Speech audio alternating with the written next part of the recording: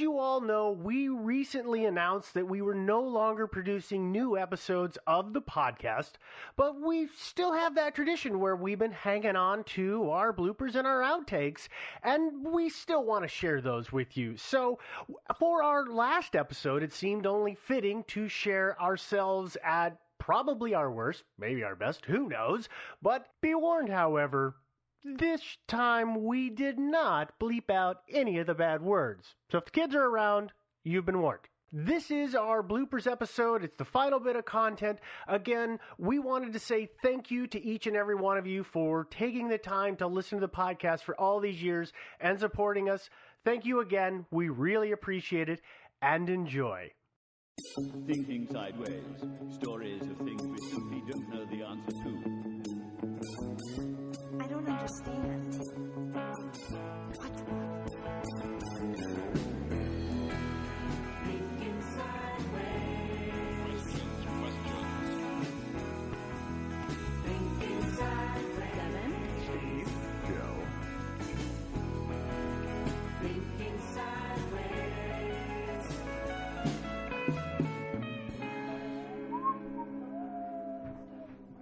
What's stuck? it was stuck. That sucks. Yay, it's working. It's on. It's on codec. Now No. that Joe's done his ad. Yeah. Okay. Alright, let's play with You're not going to knock over your AR-15. Yeah, I'm a and little kill me, are concerned you? about that. Don't worry, it's not loaded. Famous last words. Yeah, literally. Kaboom! Okay. You didn't need that foot, Steve. You didn't need that head. You can grow another A one. lot of people on the internet have said that. Yeah. Okay.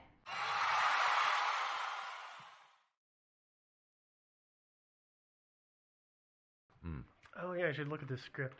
Oh, no, I mean, I've been winging it this whole time, but Yeah, it's derivative. it's blasé. Oh my God. This isn't writing, this is typing. This is pure transcription. Okay. Wait, what are these blue hot links from?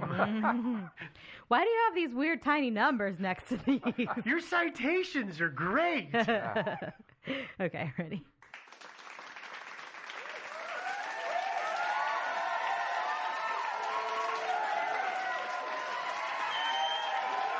The thing is, it's just frustrating. Brian Chaser. I'm not that you chose Oh, it, but then yeah. it frustrated the Yeah. crap out of me because there was nothing there. I know. There's nothing there, I know. But it's still like so interesting. It's like there's nothing there, but it's like so interesting because there's nothing there. Yeah.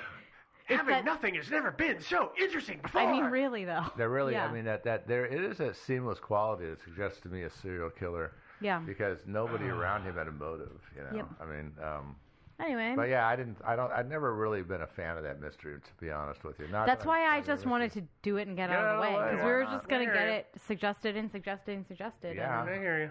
Yeah. And, you know, 20 years on, we were going to be like, okay, well, we're in geriatric facilities. And Yeah. we're doing Thank it. you I for guess. the 20th anniversary of joining Thinking Sideways. Are we still going to be here? 20? Yeah, we are. Yeah, we are. Not in this building.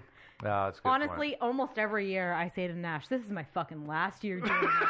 Ah. And then something happens, and it's not the last year. So.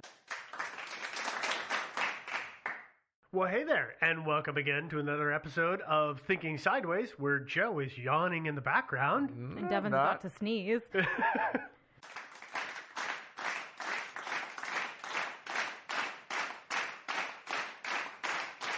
But we'll do it. Seriously, next year, April Fool's. I Just can't do it. Joe I coughing cannot fucking and do clearing it. his throat for an I hour. cannot make the cough track. Yeah, you know. You should. Yeah.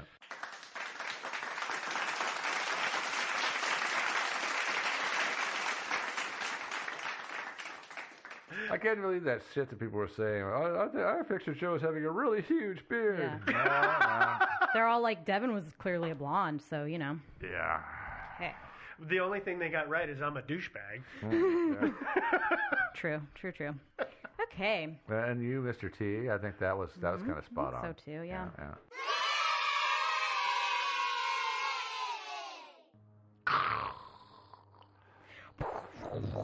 There are times, you know, when I hear that noise and it just keeps growing and growing and growing, especially if it's a jet liner. And I'm like, okay, time to fade away now. Yeah. You know, it fades away. Usually. Yeah.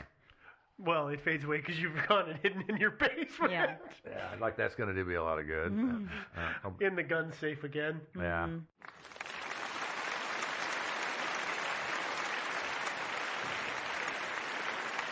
Can you clear your throat? No. Which, by the way, was my favorite part about the Facebook comments about the April Fool's episode. Oh my God! And Joe and his throat clearing. Oh, really? I wanted to comment on that and be like, my petition every year is that we just do an episode that's just the outtakes of Joe clearing his throat. Sorry about that. You know what? I would spend more time copying and pasting those into a single file. I know. Okay. Let me know when you guys are ready. Ready. Are you sure? Okay.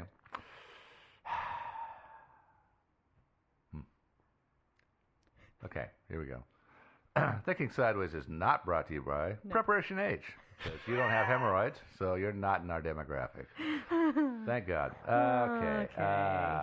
Okay, here we go. Everybody take a drink. That's why I got Coors. It's light. Ugh. Coors. Yep, Coors. You can drink a lot of that shit. Or as Nash says it, Coors. Coors. Coors? It Coors what ails ya. I don't know. That's how he says it. Coors.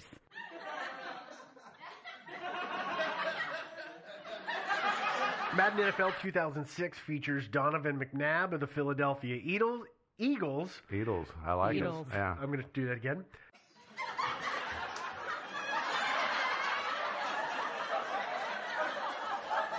No, it's not that boring, is it? It's not that boring. You did the fucking Madden curse last week. Yeah, I like this a little better than that, I have to say.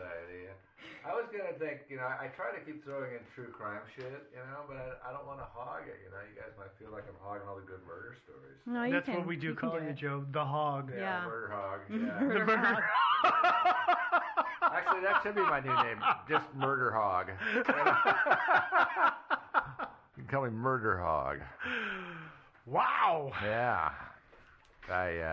Well, anyway, but I don't want to be unfair about it. If you guys are hankering to do some good, some good grizzly murders. Joe, let me tell you what. If What? we want to do them, we will. Okay. So just don't worry about us. Okay. Yeah. Right? I thought maybe the two of you were in your own minds thinking, oh God, Joe's just always doing this fucking horrible murder shit, and I wanted, so I have to keep because doing you're these always in quirky your little basement mysteries. doing horrible murder shit. But Yeah, okay. you're the murder hog. Oh, I am the murder hog. Yeah. Murder hog. Mm-hmm. Yeah. Okay. murder hog, murder hog, always murdering. Friendly Some hog. murder hog. I don't know. It was Spider-Man at first, and then Spider Pig, and then Yeah, it went off track. it did not go very well for you. It doesn't normally for murder hog. All It right. just ends up in a splatter. Okay, ready? All right, No. let's do it.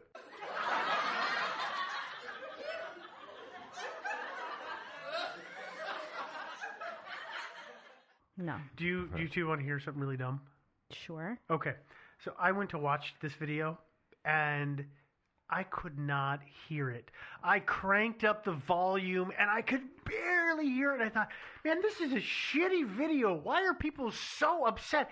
I mean, thank God for the subtext on it, because I can't hear shit. You had your headphones plugged in, I didn't have my you? fucking headphones plugged in. I've done that Because I went to before. the next video, and I'm like, Yeah. wait, Wait, no. I can't hear it either. Yeah.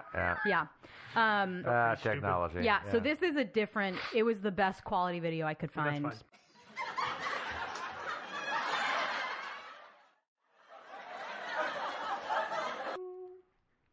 Is the mixer on? It is. Can you imagine? That would be like Thank just God. the fucking worst. Holy shit! No, it wouldn't be the worst.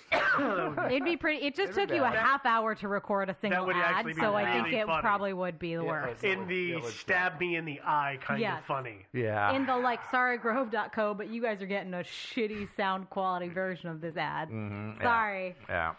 All right. All right, let's try something different. Let's rock it and here. roll it. Okay.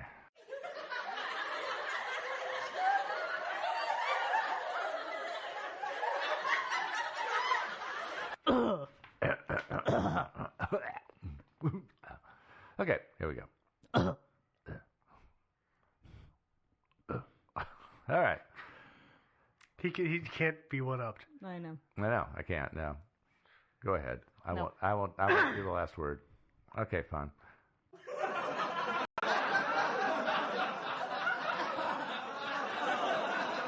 turn this into an hour and a half. Can we please make it short? Please? No, we're gonna I make have this so an much hour writing and a stuff half. that I Now, if we could stretch In and fucking half an hour. If we could stretch Fink into an hour and a half, we can do I think 2 we can hours. stretch this into 45. As long as we Yeah. get to 45 minutes, I'm fine. 45 minutes is great. That's cool. 45 minutes is what I'm expecting to get out of this. All right. An hour and a half will be painful. That'll be everybody listening to the sopping sounds of Devin beating our heads in with hammers. Yeah. All it is bam squish, bam squish, bam squish, bam squish. That's not actually what it sounds like, but It's just going to be squish, squish, Yeah. squish. Well, that's kinda. what she's done and just walking on us. Hmm. That and Yeah. squish, squeak, squish, squeak, because that's the floors in this place. Yeah.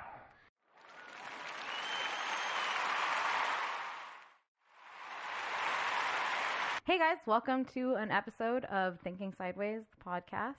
I am Devin, joined. You said an episode? That's actually not inaccurate. I It's guess. fine. It's Okay. fine. All right, never mind.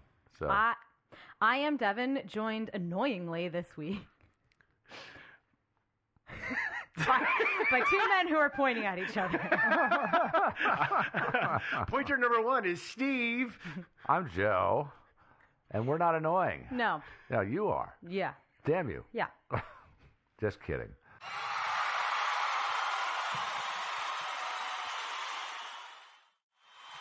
Did you? Were they listeners? No. Oh, they they knew weren't? of us. They had met us at our table, and I had chatted with them later, but they had never actually listened to the show. But Oh. they recognized me. Well, look at it this way. At least it didn't cost them anything. Yeah. You know, you didn't. Yeah. actually. They had to take a cab ride anyway. Yeah. So yeah. I cost them an extra $3, I think, Did you? Oh, okay. because the body fee. Well, you're a shithead. Actually, I was going to say shitheel. I didn't mean to say shithead. You're a shitheel. Oh, you Okay. called me a shithead before. No, that's all right. Yeah. Ready? All right, Devin, I'm ready when Let's you do are. it. Joe's not.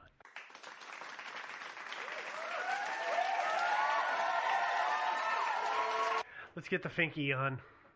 Okay. Try really hard not to just be like itching.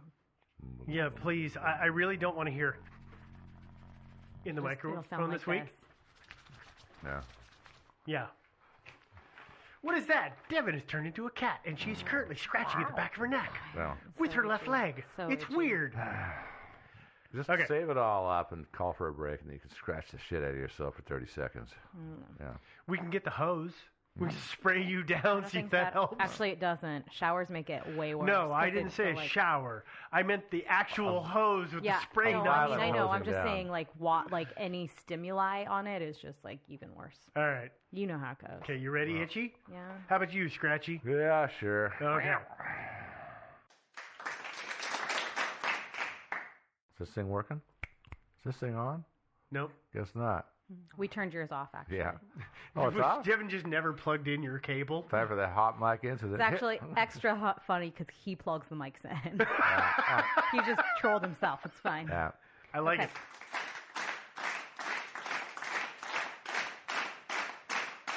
Told. I just want to put a lot of extra O's and everything. I'm so sorry. It's Irish. It's There's a lot of O- extra O's. Yeah.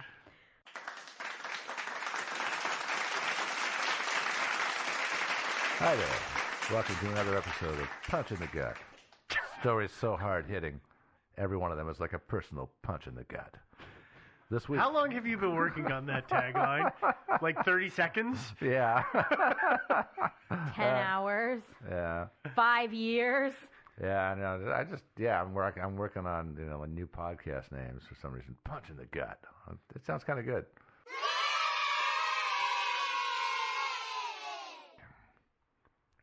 Hey there, and Lord Almighty. Oh my god. Sorry, jumped the gun a little bit. Yeah, I think you might have. Just a little bit. All right, let's do it again. All right.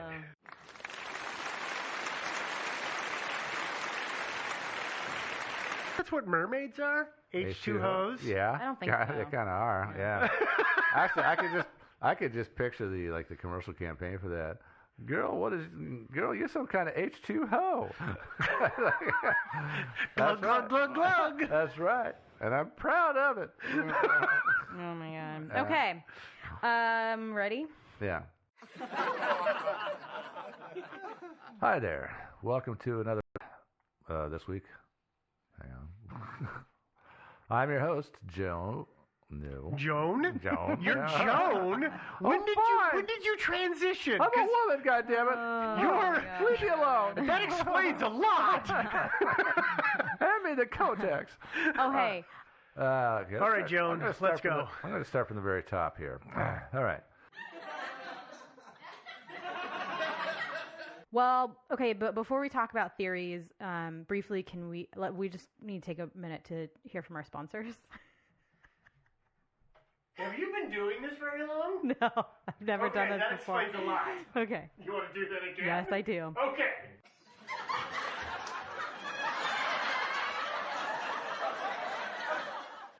Like the middle of your Sternum? no, on your back. Oh, okay, like your spine? No, I always forget what your shoulder blades. There we Yeah. go.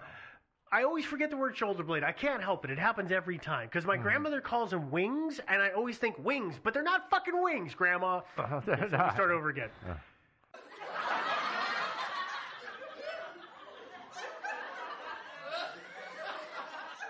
Instead, it's brought to you by your local pelt shelter. Uh-oh. No, that is not what Not it's brought that. to you by. Try it again, lady.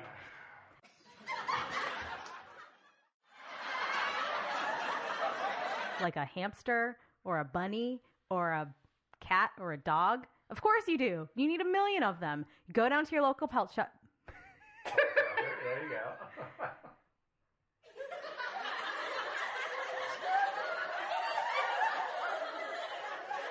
Next, Stonehenge Campers, 1646. Before we theories, let's take a break. You bitch. That's what it says. I can't help it if I was typing crappily. Okay, for reals this time. 1646.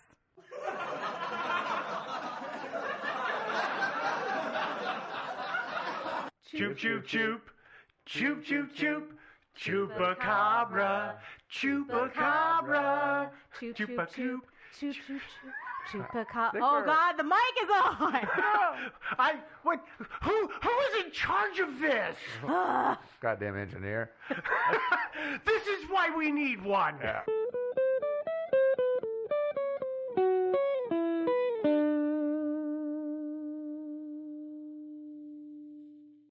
Hey guys, Steve here.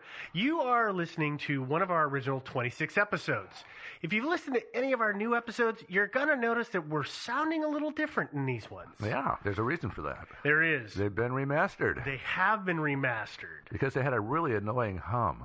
Yeah, I mean, a huge thanks to listener James for doing almost all of the legwork on this Yes. thing. Yeah. You'll also notice if you had listened to what we're calling the Lost 26 episodes before, and you're re-listening now, the music and sound effects are gone. Yes, we've gone back to straight audio. So be warned, we sound a little different today than we do in what you're about to listen to. Yeah. Enjoy. Uh-huh. Bye. Okay, bye. Thinking sideways. I don't understand. You never know. What? Stories of things we simply don't know the answer to.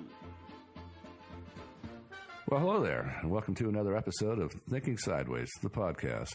As distinct from Thinking Sideways, the movie, Thinking Sideways, the novel. This is the podcast. So I am joined by, on my right, Devin.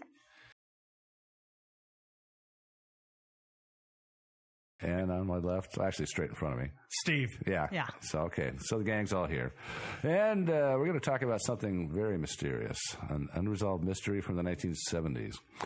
It is, some of you may have even heard of this, the case of the Isdal woman. The Isdal woman was found dead in late November 1970 near a town called Bergen, Norway, in what's called the Isdalen Valley. The valley sort of tapers down towards this mountain called Mount Ulriken, which is to the northeast of Bergen.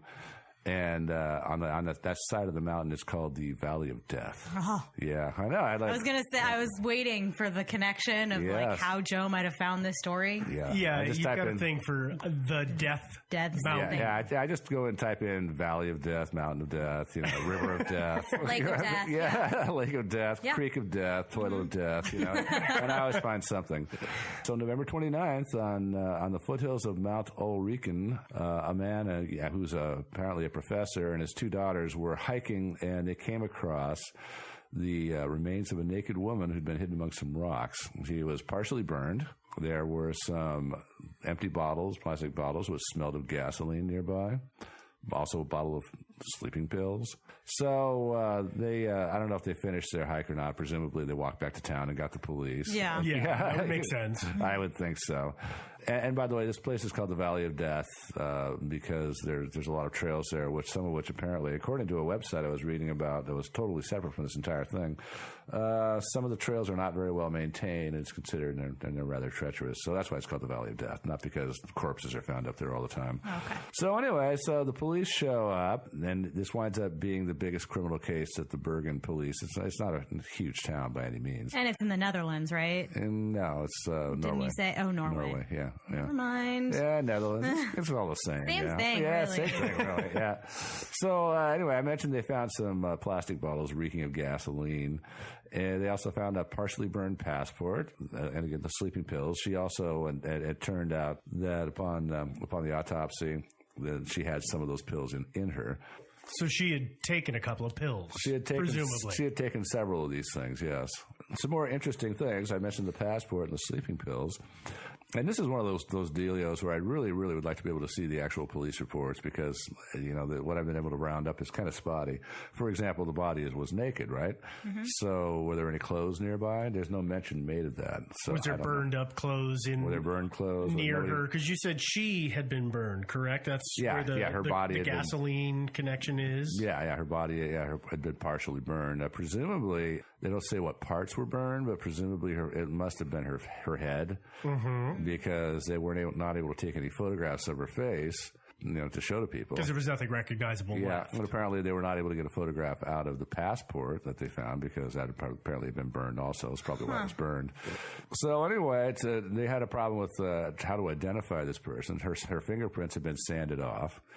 And did you ever find, when I was looking through this, I could never find, were they sanded off prior to death, or had they been sanded off, weeks in advance? I was never able to pin down, was this like done to her after she was killed? Well, that's one of the little fragments of evidence that's in here leads me to believe it happened after she was killed. But there are people who are criminal types who don't want to leave fingerprints behind, and they do sand off their fingerprints. It's not totally uncommon. You can either use sandpaper or acid to get rid of those fingerprints. As far as when they were sanded off, later on they found some luggage. I'll get to that, but they found some pieces of glass in the luggage, and it had partial fingerprints on the glass. And police reportedly believe that those were her fingerprints, although they were never able to use those to identify her. Oh, okay. But if police believe that they were her fingerprints, then that makes me believe that somebody must have sanded off her fingers after they murdered her. That would make sense. Yeah. So, but again, I'm not 100% sure. Again, like as with all of these things, little stray factoids that aren't really actually true manage to get worked into the story by other people. Yeah. And so as far as the pieces of glass with the fingerprints, I don't know if that's true or not. Who knows if any of this is true? Who knows if Norway even exists? It might be a big old hoax. I've never seen it. Yeah. Okay. So anyway, as I said, they did an autopsy on her. She had suffered blunt force trauma to the neck, and this was apparently the cause of death, or if not the cause of death, then certainly a contributor to it. Then again, they discovered several sleeping pills in her system. They looked at her teeth, and they tried to find her using her dental records, and that came back nil. They were not able to identify her that way. There was evidence that she had some dental work done in Latin America. Wait, how? Yeah, how? How do you know that? Can you tell? This is again something I know that like certain things, like for example, if you get dental work done in Russia, is kind of obvious, apparently, because it's kind of crude. And Okay. it might be, and I was not able to find out how they knew it was anything to do with Latin America, unless customarily in Latin America, perhaps they use different materials for fillings. Or techniques, Or maybe? different techniques. Yeah, so I don't know. Okay. Yeah, that was one of those things. Yeah, how do I you- questioned how did you make that connection, because it's not stated anywhere. Yeah. Yeah, so anyway, enough of the dental work. I'm going to skip ahead to the ending. They eventually wound up concluding that she committed suicide. What? Now this is somewhat controversial, but let me get back to their investigation. Though they first of all they were asking around all the people. She stayed at several hotels. She had actually come and gone to the town of Bergen several times, and meanwhile gone off and traveled around Europe a little bit, and returning. And while she was there, she tended to change hotels often, and sometimes within hotels she would change rooms.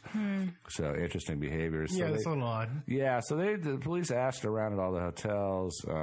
They got descriptions from people. I mean, based on the bone structure they were able to see in her face from the autopsy and everything, and pairing that up with police sketch artists and descriptions that hotel employees gave them, various other people, they were able to put together a composite sketch of this person and show that around to people. They continued with their investigation. Eventually, it led them to the train station in Bergen, where they found in a locker, they found 2 suitcases that belonged to this woman. Yeah, I know. Oh. This sounds so okay. Sounds so much like Tom and Trude. I know. Do you think they might have been related? Maybe. Yeah.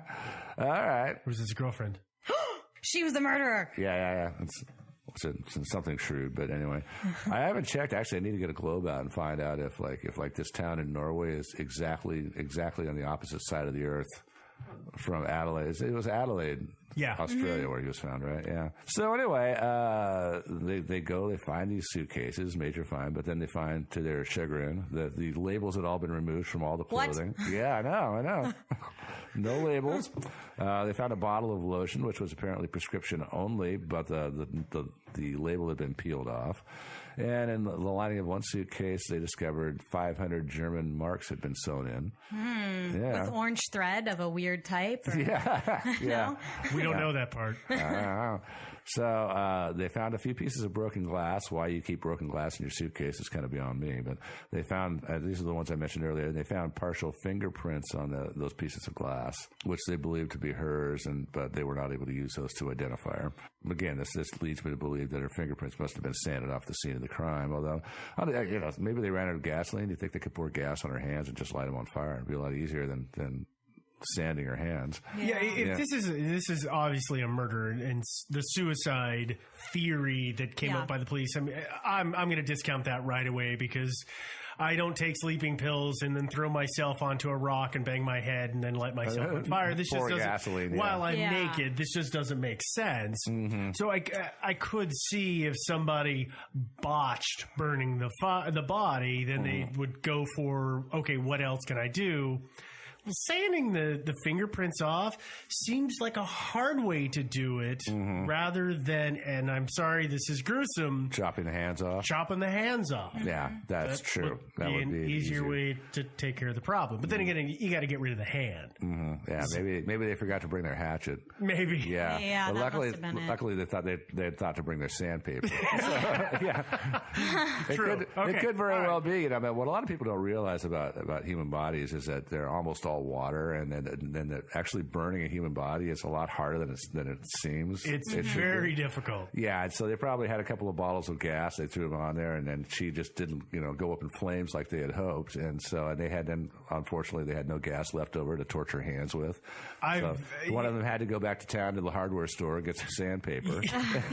Okay, all right, this is weird. Okay, continue on. Yeah. Continue on. Anyway, so on the basis of all the various witnesses who had met this woman, they were, like I said, able to put together a composite sketch, and they were published in the local papers, and they were also disseminated across Europe via Interpol. And they were able to actually put together quite a bit of her travel itinerary between Interpol and between various inquiries that police made, and also they found a diary that had some coded references to it, which they broke. Yeah, I know. Oh, they broke it. They broke the code, not the diary. So they were able to decipher some of this and sort of figure out her travel itinerary. They found out that she had traveled around Norway and across Europe with 8 or 9 different identities, different names that she gave. Whoa. Yeah.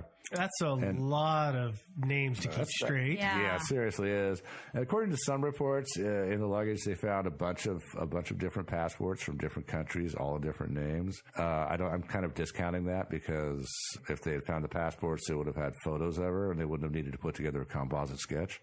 That's a good point. Yeah. So I hadn't even made that connection. That's a great point. Yeah, so they discovered all these different names that she had signed into hotels using and stuff like that by using again police inquiries in her diary.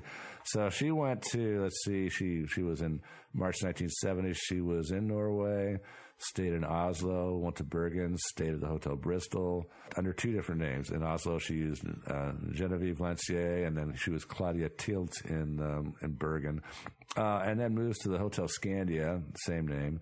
And then then winds up leaving Bergen and traveling eventually to Germany, stays there for months, and then eventually got back to Oslo in early October. After staying there for a brief amount of time, she wound up going to Paris, stayed at a couple of different hotels in Paris, and then eventually made her way back to Bergen, Norway, and got there at the end of October, where she stayed at yet another hotel under yet another name, and then left, coming back and staying in a hotel under yet another name.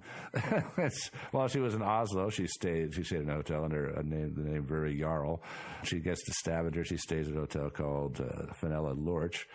Eventually gets back to Bergen, stays at the Hotel Rosenkrantz using the name Elizabeth Lienhauer.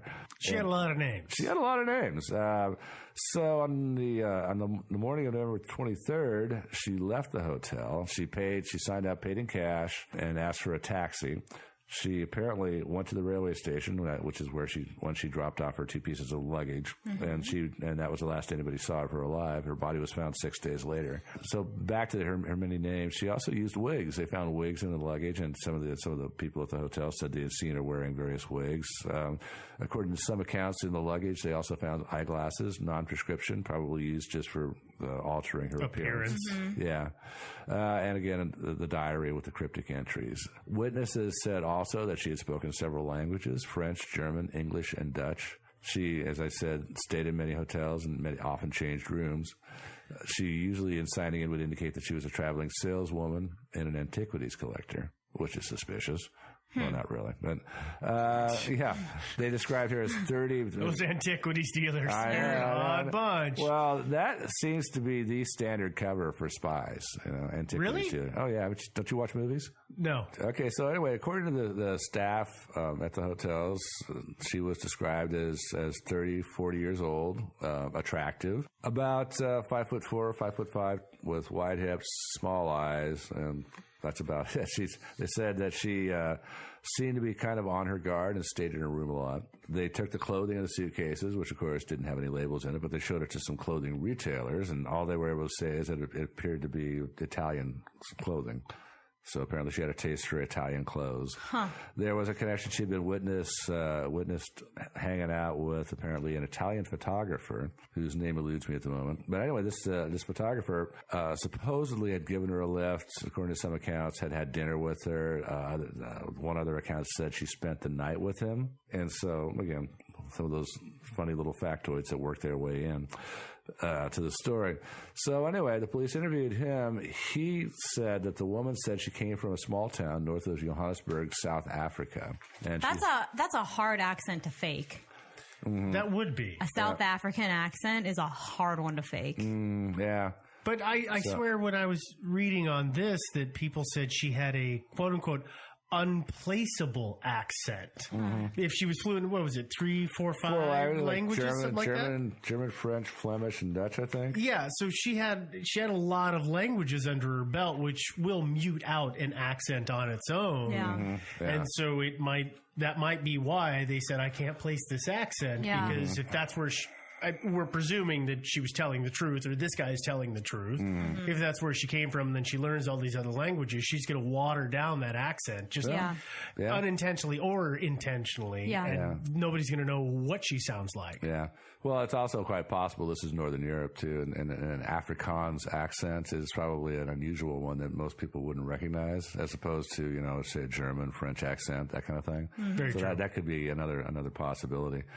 Anyway, besides the Italian saying that she was from near Johannesburg, she told him that she had 6 months to hang out in Norway and didn't elaborate on that anymore. And so that's about all he knew. So that was kind of a dead end.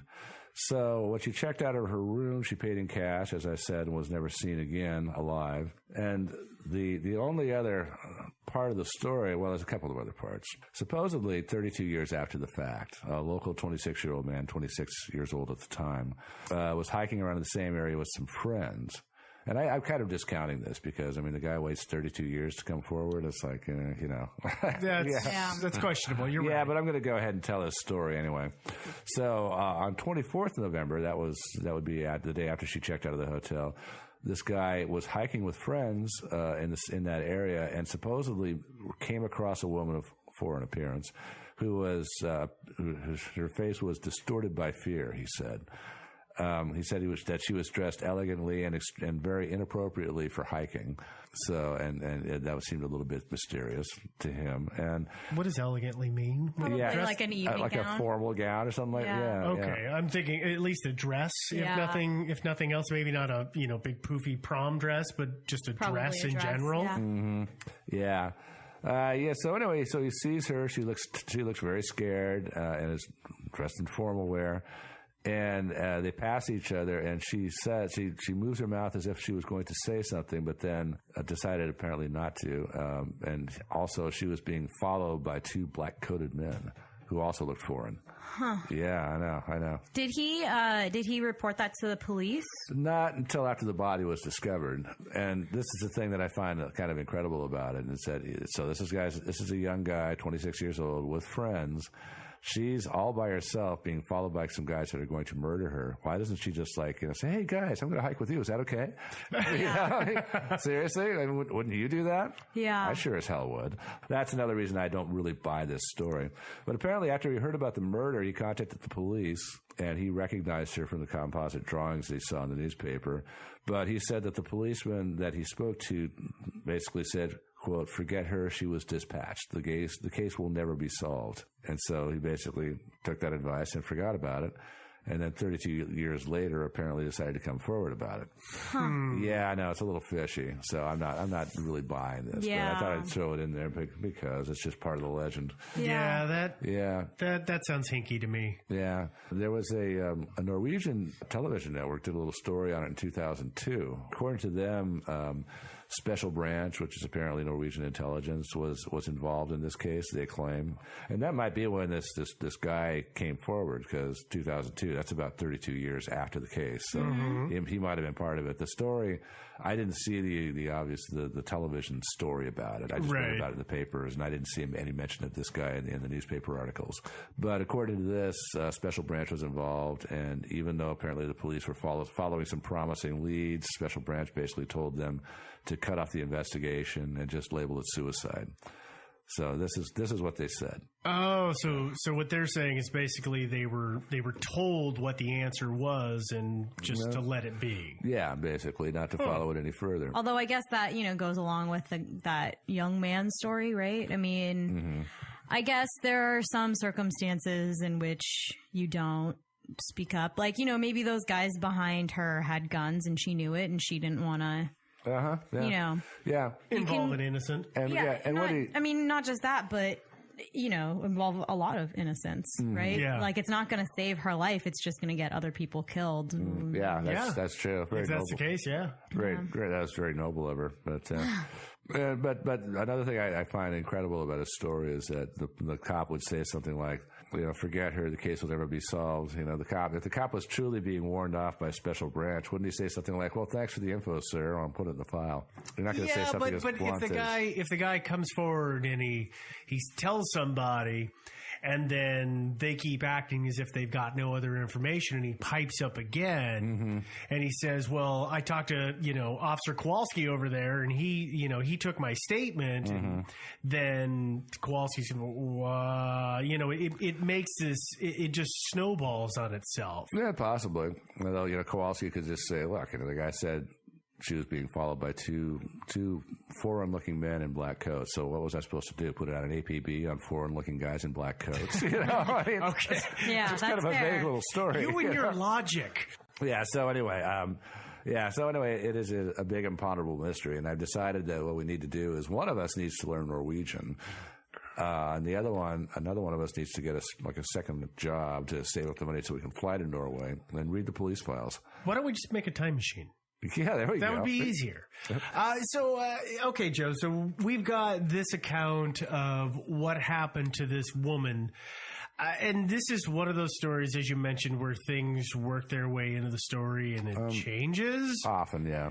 I came across completely different accounts of this story. I don't know if you did. Well, yeah, I forgot to mention that there was another account where she wasn't found on the mountain at all. She was found in a hotel room with a body stuffed in a fireplace, partially burned. Right, and they found, and in that version, they say they found not the 9 passports. The 9 passports, her. Yeah. And it was not only the 500 German francs, is that correct? Marks, but they also found local currency, I think it was. So it was, I mean, the details were the same, but then there was odd things injected into it. There was a monogrammed silver spoon, but the monogram had been carved off. Yeah, and then when they found spoons in her suitcase. In her luggage, when they found her, exactly. And that one, I admit right now, this version that I'm talking about sounds like the fanciful version that got spun off, but it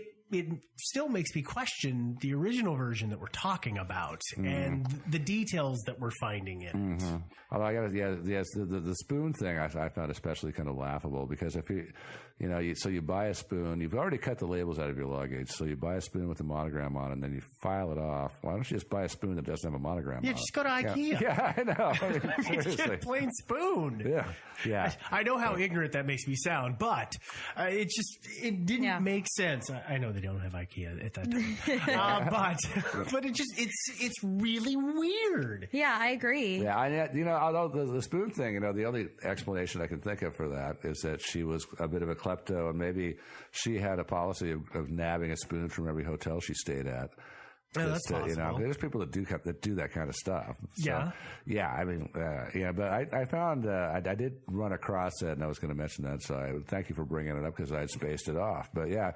As far as, being found stuffed in a fireplace in a hotel room, I don't know. Most hotel rooms, number one, don't have fireplaces.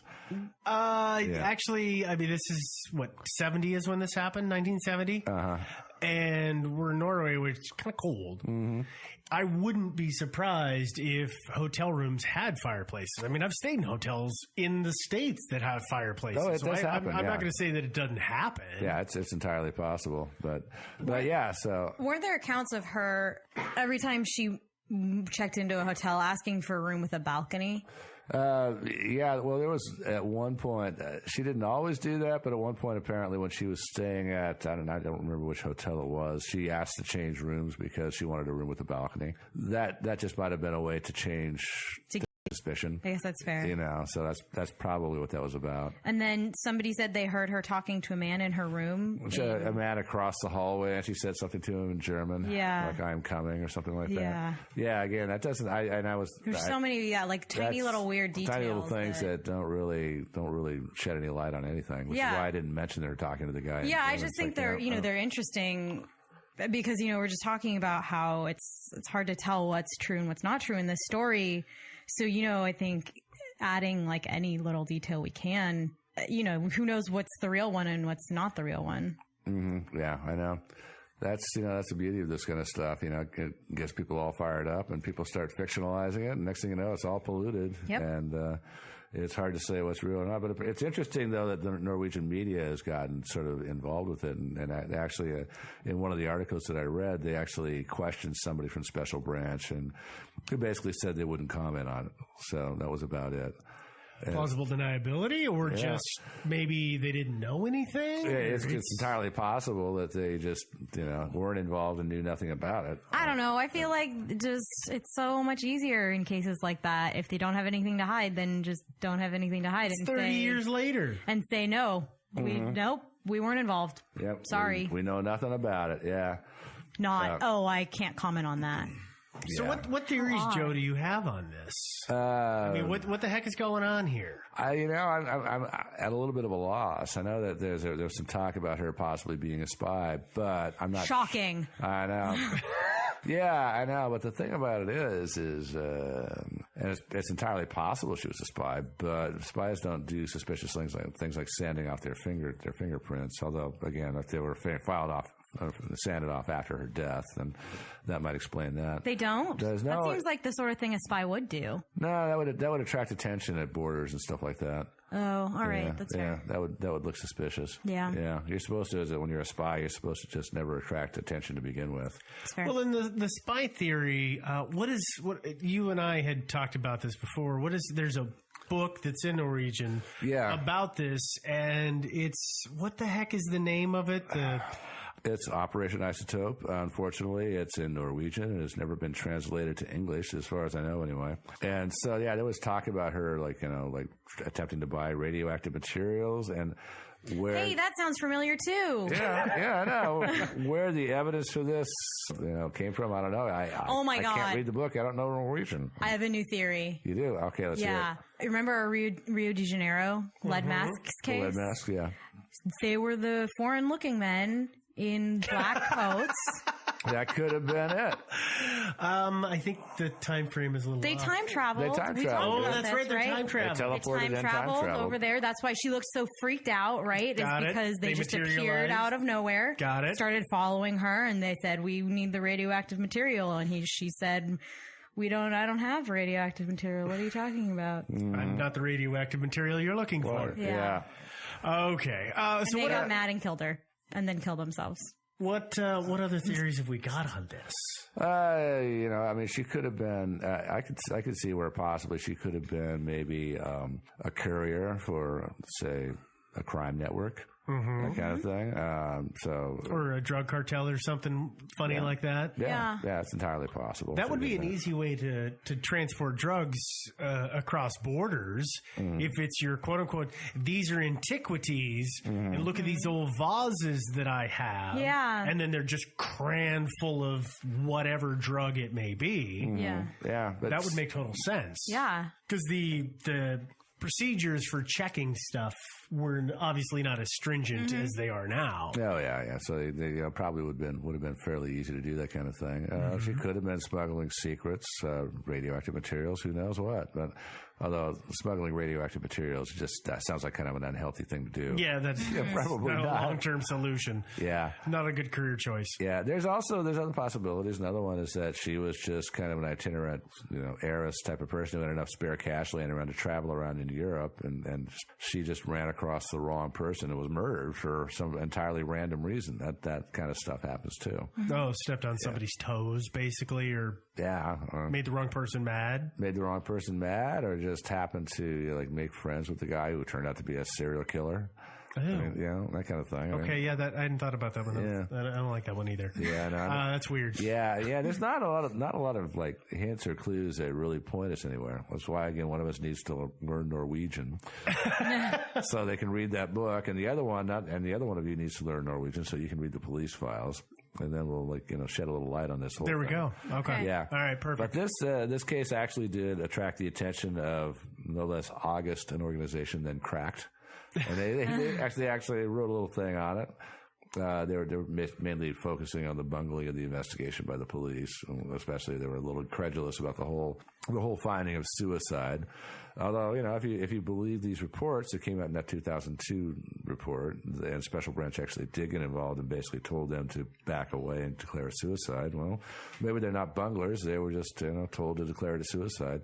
Although even at that doesn't make any sense, because when you think about it, it would have made a lot more sense to tell them to declare it to be a murder, an unsolved murder. Because those things do happen fairly frequently. But unsolved murders would have a higher probability of being reopened in the future. Oh yeah. Whereas in a suicide, well, it's a suicide. We don't go back and look at cold suicides because we know what happened. Yeah, that's true. But at the same time, given the facts of the case, it's going to arouse a little bit of suspicion. If somebody strips naked and files their fingertips off, douses themselves with gasoline, and then bashes themselves in the back of the neck while lighting themselves on fire and eating sleeping pills, I hadn't forgot about that. That looks like a kind of a clumsy way to commit suicide. It's a heck of a juggling act. Yeah. Well, you got additionally, like her clothes would be there. You would think. Well, she might have stripped them off and just run naked around for a while. She's like, I'm going to die. I might as well run naked in the wild. That's true. Yeah, that's true. Yeah. Wait, it was February? It was November in Norway. Yeah, I can't imagine that. Risk day. Yeah. It could have been that she was running around naked and she started freezing to death. And what was that? You remember the Dyatlov case? So I forget what that condition is called now. Hypothermia? Well, it's hypothermia, but the actual mental condition that develops from hypothermia. Where you think you're warm. You think you're warm. Yeah, exactly. So maybe she was running around naked and started thinking that she was like really cold, and then decided, hey, I've got some gasoline here. I'll warm myself up with a little gas. Yeah. That's nonsense. This is not holding water. I was willing to say it was like an accidental suicide before I read about the burning situation, right? Because all right, somebody takes like a bunch of sleeping pills and like goes a little crazy, takes all their clothes off and slips and falls. Sure. Yeah. And then douses themselves in gasoline and yeah. Although I guess only plausible scenario I have here is somebody takes sleeping pills and they're going to commit suicide by dousing themselves in fire. For whatever reason, that's the method they've chosen. All right, fine. Mm. So they take sleeping pills because they think it'll hurt less, or they'll just like fall asleep and then burn to death, or whatever. Set themselves on fire, slip, fall, kill themselves on accident. But it seems like there would be more burning, maybe? I don't know. Yeah, it's still not working. Yeah. Still not working. Yeah. Those are the two places I can get. Yeah. Yeah, it's puzzling. Well, another theory is that, that I made up just now, but she decided to take the sleeping pills and also drink some gasoline, and then just because the gasoline would kill her on top of the sleeping pills, and then she decided to smoke one last cigarette and lit herself on fire. And I know. It doesn't make any sense. Yeah. Okay, well, this is the first of a mystery that we have not actually solved. Yeah? Yeah, I know. Not a first, but kind of a disappointment. Yeah. It's a first in Joe's mind. True, okay. He always solves them. Yeah, That's true. always. Joe has the answer. Yeah. We just are never on board. Yeah. Well, what about the chupacabra? Did I mention the chupacabra? Yeah. Okay, so she was being followed by two foreign-looking, dark-clothed chupacabras. Anyway. Yeah. Okay. Well, anyway, so there we go. Mystery solved. The chupacabra once again. That's the end of our episode. I know it makes you sad. It makes me sad too. If you want to contact us, if you have any information about this case, and I'm sure one of you does, there's somebody out there probably with Special Branch who participated in this cover-up. We want to hear from you. Contact us at thinkingsidewayspodcast@gmail.com. Check out our website, thinkingsidewayspodcast.com. Find us on Facebook, and, of course, find us on iTunes. And while you're out on iTunes, grabbing episodes left and right, be sure to leave us a rating. We like those ratings, and make sure it's a good rating. And also, leaving comments is also much appreciated. Yeah, we always love to hear from folks. Yeah. It's good. Yeah, we do like to hear from you folks. Oh, yeah, and also, by the way, don't let me forget Stitcher. Find us on Stitcher. So there's so many ways to find us. We're all over the place. We're super accessible. Yeah. All right. So that's it for this week, folks. So long. We'll see you next week. Bye. Bye, guys.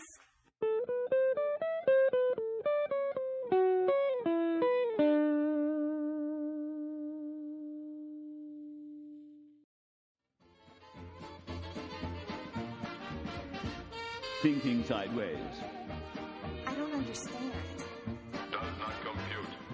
You never know.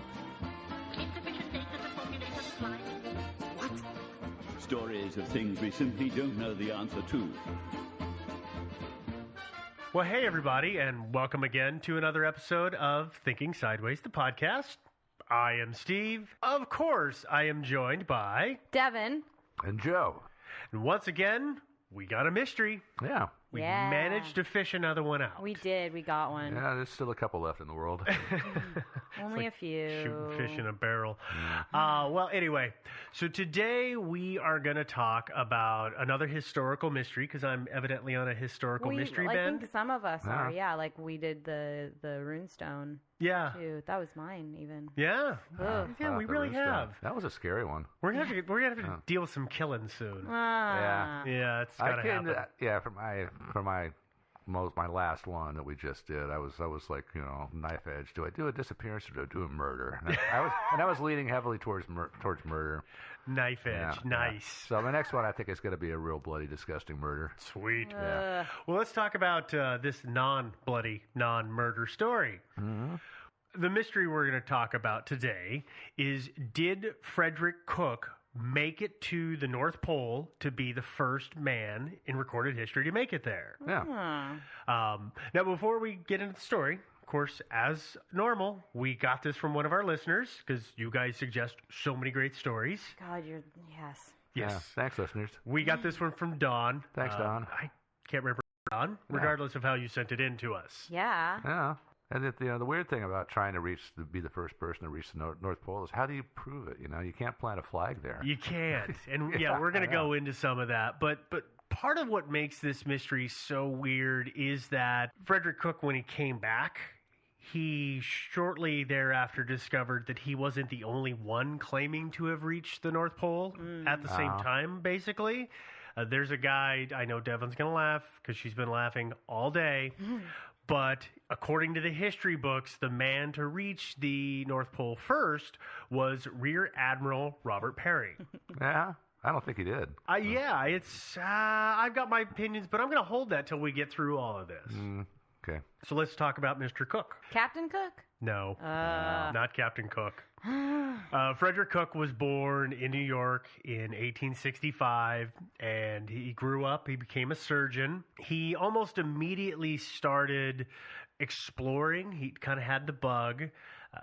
Initially, he wasn't really big on the idea, but his wife and child, they died in childbirth, and he wanted to get away, and it was a great excuse. And so he started going on expeditions.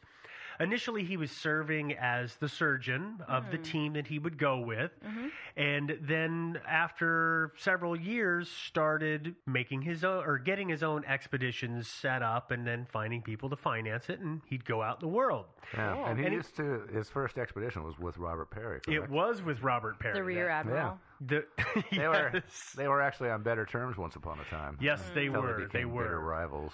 And that's the thing is, it was the 1891 to 92 Arctic expedition is the one that he went on with Peary. But there was no bad blood between them. Actually, I'm pretty sure that if I remember correctly, Cook saved his life. Yeah, he did. Yeah, because Peary broke his leg so badly. Yeah, well, there was that time, but also the time that Peary was kind of lost or marooned up there. And and he went and hunted him down. And treated him for sickness and brought him back. Yeah. I mean, so he really saved his bacon twice. He did. Yeah. So, these guys got along. They didn't have any animosity, at least in the beginning. Though, I will say that from everything that I've read, Cook was a bit different than Peary, and most of the explorers who were operating at the end of the 19th and the beginning of the 20th century, right in that 1900 time frame. Most guys, they'd go to an area, they'd hire a local crew, and then they would tell them what to do and ignore them. That was kind of the status quo. Cook wasn't like that. He learned the language. He got to know the people. And sometimes he's more interested in the locals, or as much interested in the locals as what he was there to find. So he was like being a good guy or whatever. Yeah, absolutely. Yeah, I think Cook actually was a pretty decent guy, despite all the bad things that have been said about him. I would agree with that, absolutely. Yeah. The first record that Cook wanted to set, or tried to set, was in 1906 when he tried to be, and said that he successfully was, the first man to climb to the peak of Mount McKinley. Yeah. You might or you might not be familiar with the name McKinley because today, officially, the name is not McKinley. I believe it's Denali, isn't it? Yeah, it is. But Which is the traditional indigenous name for it. yes. Yeah. But most folks would know it as McKinley, and we're going to keep using that name because anytime you do the reading, it's always referred to that. So just to keep it Because it was. It was at the time, yeah. The reason that he wanted to climb it is, if you don't know McKinley, it's in basically the middle of Alaska. It's in is it the Denali Range? Yeah. Yeah, it's the Denali Range. There's like a national park. Yeah. But it's like, it's a huge mountain, right? It's absolutely huge. It is, here, let me grab the number, 18,000 feet from base to peak. And the peak itself is just over 20,000 feet above sea level. Yeah. So it's really freaking high up there. Yeah, that's a tall mountain. And a lot of people had tried to make it to the peak, and a lot of people would climb the lower reaches of it and then stop. Right. I think most people would go to what's called the gateway. That was the farthest they would go. But what happens? Cook says, I'm going to climb this. He takes his party. They get most of the way up. Then he takes one other man with him, and he climbs to what he says is the top, takes pictures, comes back, and says, I made it to the top. And everybody went, okay, Cool. great. Okay, well, congrats. We'll put your name in this little book we have right here of people who did things first. Yeah. But there was obviously some dispute about that later, right? We're talking about this now because it does come up later. Cool. Oh, and because this is going to be important. Remember I said he took one person with him to the top of McKinley? Mm-hmm. That guy's name is Ed Burrill. So remember that name because it will come up in a bit. Okay. So the climb on McKinley was in 1906. Oh, did he plant a flag or anything like that when he went up there? He went up there. I've seen a photo that is him holding a flag, but he's on the tippy-top peaky bit, like there's not a whole lot at the actual peak. Tippy-top peaky bit. Yeah. Sorry. Oh, yeah, of course. So I don't know that he planted the flag. There's a picture of him holding it, but I never saw anything that said he specifically planted it. Okay. But he did that in 1906. Then he went home, and he began planning his next Arctic expedition. And in 1907, he went to Greenland. And while he was in Greenland, he then announced that what he was going to do was try to reach the North Pole. And I think he made the announcement, I want to say it was in August of 1907. He couldn't actually leave, I believe, until February. Because that was when... Got to wait for the ice to freeze up, right? Yeah. He had to... So the timing of it was very, very specific. The thing that you need to know about where he left is he left from a place, and I hope I get this right, Anoatak, I believe is how you pronounce the name of the village. It's an Inuit village in Greenland. It's on the northwest tip of Greenland. So it's really pretty far up there. Oh, yeah. I'm going to go for Anahuatak.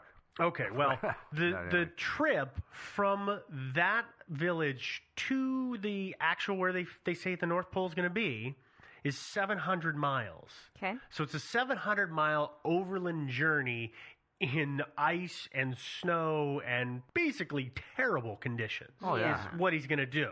Well, I think, for the first part of it, I think there was still like caribou or things like that wandering around. There were animals around, and it's even out onto the pack ice, so they were actually able to hunt for the first part. Yes, they were. They were for part of the beginning, and it wasn't as if he took, for the final bit of his race to the North Pole, he took 2 local Inuit with him.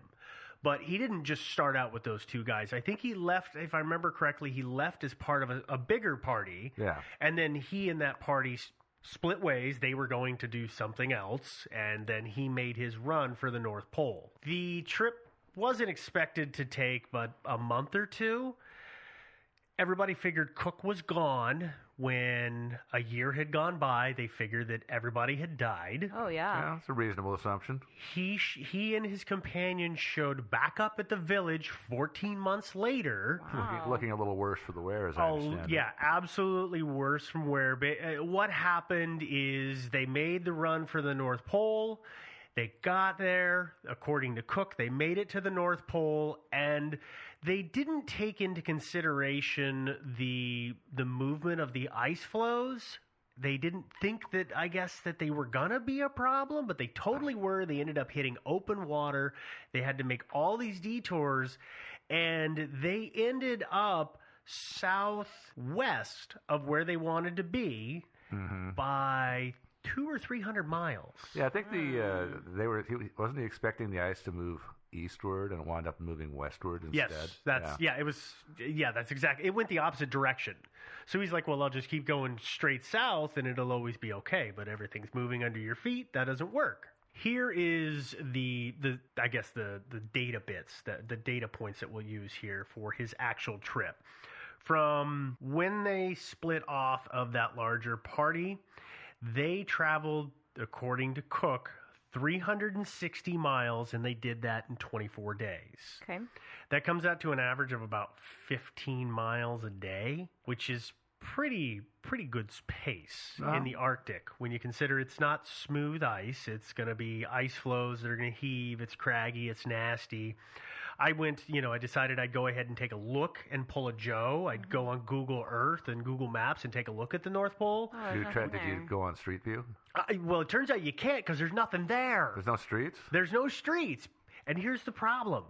Unlike the South Pole, there is no landmass at the North Pole, so it's not a actual fixable point. You can't, as you said with the top of the mountain, plant a flag. Yeah, well, you can. I think, but it's not going to stay in the same spot. No, it's not. It's going to move off. Perry supposedly planted a flag. He did and he didn't. He planted ceremonially a flag and then pulled it down. Left a bit of it in a tube in a crevasse. But he didn't actually even bother to try to leave the flag there because that just wasn't going to do any good. Yeah, it doesn't mean anything, yeah. But the point is, it's a moving target. Sure.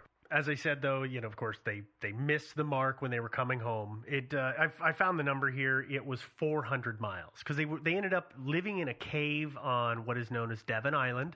So it's your island. Well, it's spelled wrong, but yeah. Not according to the internet. That's true. Apparently that is how you spell my name. People misspell your name. Sure, it's Steve and Joe Islands anywhere nearby? No, there isn't. But they ended up living in a cave. They barely survived off of local animals. They were killing. They were hunting. When they ran out of ammo, they were hunting with spears, which is pretty hardcore, if you ask me, in the Arctic. Yeah, They managed to get back to the village. They arrived in the spring of 1909. So they left February of 08 and arrived back 14 months later in 09. So that's a heck of a long trip. Yeah, it is. Cook would eventually make a initial announcement that he had made it to the North Pole. That would be the date that he said he got there would be the 22nd of April, 1908, which means that, he made it there in about 2 months from when he initially left, which is pretty good time. Not bad.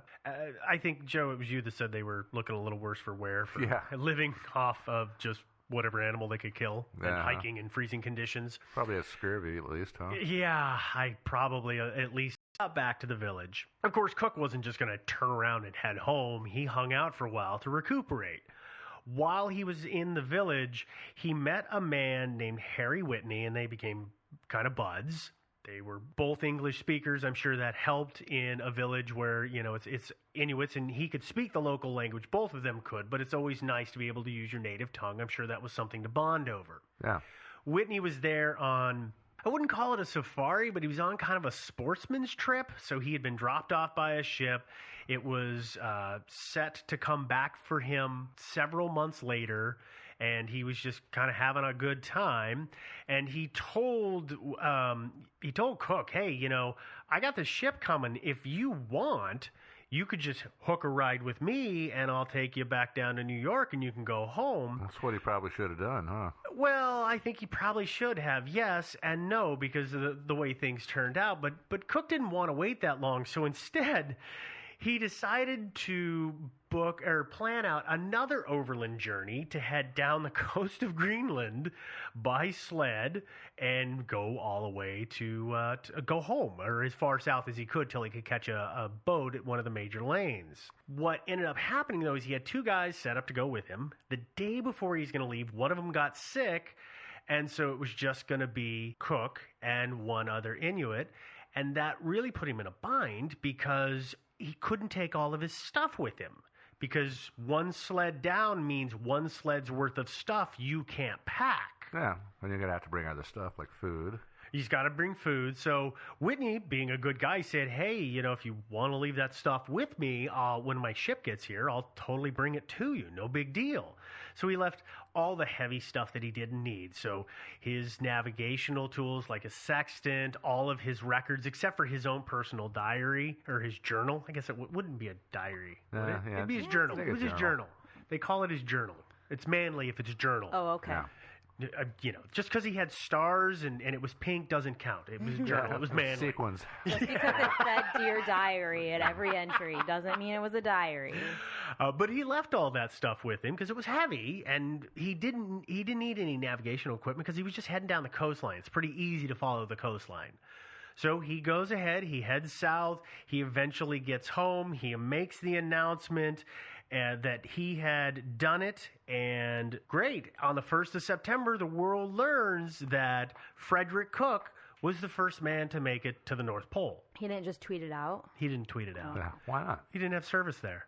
Oh, I guess that's true. Yeah, it's way up there. Yeah. Can't just do that. AT&T will cover you up there. Are you sure about that? No, I've never tested it. They don't cover me in my house. Yeah. That's where I'm going to leave Cook's story for the moment. I thought we were talking about Cook. We are, but there's another big player, and we need to switch gears, and we've talked about him a little bit already, and that's Robert Peary. Yes. Peary, as we had talked about before, he had made a bunch of Arctic expeditions. He'd gone with Cook, or Cook had been with him a couple of times. Peary had made, if I remember the number, it's something like 8 or 9 attempts to get to the North Pole. Yeah, and then 8 or 9 failed attempts before his last attempt, which he will learn, he says, was successful. Yeah, and the reason Cook did stop going along with him in these expeditions, did you hear about that? He wanted to sign up, but then Peary put down the requirement that nobody was allowed to write their memoirs of the expedition before he published his. Yes, which is a financial reason, because, of course, everybody sold their story. Mm-hmm. So that means that, oh, great, I'll pay you whatever I pay you, but you can't make any actual bonus money until it's, your story's worthless. Yeah, so, pretty much. And one of the things I think Cook was writing more about things like the locals and that kind of stuff, which wasn't even gonna step on Peary's toes. But that you're right, that is the reason that they did part ways. On the 1st of March, 1909, Peary left for the North Pole. He went ahead. He was already in the Arctic. He says, I'm going to go. He gets this big party together, and he and this large party that he has, they head 280 miles north heading towards the North Pole. And they didn't leave from Greenland. They left from a different location that actually longitudinally put them closer to the North Pole. But he was still kind of in that same region, because that evidently is where you start from. In the Arctic Circle. Yes, yes. On the 1st of April of 1909, Peary split off from the main big group that he had with him. He took 5 other guys with him, and they then would make the final dash for the North Pole. They did that in 6 days. So this was a year after Cook said he had...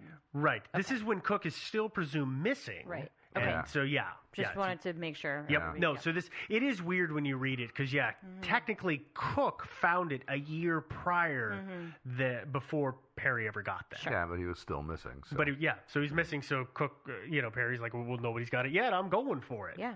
Because that evidently was his white whale at that point. I think it was everybody's white whale. Yeah, I plan to do it. So he goes with these guys, and they go to what Robert Peary says is the North Pole. He says, we've got the North Pole. He plants his ceremonial flag. He then, like I said, tore off a strip of it, put it in a little jar, and buried it in a crevasse, and they beat feet back out of the circle. And when he got back to the party, then they go back to their launch point. Everything's hunky-dory, except that at that point, he kind of just starts lollygagging around the area. He's, they're steaming from place to place. They're going on little hunting trips. They're just kind of having a good old time. He's in no hurry to get back to the civilized world and announce that he made it to the North Pole. Oh, you'd think he would be. I would too, but maybe it was I'm basking in the fact that I finally did it. I finally achieved what I'm after all this time. I mean... Well, I'm sorry. Did you say earlier that he said they were at the North Pole? Can you clarify that? Okay, yeah. Perry was the only one of the six, because he had the 5 other men with him, who had the ability to navigate. Oh. Yeah, he's the only one that could use a sextant, right? Okay. Right. Yeah. And you got to remember is that, and this is, Joe might have to help me out on this to how you would navigate, but you use a sextant to find 2 fixed points and figure out the distance between them. And as they change, you use that to figure out your longitude. Is that correct, Joe? Yeah, I think that's how it works. Okay. I don't use the sextant. I don't either. Very But few the point people do is anymore. that you use it to fix on this point. And so he would have to take readings. And when nothing is north of you, everything is south, that means you're at the North Pole. Sure. But he's the only one who could do it. So he's the one doing all of the readings. So he's the one that has done all of that, I'll call it the hard math, Okay. to okay. figure it out. And Sure. Isn't it? I seem to recall something in the story around that one of his assistants was a black guy. I can't remember his name now. And they're just at this place, and one day this assistant says, this place has kind of a North Pole-y feeling to it, don't you think, Admiral? Something like that. And he says yeah. something, and he says basically, yeah, I think you're onto something there. And he pulls out the flag and everything. Yeah, that is what that guy says. Yeah, You're yeah. absolutely right. That's not the version I know that you will read from Perry himself, of Sure. course. Yeah, He's yeah. not going to put it that way. Well, I think in retrospect, if I were either one of these guys, Cook or Perry, I would have made sure I had several people in my party and that every single one of them knew how to navigate. Actually, the funny point is what we're getting into here is that if you haven't already figured it out from what we're leading up to, there becomes dual claim for being the first person to go to the North Pole between Perry and Cook. Yeah. The guy who ended up being the first man to reach the South Pole, because of, and I think he did it in 1911, but everything that went on between these two, which it turns into a giant public battle. Oh, yeah, that's a big mud fest. This guy made sure to double, triple check all kinds of things and leave all kinds of signs and all kinds of markers. Like he dotted every T, or crossed every T and dotted every I. Yeah, Got that backwards.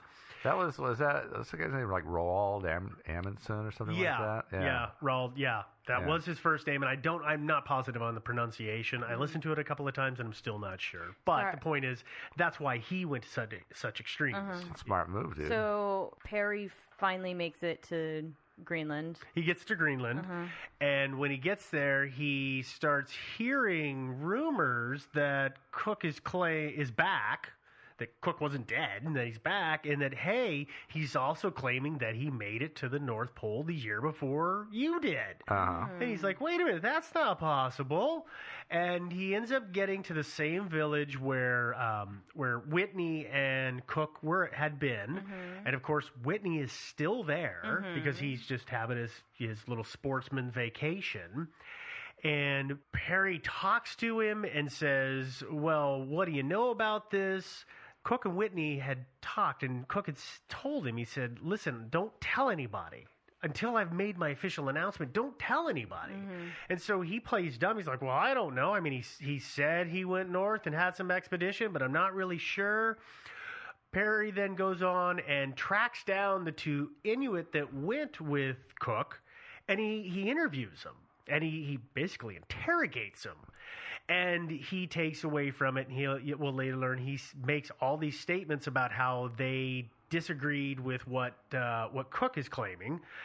But what you need to know is that natives of the area at that time, they didn't have an understanding of latitude and longitude. They knew distances in days. Took me a day to get there. So we walked north for X number of days. That's all they knew. And it was Perry didn't speak the language. He didn't speak the language. So they're, and he's showing them maps, and they're just kind of drawing on it. Whitney, who does know the language, talks to them after the fact, and he went on record and said, yeah, they said they didn't know what the angry white man was asking them and what the pieces of paper that he kept pointing at meant. They didn't understand. Yeah. But Perry didn't care. So once he figures that out, well, that lights a fire underneath him to get back to the mainland and stop all this. Here's the other thing that really, really, really bites Cook in the rear. And that is the fact that Whitney, remember he had a ship chartered to come back and pick him up? Yeah. His ship never showed up. Oh. Wait there at the tip of Greenland for another 6 months before another ship would come to take him home. And he really wasn't keen on that idea. Well, being such a nice guy, Perry says, hey, we'll give you a ride home, no big deal. Except when he brings all of his stuff down to the ship to load it up, Perry specifically stops him and says, hey, is any of that stuff Cook's? And he has to admit, well, yeah, there's these trunks here that belong to him. He says, I don't want any of that on my ship. What a jerk. Total jerk move. Yeah. And some of the things that go on in this story make me think that he did that very intentionally, knowing that it was going to screw Cook over. Oh, yeah. Yeah, sure. So poor Whitney, what's he do? He goes over to some rocks, he digs a big hole, and he buries them so that at least they're sort of secure and Cook could come back for him. I mean, has anybody actually gone out looking for these things? I imagine know they've never that been they found have, again. but they've never shown up, which makes me feel that probably if anybody found them after a couple of years, they were probably destroyed Probably anyway. trashed, yeah. I mean, they would have been buried in permafrost, which is okay, but still, they're trunks. Not like they're totally waterproof. Oh, There is going to be no. some moisture, and that's going to just destroy paperwork and tools in no time flat. So we move forward. Perry now gets to work on destroying Cook's claim. He meets up with some of his supporters. What are these guys called? They are the Perry Arctic Club? Yes, the Perry Arctic Club, which is a bunch of well-off dudes. Of course it is. Who financially back his expeditions. Mm-hmm. And they get together and they start doing some kind of devious stuff. First off, what Perry does is he tells everybody, of course, that, hey, I got there, and Cook is totally full of it. Mm-hmm. He communicates that a week after Cook has said he got there. Perry's information comes through and says, A, hey, I totally got there, and B, Cook's a liar, and I've got the evidence to prove it. Then when he gets back to the world, everybody says, well, great, let's see your documents. And he says, no, I will go ahead and put out I will give you my fully authorized version as soon as Cook gives you his. A bit of a game of I'll show you mine if you show me yours, mm-hmm. knowing full well that Cook can't. Because he made Whitney bury it all in the Arctic. Yeah. I got to say, I think that between these two, not to give it away or anything, I think Cook behaved with a lot more class in this whole thing than Perry Cook did. ended up for the rest of his life getting the short stick. He absolutely got the short stick, though in a way it seems to have given him peace, but he really got hosed a bunch after this. Oh, yeah. That was where I was headed, though, was the Perry Arctic, whatchamacallit, what were they? Club. The club, thank you. Yeah, his fan club. They did what was so common at that time and so despicable is, if you remember, we talked about how Cook had been the first to go all the way to the top of Mount McKinley, and he took the other gentleman, Burrill, with him. Uh-huh. Well, for years, Burrill had been going around publicly saying, we made it to the top. It's so awesome, telling everybody about it. until suddenly, on the 4th of October, 1909, an affidavit from him that is signed comes out saying that they faked the whole thing and it's a total lie. Mm-hmm. What would make somebody do that? What I do you think, wonder. Oh, Mike? it's somewhere between $5,000 and $10,000 at the time. So, like, They totally blatantly paid him off. They made no claim that they hadn't done it. Or Brill never, ever even pretended that he hadn't been paid off.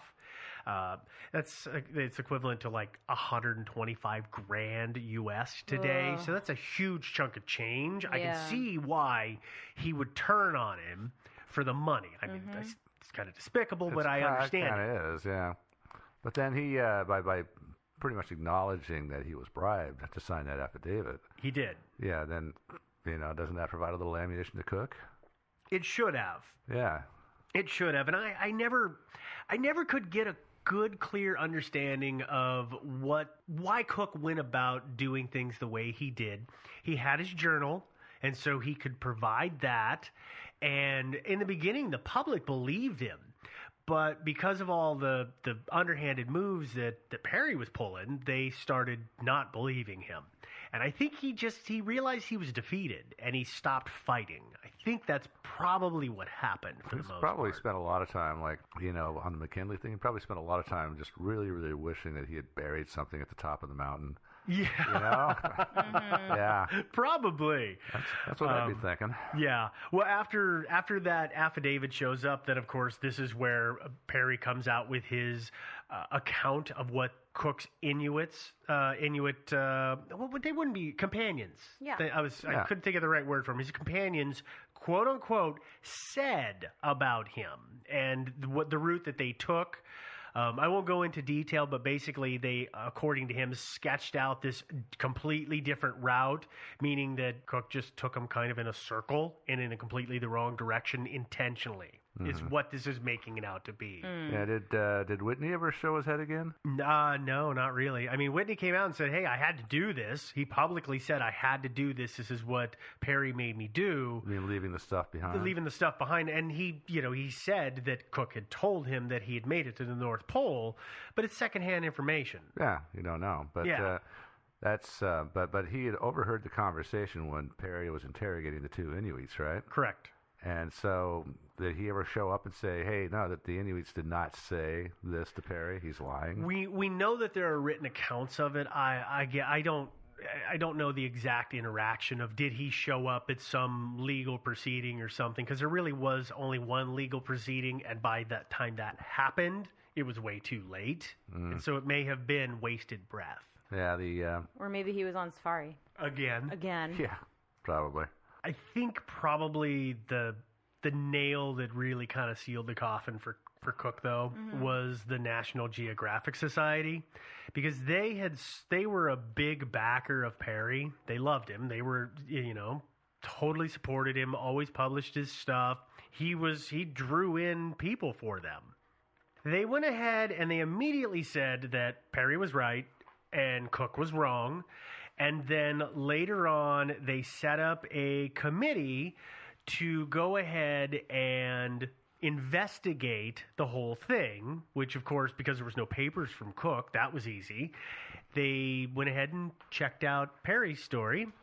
They did it in a matter of 3 days. That's all it took for them to go ahead and figure it out. Check out Perry's story. Perry's story. And this committee was like mostly his friends, right? Yes, Yeah. two of the people he knew extremely well, and one of them said that I think he came out and said that he was the skeptic. He was a total skeptic, but I get the feeling he also knew Perry as well personally. They all knew him personally, so it was totally an inside job.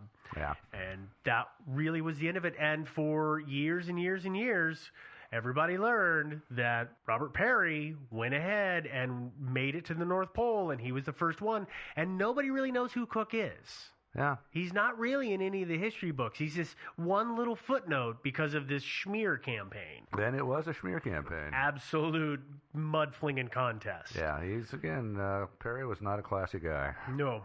But that is the end of our story, which means we are now into the theory section. What? Oh, Yep. Cool. So this is really, it's three simple theories. There's only three headings here. And the first one is, of course, that Cook made it there before Perry.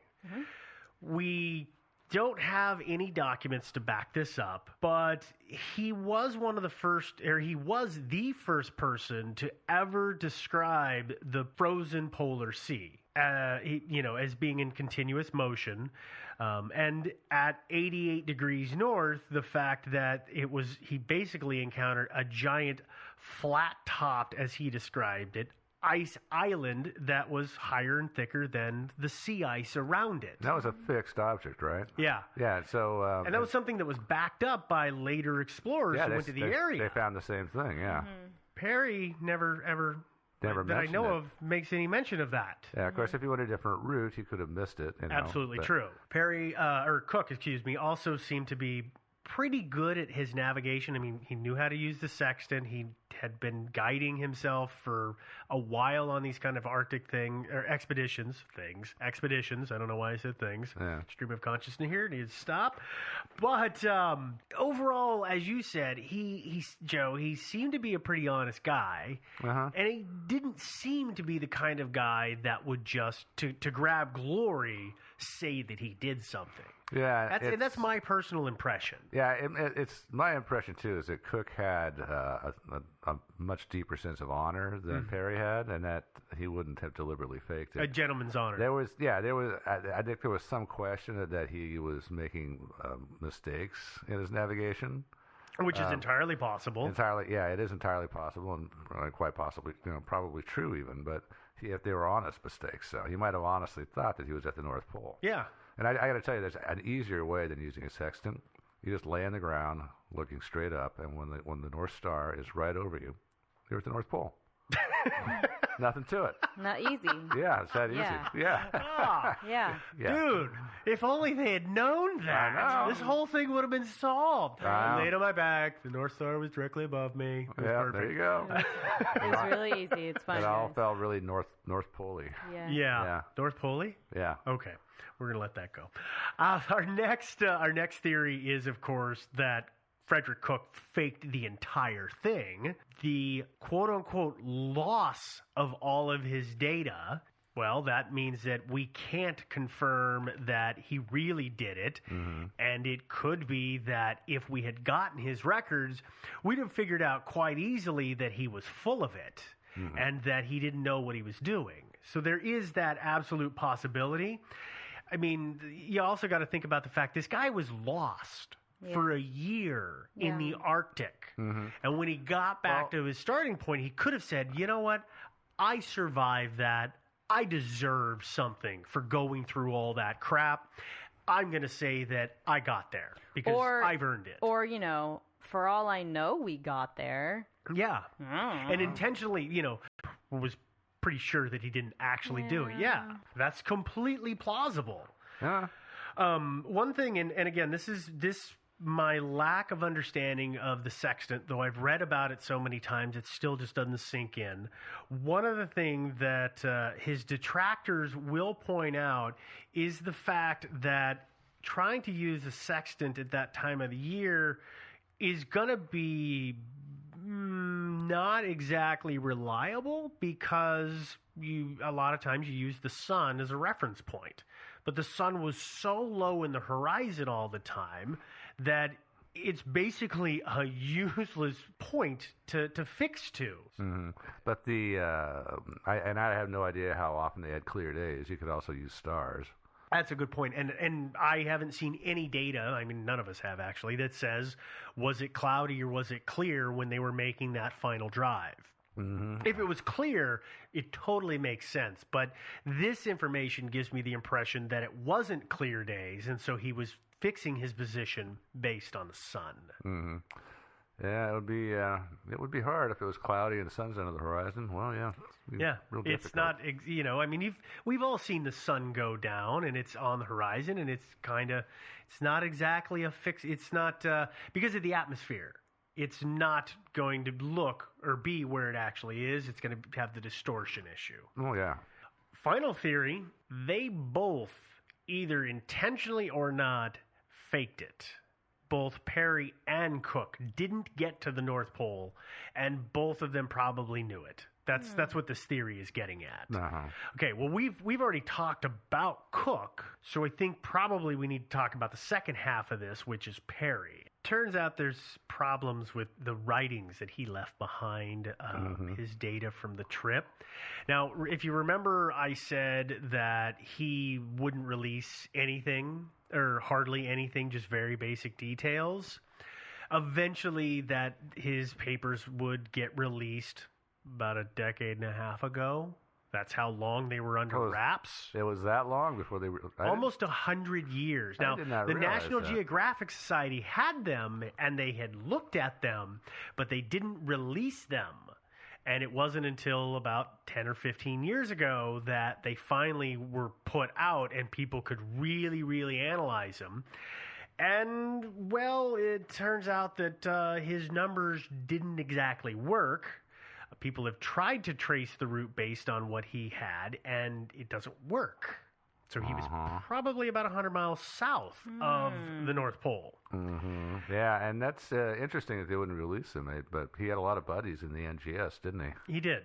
Yeah. He did. Maybe that's why they didn't release him, huh? Here's the other really hinky thing, and I don't know why this flew, but in the beginning, Devin was laughing at Rear Admiral, because that was the status that was bestowed upon him by the U.S. House of Representatives. They gave him the title. There was an act that was passed through that, and then Congress that gave, or not an act. How do you become a Rear Admiral? That it's an honorific. Okay, so it's like it's an honorary title. So he was never like he didn't work his way up through the ranks. Correct. They all. gave him an honorary title. Was he ever even in the Navy? No. Oh, okay. He might have. Yeah, actually, he might have been at one point. But the point is, he was given this title. But one of the things that had to happen first was he had to go and talk to a Naval Affairs subcommittee, and he had to give them some of his stuff to look at. And he gave them his journal that he said he had used on his entire trip to the North Pole. Here's the thing. When these guys are up at the North Pole, it's not like they're packing, kale and carrots and all these great veggies to eat. They're eating what they can. And one of the things that Arctic explorers in the day took with them is what is called pemmican. Kind of looks gross. It's a greasy mix of fat and meat all pressed together. It's kind of like jerky. Yes, yeah, like You'll that. see it kind of in a ball sometimes. Yeah, or in like sort of flat cakes, hockey puck, shaped like a hockey puck. If you've ever picked up greasy meats and eaten them by hand, you know how much of that stuff gets on your fingers. Now, then combine that with the fact that they're in the Arctic. It's not like they can wash their hands off and their stuff off. That's They're gonna be fingerprints of that stuff should be on everything. Yeah, especially the journal. His journal was pristine, to the point that the subcommittee asked him about it, and he stood by the fact of, nope, that's it. That's the one I used. It totally is. And they just kind of shined it on and let it go through. So really? This is so another... he actually swore, because, if you were totally BSing, I think what I would have said is, it was such a disgusting mess that I just copied the whole thing over to a new book. Yeah. That's what I would have told him. Yeah, I mean, and nobody probably would have said anything if he had said, listen, the other one is kind of going, it's going a little off now because all that grease, it's a little rancid, so I had to transfer it. Yeah. They probably wouldn't have worried about that. Yeah, but this was way back in the day, though, right? And then did that 1910. And did that journal go back to the National Geographic Society, or did Perry keep it? I'm not positive. Perry's papers are in more than one place. Oh, okay. And I don't know who holds that journal. Sure, somebody somewhere has got it. Probably. Yeah. There's also some issues with the speed that Perry said he traveled. Basically, yeah, he kind of set some land records there, didn't he? He really did. He set some land records so that he and his 5 companions, what is it? They traveled Each day they traveled 25 miles, 20 miles, 20 miles, 25 miles, and then 40 miles. No. Final day, they traveled 40 miles in that final day to make their destination. That's 26 miles a day in the Arctic on foot. Bit fast. Yeah, Really that's fast. a lot speedier than Cook went, right? Oh, yeah. Cook was averaging 50 miles, which is still pretty good. Yeah. But... yeah, 40 miles. Yeah. No. You want to hear my favorite detractor of Perry? Yeah. This is my absolute favorite, and that is there is a man by the name of Marshall B. Garner. And he wrote a book called A Journey to the Earth's Interior, which is a hollow Earth book, all about the fact that the Earth is actually hollow. And he says that there is no way that either man actually made it to the North Pole, because as they went north, they would have discovered that the temperature was rising, the ice was melting, and it was going to be open sea because the sun's beams are all focused at the North Pole. And of course, if they had gotten on a boat, they would have gone to the North Pole and discovered the entry to the hollow Earth and then been able to explore that. So that obviously is why neither man actually made it to the North Pole. Oh, of yes. course. Yeah, that makes sense. Yes. Yeah. Well, I don't understand what your problem is. That's yeah, and so- accepted science fact. Yeah. Well, and so I guess that's one of the reasons then that the National Geographic Society eventually went back and looked at his and declared that He didn't actually he make it. didn't prove it. Yeah, it was unproven. They went from totally did it. You made it to the North Pole claim is unproven. Yeah. Now, of course, And so, they still yeah. left Cook's claim as disproven. Yeah, Because he didn't have anything, so they said, "Well, you're totally making it up. Yeah, you I don't even don't- have anything to support this claim, so we're just going to throw it out." Yeah, if I was going to believe either one of them, I would believe Cook. Yeah. You know. Well, and the thing is, here's the great thing about Cook. His claim to Mount McKinley, everybody was saying that his pictures were of different areas of the mountain, not past what is called the gateway, which is the final ascent. People have started looking at his writing, and there was actually a Russian team that followed his route based on his writing, and it turns out they made it to the peak. Yeah, there have people, more than one set of people have actually duplicated his route. It's a completely unconventional or unstandard way to go to the top. And that's why most people seem to have thrown it out. But it appears that he was telling the truth on that, which is why I'm inclined to believe he probably, at least to the best of his knowledge, was telling the truth about getting to the North Pole. I think he probably was too. Yeah. So, I mean, personally, yeah, I think he did it, or, super close anyway. I think officially the first man to make it to the North Pole, it didn't happen until there was a guy on skis, and I want to say it was in the 1980s that he did it. And he was supported the whole way by airdrops of supplies. That's the only way that this guy managed to do it. And, of course, the airdrops help figure out if he's really there. Yeah. But, so it wasn't an easy thing to get to. No, it's not. It's something I probably wouldn't even try to get to. But, yeah, me neither. Yeah, I mean, a lot of these guys, like, they have, they have some pretty rough times. Like, it was months ago that I read Endurance by F.A. Worsley, who was... oh, yeah. Yeah, it's about Ernest Shackleton and his attempt to get to the South Pole. And that's an amazing story. I highly recommend that story, by the way. And I know we're talking the other end of the earth, but it's kind of a similar thing. We're talking sleds and dogs and ships crushed in the ice and tales of incredible survival. And these guys went through an amazing set of adventures. So. Well, I mean, over the years, there's countless people have died trying to get to those places. So it's what I called it earlier. It's kind of the white whale. I'm going to be the one who gets it, and that could be why some of these guys say, "To hell with it, I'm going to lie because I've tried so hard. I deserve it." Yeah. Mm-hmm. I still think that Cook probably thought he got there, and I think Perry knew well as a lying jerk that he didn't get there, but couldn't admit that he had failed yet again. Yeah. And so went on that nasty little smear campaign that he launched. Yeah, and by the way, when he went public with this whole thing about the Inuit said they just went out a few miles and then just sort of circled around and came back. Well, obviously a lie. Well, no, because- they didn't circle around, but they went a totally wrong way. Yeah, but they didn't. Yeah, but it's, if they had just like sort of gone out there intending to fake it, and and then just decided, screw it, let's go back home. Well, why were they gone for 14 months? Got lost. Yeah, I guess. Got cut off on the ice. They were never really lost. I don't No. think. No, they knew where they were. They Well, were yeah, just kind of they yeah, were 'cause- on a 'cause floating ice floe, and Cook figured it out. Yeah. He figured out where they were. That's how he knew how to navigate back to the village. Yeah, he that was his big, and a few more people with him, and he should have made sure everybody in the expedition knew how to use a sextant. Again, that's why heading to the South Pole was so well documented. It's to make sure that didn't happen. Smart move there, yeah. Yeah, but that's all I've got. Yeah. What do you? It sounds like you're in agreement with me on it, Joe. I think that it's quite likely that Perry lied, and I think it's quite likely. Well, I know he lied about some stuff. Yeah. He was not an honorable guy. He wasn't honest. No, he was not. I think it's quite possible that Cook actually did make it to the North Pole, or somewhere very close to where he, maybe through errors in navigation, felt that he was on the exact spot. I think he was pretty damn close if he wasn't actually on the exact spot. I agree. I think Perry seems like a jerk. Yeah.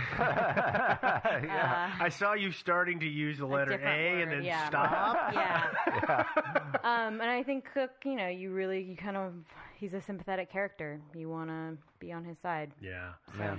And the hard part for Cook. Remember how I told you he kind of got the short end of the stick for the rest of his life? Oh yeah. He got I think it was about 10 years later, he started investing in oil fields, and he was sending correspondence and projecting the value of the output of his oil field. And simple version is that somebody challenged it, and then they charged him with mail fraud for fraudulent claims about the value of something, and they sent him to jail for like 10 years, which was, everybody couldn't believe what a harsh judgment it was. Well, the judge, apparently the prosecutor thought it was overly harsh. Yeah. But the judge was, guess what? A friend of Perry. Uh-huh. Yep. Yeah. And the worst part is, turns out that part of Cook's oil field was on one of the giant oil reserves. Yeah, he wasn't lying at all. He was he actually undercut the amount. He was understated it. shy about the production. Yeah, and for this he gets a good long stay in jail. Yep, I mean, but part of that due to Perry. Yeah, well, and that's the thing is I almost wonder if it was a good thing for him, because he said that being in prison, he was a surgeon, he was a doctor in prison, and it was very peaceful for him and very calming, and he could just get away from all the crap that was going on because he could never outrun it. Yeah. So it might have, in a way, been the best thing that Perry could have done for him. Yeah, but still the poor guy really suffered, I think. Yeah. It's like, I feel bad. Okay, we settled that mystery. Yes, we totally, at least settled it. What do you want to talk about now? How about our website? Oh, yeah. Because we've got one of those. It's lovely. Yes, we do. It's at thinkingsidewayspodcast.com. We, of course, this episode and all other episodes are on the website. Going to have links to research on there. If you're not listening to us on the website, you can always listen to us through any streaming service. We're on pretty much every one of them. Of course, we're on iTunes. If you are on iTunes and you're listening to the show through there, do take the time to leave us a comment and a rating. Those do help. Especially high ratings. Well, we've always said that it helps, but I know that it helps because we continually keep moving upwards in the rankings, and we're getting really high up there, which is awesome. The rankings, are they based on downloads or are they based on ratings? It's a combination. I don't think Apple tells you exactly what it is. It's a really complex algorithm you wouldn't understand. Oh, yeah? Yeah. I bet it would. Hipster. We're, of course, on Twitter. You can find us at Thinkin' Sideways, and we do use that. Twitter's actually been really, really busy lately, which is pretty fun. We are on Facebook. You can find us at our Facebook page. You can join the Facebook group. We can have there's lots of conversations going on there. We're getting lots of stuff all the time through that. Total fun. So come join us there. And if you're enjoying the podcast and you want to hear more, you can always go ahead and go to Patreon to support the show. Patreon.com/Thinking Sideways is where we're at. You can choose to donate however much you want per show. Totally an option, but that is something we have out there. Or if you want to do something that's just a one-timer, we've got the PayPal right there on the website. Yeah, I'm kind of hoping Bill Gates discovers our website or our podcast and pledges $1 million an episode. It'd be fantastic, but I don't think Wouldn't it's it, going to though? happen. Yeah, no, probably not. The final thing I got to tell everybody is, of course, about our email address, which is thinkingsidewayspodcast@gmail.com.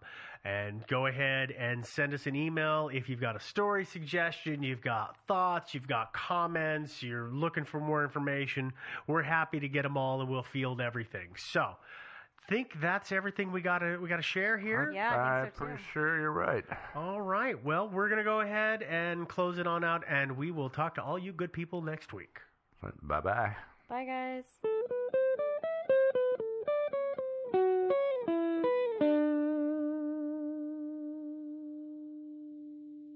Hey everyone, I just want to make a couple quick announcements before we get started with the show. I literally just got back from the airport. I was fortunate enough to fly down to Atlanta this weekend to join some amazing people at the Southern Podcasters Meetup. I finally got to meet Melissa and Mandy from Moms and Murder. We've been interacting with them since they first started their show, and they say such great things about us, and we're huge fans of theirs. So it was pretty awesome to meet them in person. Along with some other great podcasters I met at CrimeCon in Nashville. There was Erica from Southern Fried True Crime, Lauren Brooke from The Fall Line, Nina from Already Gone, Steve from Trace Evidence, Jennifer and Lindsay from Corpus Delicti, and Mo from Targeted. And I want to give a huge thank you to Christy and Larry for all their support and hospitality. It was great seeing all of you and all the fantastic people that came out to show their support for everyone's podcasts. Also, our website had a major overhaul, thanks to the talented Lisa from the Secret Lives of Weddings podcast. And if you haven't checked it out, you can at mindsofmadnesspodcast.com. Finally, this episode is pretty special to me. When we were at CrimeCon in Nashville, I got to meet Steve, Devin, and Joe from Thinking Sideways. I really have been a huge fan of their podcast for years. And for those of you who are familiar with their show, know that Team Sideways just recently wrapped up their podcast and have stopped producing content on a regular basis.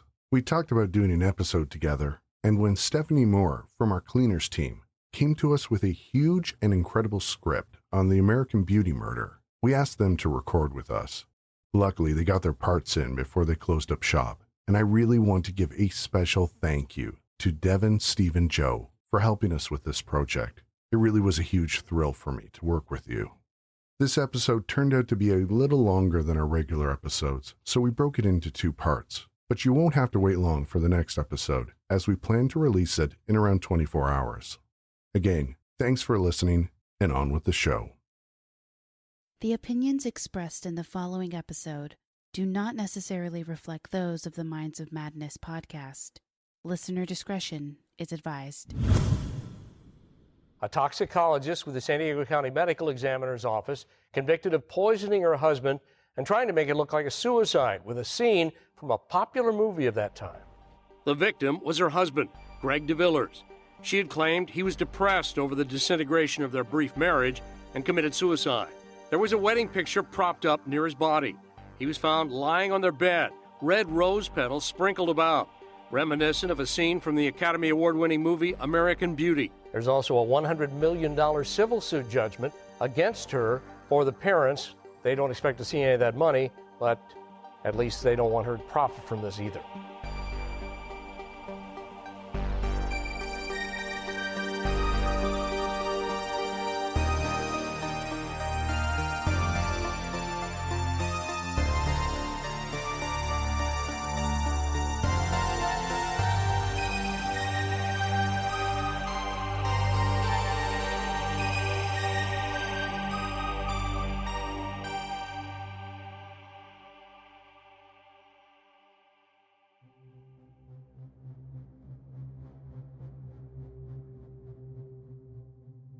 On the evening of November 6, 2000, in La Jolla, California, a distraught 24-year-old woman by the name of Kristen Rosum made a frantic 911 call to report that her 26-year-old husband, Greg DeVillers, wasn't breathing. When paramedics arrived at the young couple's home, they found Greg on the bedroom floor, surrounded by rose petals, and their wedding photo placed by his head. He was still warm to the touch, but unresponsive. At 10:19 p.m., Greg DeVillers was pronounced dead. Kristen tearfully explained to the responding officer that Greg had been ill the previous day and had overdosed on medication. As Officer Garcia searched the apartment for signs of drugs or a suicide note, he found only a bottle of cough syrup and a Ziploc bag containing a shredded note.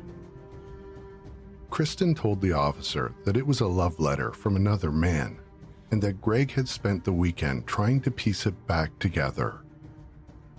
If Greg had committed suicide, what had he used to kill himself? And how had he managed to carefully surround himself with rose petals? Join me now as we take a look back into the suspicious death of Greg DeVillers, how these two star-crossed lovers' paths came together, and what secrets lay hidden beneath the surface of their seemingly joyful marriage.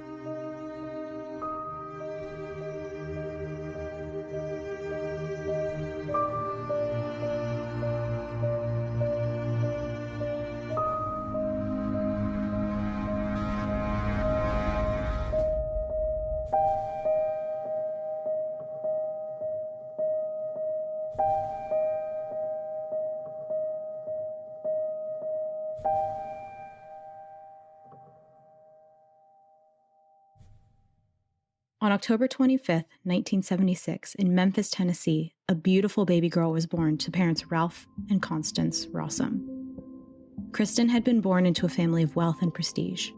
Her parents were both accomplished, self-driven academics, Ralph, a political science professor, and Constance, a marketing researcher. Later, they had two more children, Kristen's younger brothers, Brent and Pierce. The Rossums appeared to be the perfect family. As a child, Kristen was strikingly beautiful, and her mother decided to devote the next years of her life to establishing a modeling career for her. But Kristen had other ideas. Soon after seeing a performance of the Nutcracker in Chicago, Kristen decided her parents did not object. As the Rossum family moved around the Midwest following various career opportunities that came up for Mr. Rossum, Kristen's talent for ballet continued. To the people around her, Kristen came across as highly intelligent, talented, and stunningly beautiful. However, internally, Kristen struggled with self-esteem. She felt like a failure who repeatedly disappointed herself and her parents. At 5 foot 2 inches tall, Kristen often felt physically inadequate in comparison to the other ballet dancers who were taller, leaner, and more flexible. It's possible that these feelings of inadequacy later became the driving force behind the future self-destructive behavior. In 1983, her father, Professor Ralph Rossum, Ph.D., was handpicked by the Reagan administration to act as a consultant in the field of juvenile crime.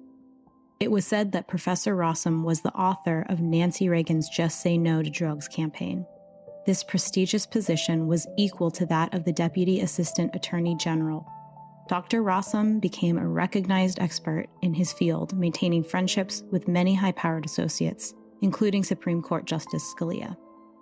In 1984, the Rossum family relocated to Claremont, California, where Kristen's father accepted a tenured position at Claremont McKenna Colleges. Claremont, a small, affluent community, consisted mostly of white, highly educated residents.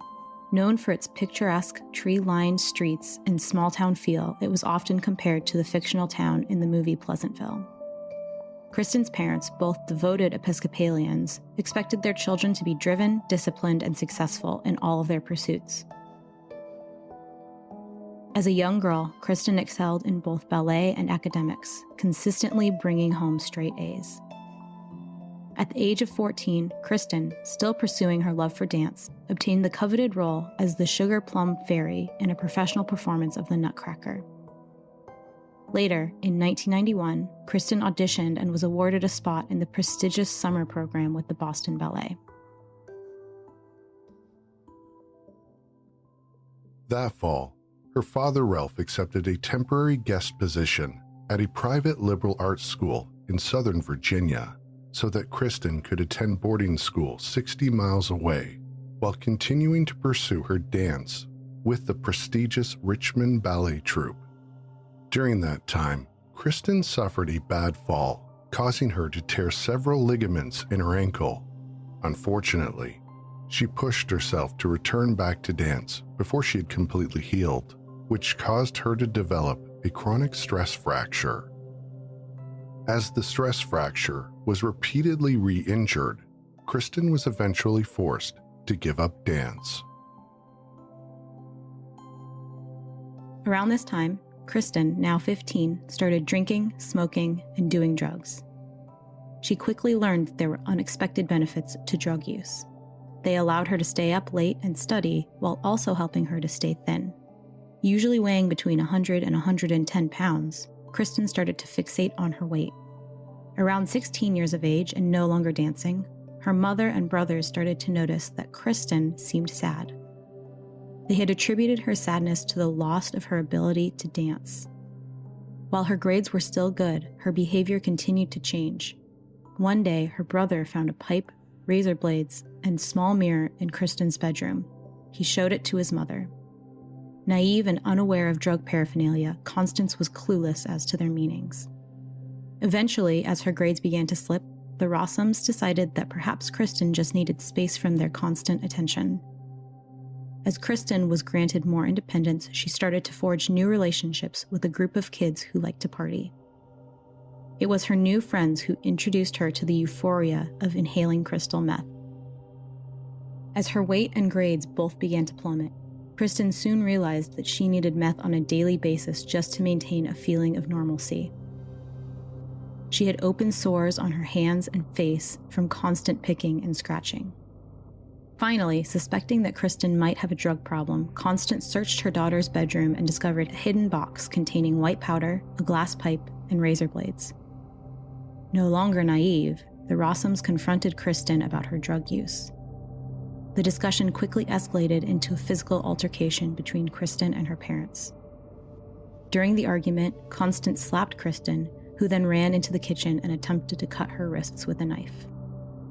After Kristen's father wrestled the knife out of her hands, Kristen ran off and locked herself in the bathroom, where she began repeatedly making superficial cuts to her wrists. According to reports, her parents had decided not to seek medical or psychological attention because the cuts hadn't been that deep. Having been caught, Kristen promised to stop doing drugs, and surprisingly, life for the Rossums quickly returned back to normal. However, it didn't take long before Kristen's old patterns began to resurface. Kristen's mother had finally had enough and contacted Officer Horowitz to have Kristen arrested for being under the influence of an illegal substance. Kristen was booked, fingerprinted, photographed, and ultimately released into her parents' custody. The Rossums, with their continued pattern of denial, decided the real problem with Kristen wasn't a drug problem, but rather it was a location problem. They decided the best solution was to have Kristen graduate early, then move 30 miles away to the University of Redlands in California. After her first semester, Kristen was doing so well that her parents decided to allow her to move into the dorm. With her new gained freedom, Kristen immediately fell back into drug habits, and her grades started to slip again. Eventually, campus police discovered drugs in her dorm room, and she was expelled from the university. Ashamed of her physical appearance and relapse, Kristen didn't want to face her parents and their inevitable disappointment. When her boyfriend came to take her home from Christmas break, she was nowhere to be found. Her parents immediately suspected her disappearance had something to do with drugs.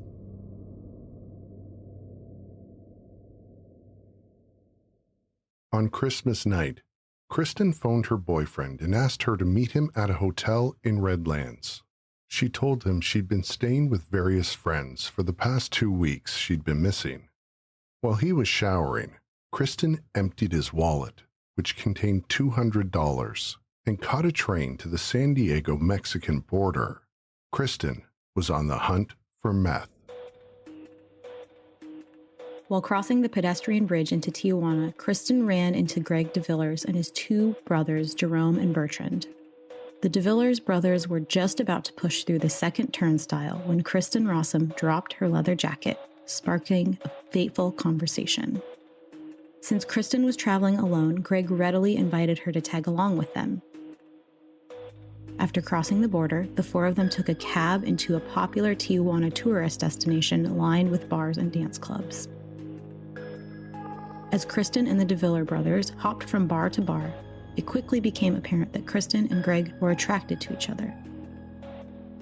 By 2 a.m., Kristen and the brothers headed back over the border to the U.S. where Greg's car was parked. Greg invited Kristen back to his two-bedroom apartment that he shared with his brother Jerome and another roommate. Kristen did not object. Meanwhile, back in Claremont, California, Kristen's parents discovered she'd missed her finals, and by the day after Christmas, they had filed a missing persons report with campus police. The intake report stated that Kristen's boyfriend had last seen her on the morning of December 26th. However, because Kristen was now 18, the report read that she was a voluntarily missing adult. An entire month went by before the Rossums heard from Kristen again. When she finally did call her parents, it was to share that she'd met a nice young man, was working 3 jobs, and had turned her life around. Greg then lent Kristen his car so she could go see her parents.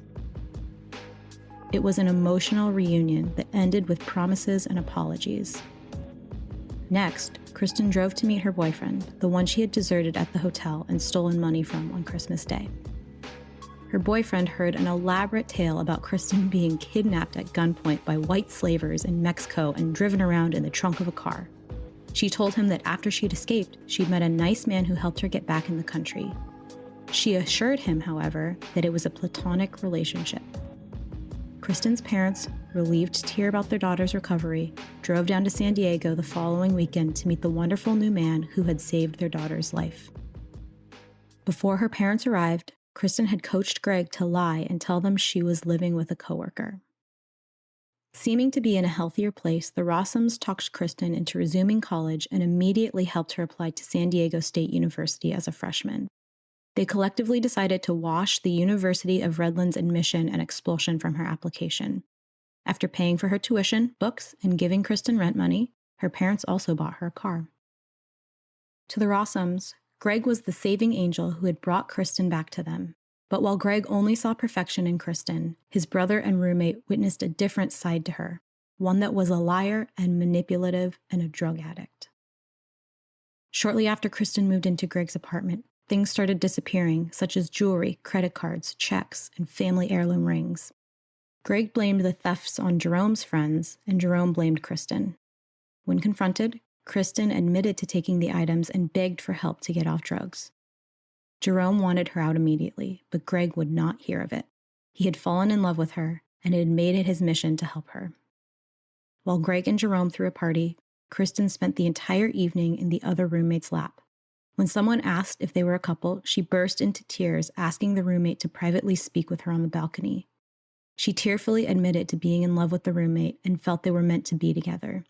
The roommate declined her offer, which prompted him and Jerome to move out of the apartment. They both hoped Greg would eventually see Kristen for the manipulator that she was. That next summer, 6 months after their fateful meeting, Greg told Ralph Rossum he wanted to marry his daughter. Kristen's parents encouraged the couple to finish college first, which they both reluctantly agreed to. It was at this time they finally discovered that Kristen and Greg had actually been living together since the night they had met. While the Rossums were disappointed, they decided to put their thoughts on premarital sex aside and paid for Kristen and Greg to move into another apartment in the upscale area of La Jolla, California. They were pleased with Kristen's turnaround and decided to help the couple by paying for their rent. Kristen was majoring in chemistry and had become a straight A student again. Constance took Greg aside and made him promise to tell her drugs. Greg assured her he would.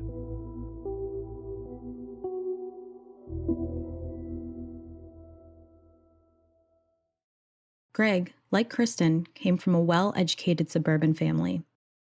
Greg was the oldest of 3 American-born sons to French parents, Yves and Marie-France Tremolte de Villers. Greg and his brothers grew up in Southern California in a bilingual home speaking fluent French. Yves and Marie had an explosive marriage with numerous allegations of physical violence, dual restraining orders, and financial control issues. The marriage eventually ended in divorce. Marie moved herself and the boys into an apartment in Palm Springs, California, and Greg got a job at 16 to help provide for the family. Despite Yves, their father, being a prominent plastic surgeon with a practice in Monte Carlo, Monaco, and Thousand Oaks, California, he often claimed to have financial problems. Back in the 1980s, he was required to pay child and alimony support in the amount of $1,400, but somehow always managed to find a way to avoid doing so. Despite the lack of funds, the boys still had opportunity to play tennis, swim in the apartment complex pool, and ride dirt bikes in the desert right outside their front door. All 3 boys had part-time jobs while in school, and after graduating from Palm Springs High School, put themselves to work through college. By the end of summer 1997, Kristen and Greg had been together for 2.5 years and appeared to be happily married with promising futures. On June 4th, Kristen applied for a student internship position at the San Diego Medical Examiner's Office, where she was interviewed and hired on the spot. Within a few short months, Kristen was given additional responsibilities, including drug screening, sending drugs out for analysis, and drug sample preparation. She thrived in this environment and quickly decided her future was in forensic toxicology. Kristen's early reviews were filled with praise, and she was seen as very bright and a diligent worker who learned fast and was dependable. As there was no background check required for a student intern position, no one from the medical examiner's office would have ever discovered she was a former drug addict. As such, she was given free rein to do the samples of hard drugs, including meth and heroin. At first, Kristen was able to avoid the temptation, but unfortunately, that wouldn't last.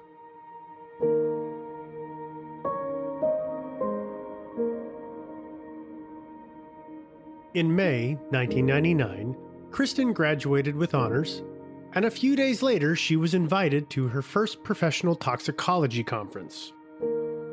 That year, the conference was held in San Diego, where she met some leading forensic toxicologists. Later that year, Kristen's mentor at the medical examiner's office, Frank Barnhart, left to work for the San Diego Sheriff's Crime Lab. He encouraged Kristen to apply for a job there too, promising to give her a good recommendation. She admitted on the application to having been arrested and jailed for possession and being under the influence of a controlled substance. She also admitted to using meth between 30 to 40 times between the years of 1993 and 1995. Her mother would later state she went overboard with her honesty. She was rejected by the sheriff's department as unsuitable.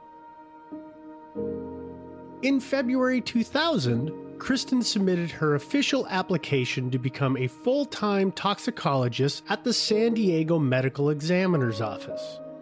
This time, her mother made sure she wasn't overly honest in her application, and she was readily offered the job. In addition to the easy access to illegal narcotics, she was also given a key to the office, allowing her unsupervised access. The same month Kristen started at the medical examiner's office, Greg graduated from UCSD and began looking for full-time work. He quickly found a job with a biotech firm working for the company's vice president, Dr. Stefan Grunwald, as his assistant.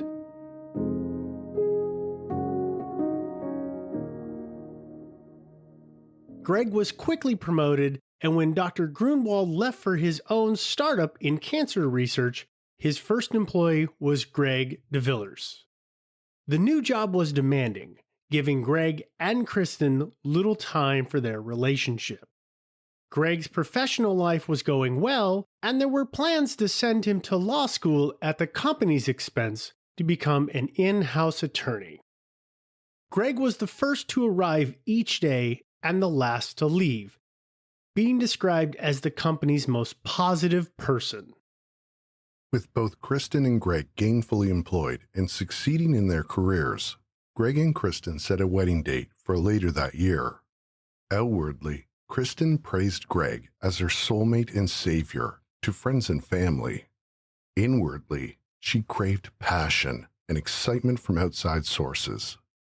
Unbeknownst to Greg, Kristen had secretly begun to engage in sexual relationships with coworkers, fellow students, and men from her past. In the dark about their daughter's restlessness, the Rossums began planning for their daughter's upcoming wedding. It was set for June 5th, and Constance was making all the arrangements. She had already booked and paid for a prestigious location for the private ceremony and reception. As the months went on, Constance had the entire wedding day planned with military precision. While her mother was finalizing wedding plans, Kristen was still carrying on an affair with a man who had just left San Diego for a job in New York. Kristen began having second thoughts about her upcoming nuptials. Kristen told her mother that although she loved Greg, she wasn't sure she was in love with him. Kristen's mother thought it was just a case of cold feet and didn't think it was a good idea to cancel the wedding.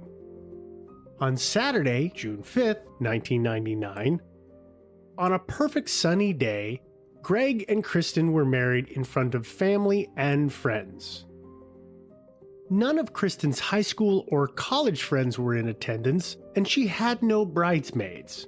But what Kristen lacked in friends, she made up for with family. Later, Dr. Rossum would remark, "It was a perfect wedding for a perfect couple."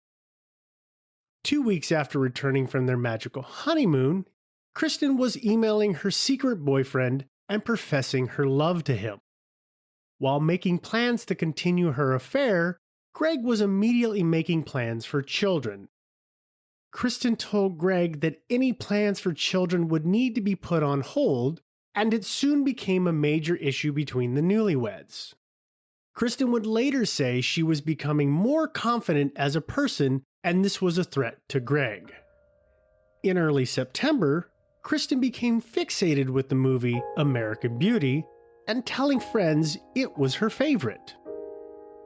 By Christmas, Kristen had moved on from her secret boyfriend and embarked on a new passionate affair. While Kristen was busy juggling 2 secret boyfriends and her husband, she became enamored with a tall, handsome, married 30-year-old Australian doctor named Michael Robertson. Dr. Robertson had just been hired at the medical examiner's office as her new boss and the chief toxicologist. From the moment they met, sparks began to fly.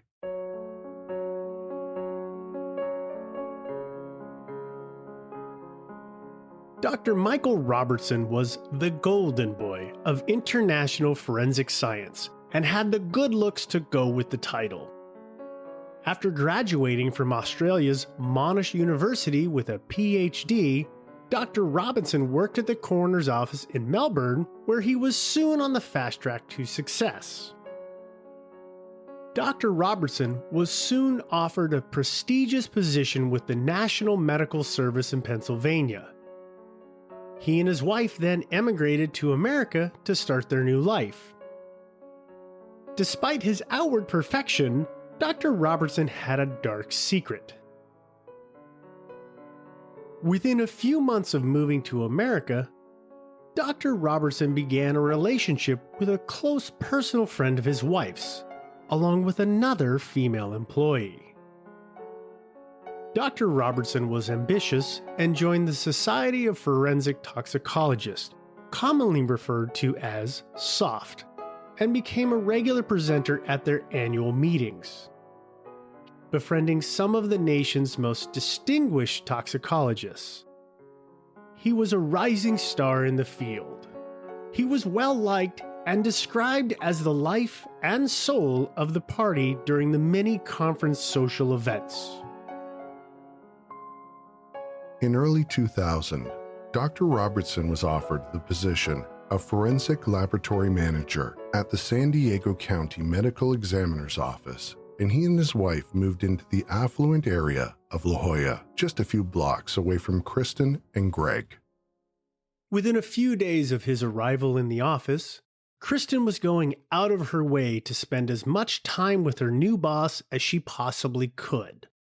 According to coworkers, there appeared to be a mutual attraction between the two. His new office had a perfect view of Kristen's desk, and she would be in his office constantly. It wasn't long before the two were going to lunch every day and meeting outside of work. Their obvious office romance quickly created resentment among the other toxicologists, who felt Kristen was getting preferential treatment. In May of 2000, Dr. Robertson invited Kristen to accompany him to the May conference of the California Association of Toxicologists, commonly referred to as CAT, in Anaheim, California, about a 2-hour drive from San Diego.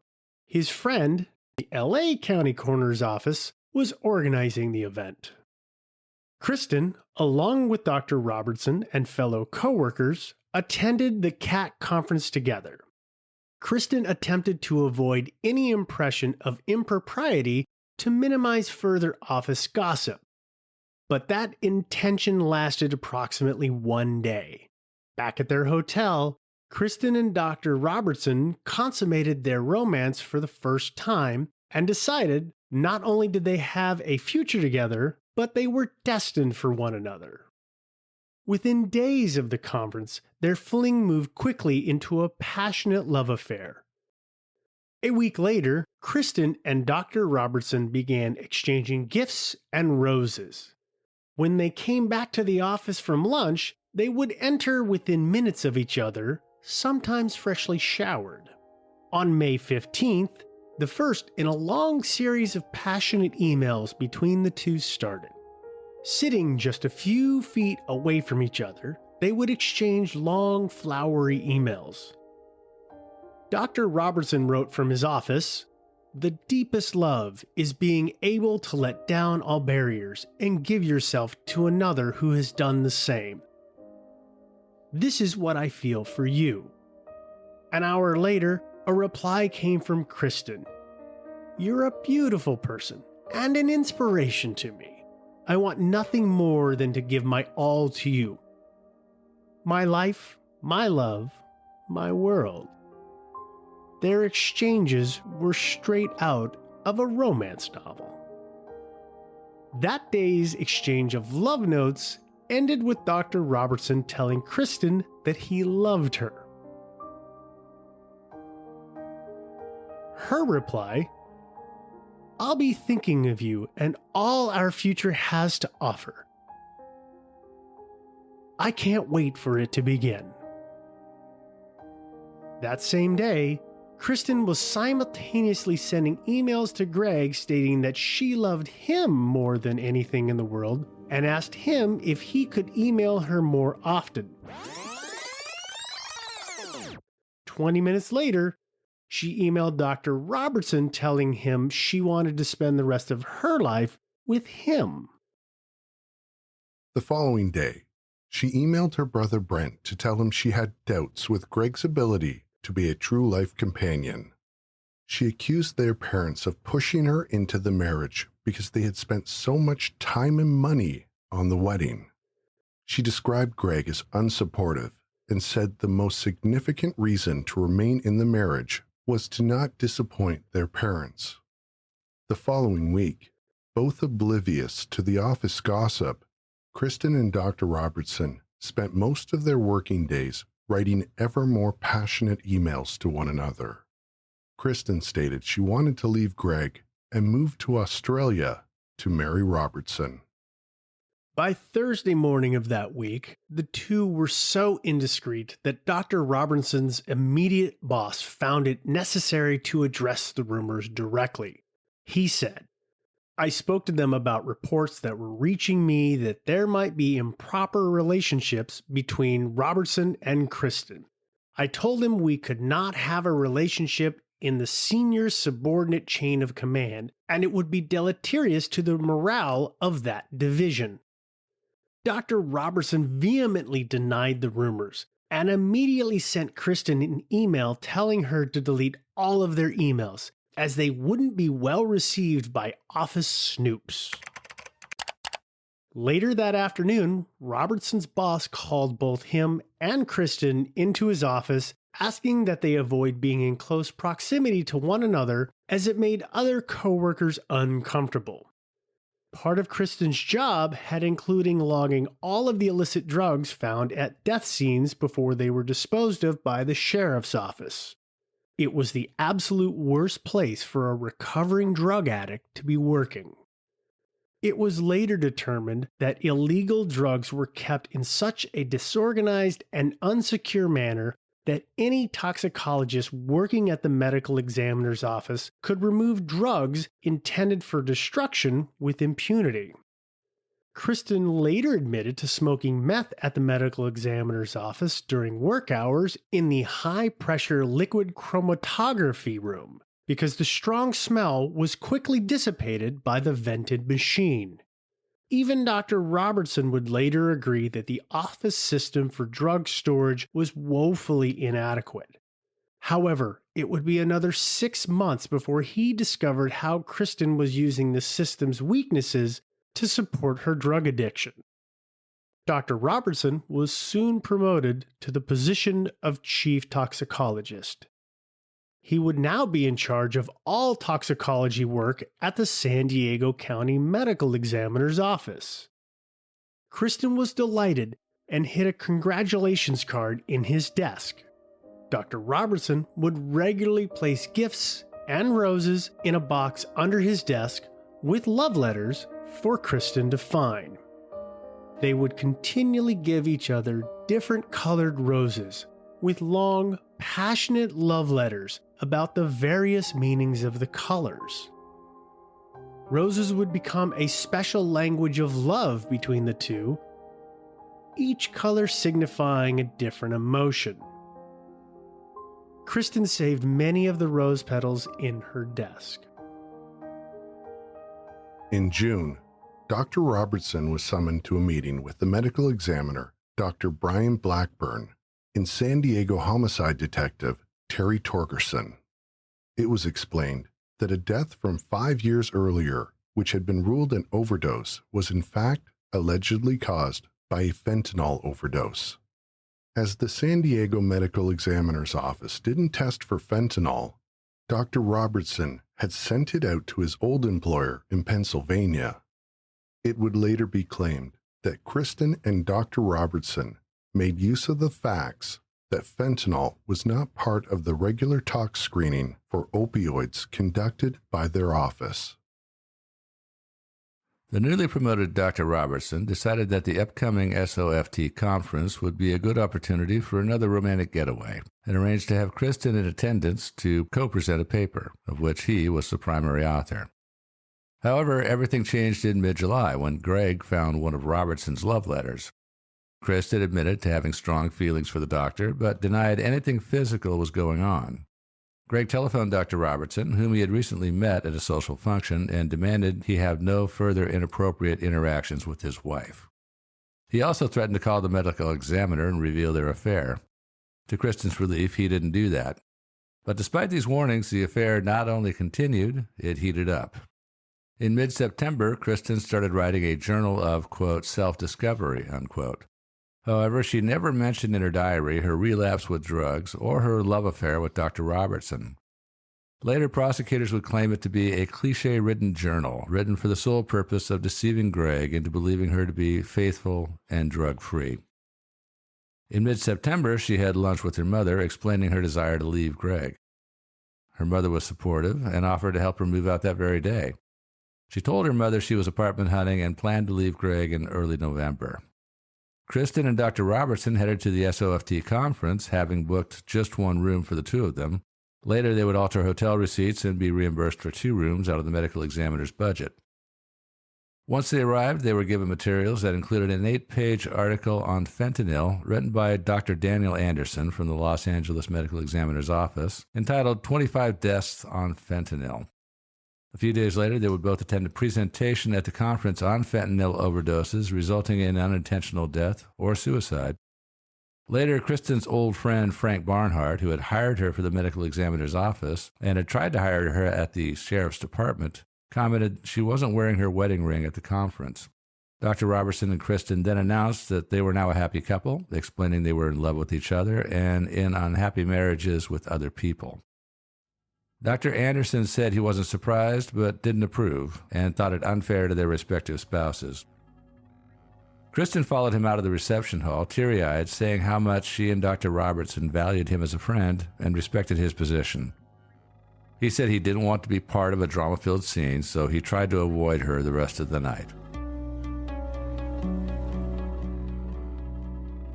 Kristen returned back to San Diego more in love than ever and determined to separate from Greg by whatever means necessary. From the moment Greg picked her up from the airport after returning from the conference, the arguments between them began. Greg became suspicious that his wife had had a relapse on drugs and searched Kristen's purse. Greg found 3 different types of drugs. In an angry email, Kristen attempted to explain away each of the pills he found as something innocent. She accused Greg of violating her trust by searching through her purse and even alleged she wanted Greg to find the pills to prove a point that he doesn't trust her. On October 25, 2000, Kristen celebrated her 24th birthday. The night before, Dr. Robertson hid roses and chocolate in her desk. Her husband gave her 24 red roses. Kristen, running low on meth and also the funds to obtain it, began looking into alternative sources to maintain her daily habit. That day at work, she made several web searches on how to synthesize meth. That evening, she logged onto Greg's computer at home and conducted searches on, quote, making crystal meth easy, unquote. That same evening, Dr. Robertson wrote Kristen a 2.5-page letter urging her to make a lifelong commitment to him and hinting he would leave her and move on if she didn't act now. The whole situation was playing out like a soap opera. On the Friday before Greg's death, Kristen became obsessed with obtaining more meth. She continued web searches for making the drug. In desperation, she took an extended lunch, crossed over the border, and met a local taxi driver in Tijuana who instantly became her drug dealer. He gave her his card and told her in the future to call him directly, and he would meet her at the bridge with her drugs. On Thursday, November 2nd, Kristen alleges she was at home reading a love letter from Dr. Robertson when Greg caught her. After he wrestled the letter out of her hands and read it, he then accused Kristen of being on drugs again. She stated, quote, he almost struck infuriated by it and was storming around, unquote. Kristen grabbed the letter and attempted to shred it. According to Kristen, Greg snatched it from the shredder and attempted to tape it back together. At one point, Greg allegedly became so incensed that he threatened to take the letter to the medical examiner and reveal her affair along with her drug relapse. The next day, Kristen stopped smoking meth in the event that Greg went to her boss and she was asked to take a drug test. She then went to Dr. Robertson's office and told him about Greg's ultimatum. That evening, Kristen's parents took Greg and Kristen out to dinner for Greg's upcoming 27th birthday and Kristen's 24th birthday. The Rossums would later say that Greg was acting odd that night. Kristen's mom tried to talk her into leaving with them that night, but unbeknownst to her parents, Kristen had a plan of her own. Greg's threat to expose her affair and drug relapse had scared her. Meanwhile, Greg was at home tending his hangover from the drinks his wife had given him the night before. During a phone call that morning with his brother Bertrand, he complained of feeling tired and hungover. This phone call with his youngest brother would be the last contact he would have with anyone other than Kristen. At 9 p.m. on Sunday night, Kristen left the apartment to call Dr. Robertson. This call lasted just a few minutes, and prosecutors believe this call sealed Greg's fate.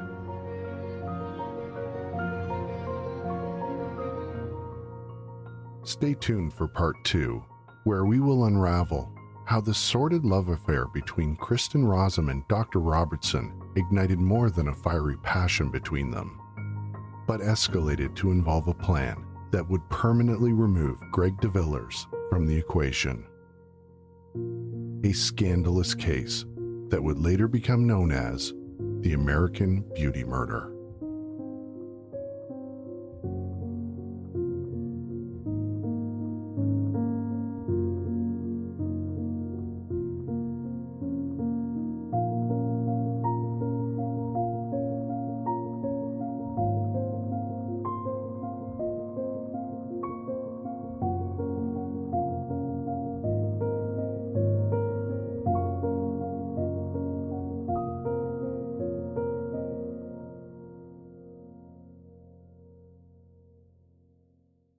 There's a few people we really have to thank for helping put this episode together. Firstly, and most importantly, Devin, Steve, and Joe from the podcast Thinking Sideways. I've been a huge fan of their show, and I can't tell you how exciting it was for me to work with them. Sawyer Westbrook and the team from Resonate Recordings for their assistance in editing this show. And finally, a special thanks to Stephanie Moore, who researched and wrote this episode.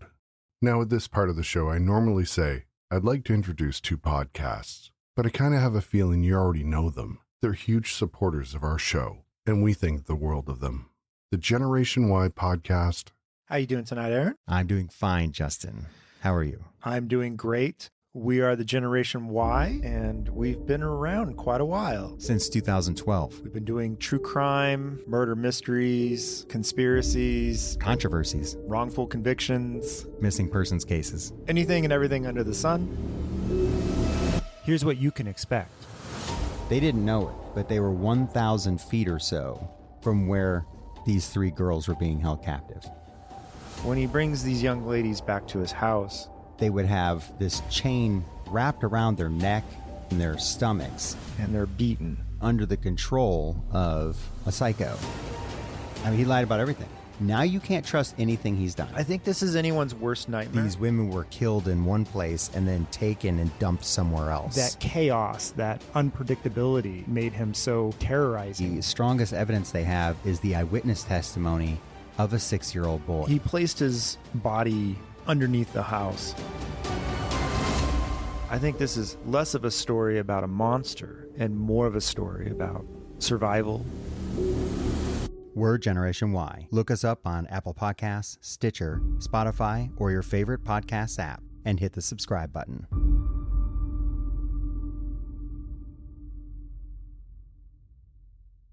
And they walk among us.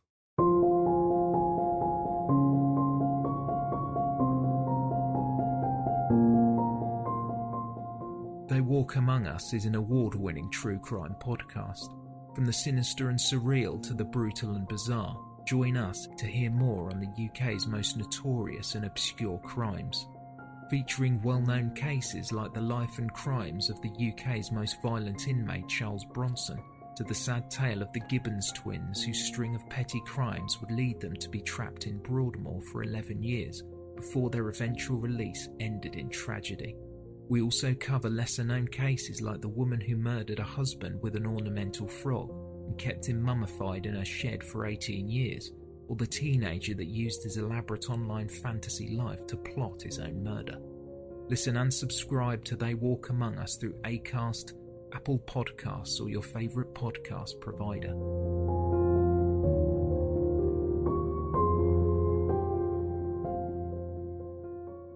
Thinking Sideways is not supported by the Bagpiping Unicycler. Instead, it's supported by the generous donations of our listeners on Patreon. Visit patreon.com/thinkingsideways to learn more. And thanks. Thinking Sideways. I don't understand. Does not compute. You never know. Insufficient data to formulate a reply. What? Stories of things we simply don't know the answer to. Well, hey there. Welcome to another episode of Thinking Sideways. I'm Joe, joined as always by my lovely co-hosts. Oh, Devin. And Steve. Sure. You know he's not talking about me when he says lovely. Don't care. He was pointing at you, so. That was a trick. That was a trick. I'm sorry. Steve is a pretty one, actually. He is, yeah. Yeah. Pretty bold one. So for the time being, at least, we still are a podcast that talks about unsolved mysteries. Soon transfer to cooking. Yeah, we're gonna do something else. I thought we were going to be a yoga podcast. I thought it was going to be archery. So we have a lot of work to do to figure out our new podcast, so let's stick with what we got today. Yeah, for the time being, there's still a few unsolved mysteries out there. Oh, yeah, and before we go any further, I want to thank our listener, Linda, that's Linda with a Y, for suggesting this mystery, which I thought at the beginning was a simple little mystery, but wow, turns out it's a lot bigger than I realized. So this week we are going to look into a very, very shocking mass murder. Is it mass murder when 5 people get killed? No. Yeah. It's okay. not. It's a multiple murder. Yeah, it's a multiple murder. Yeah, probably some of you have heard about this, and if you live in Britain, of course you've heard about it. And I'm talking about the White House Farm murders, which is one of the most notorious murders in modern British history, I think it's safe to say. Mm-hmm. Yeah. So depending on who you talk to, and there's a lot of disagreement about this one, either 5 people were murdered in cold blood, or 4 people were murdered, and then the killer committed suicide.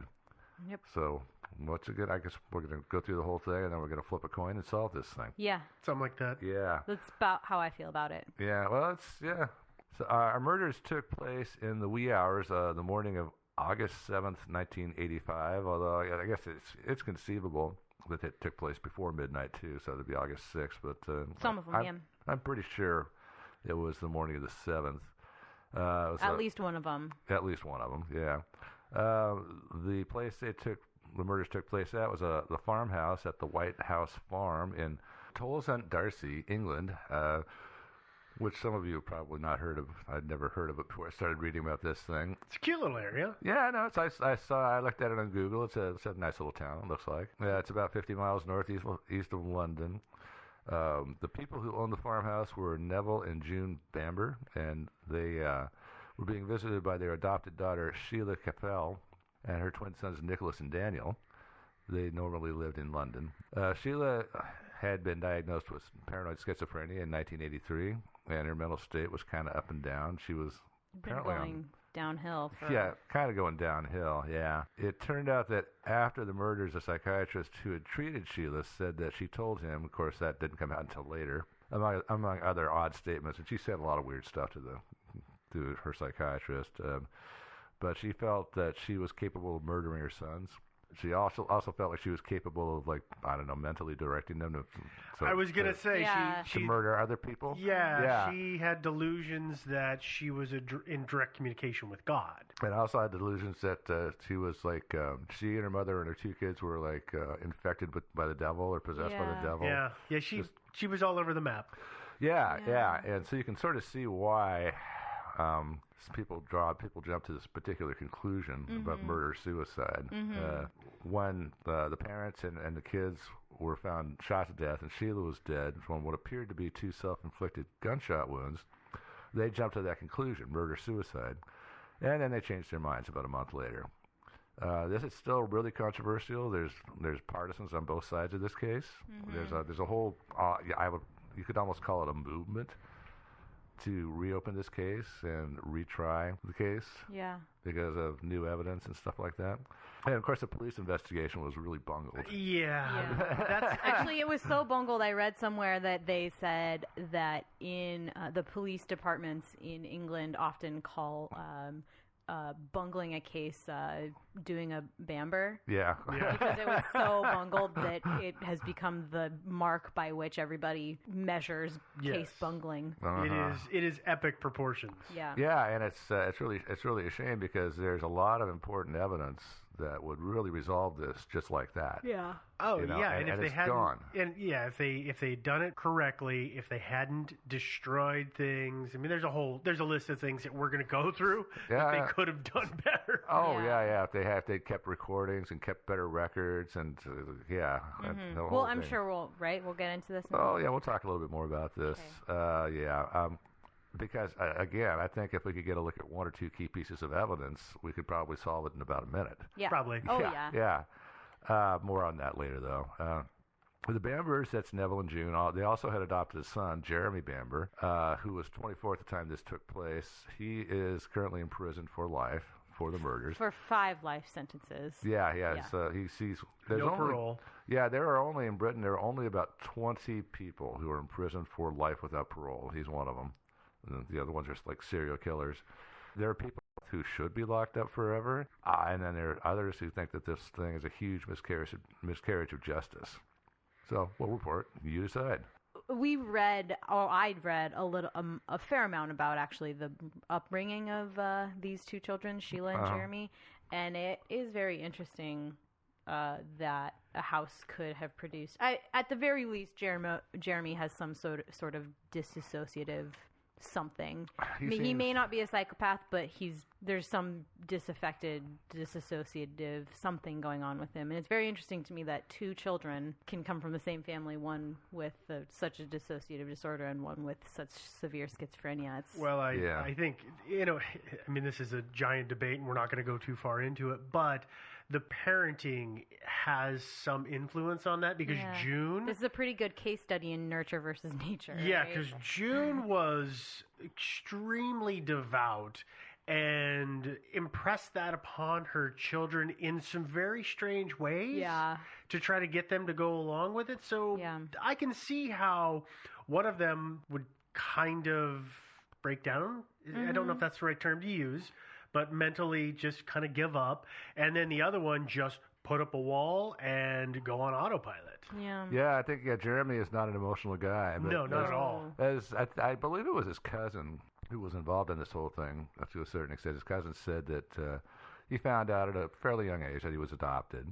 So what does that mean? That means that somebody had you, gave birth to you, and didn't want you.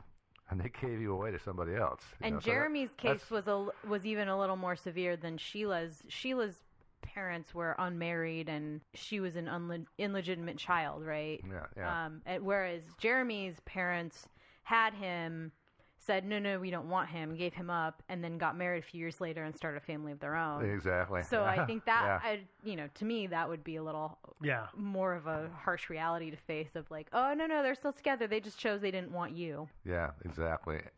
And then after that, the parents sent Jeremy away to school, and which probably made him feel even more rejected. And then he made the mistake of confiding to a few of his schoolmates that he'd been adopted. And so then people started calling him like the bastard and all that stuff. And so that was probably a mistake on his part. But anyway, with all this rejection, I think Jeremy just sort of shut his emotions off. Probably. I also consider him to be a stereotypical British man.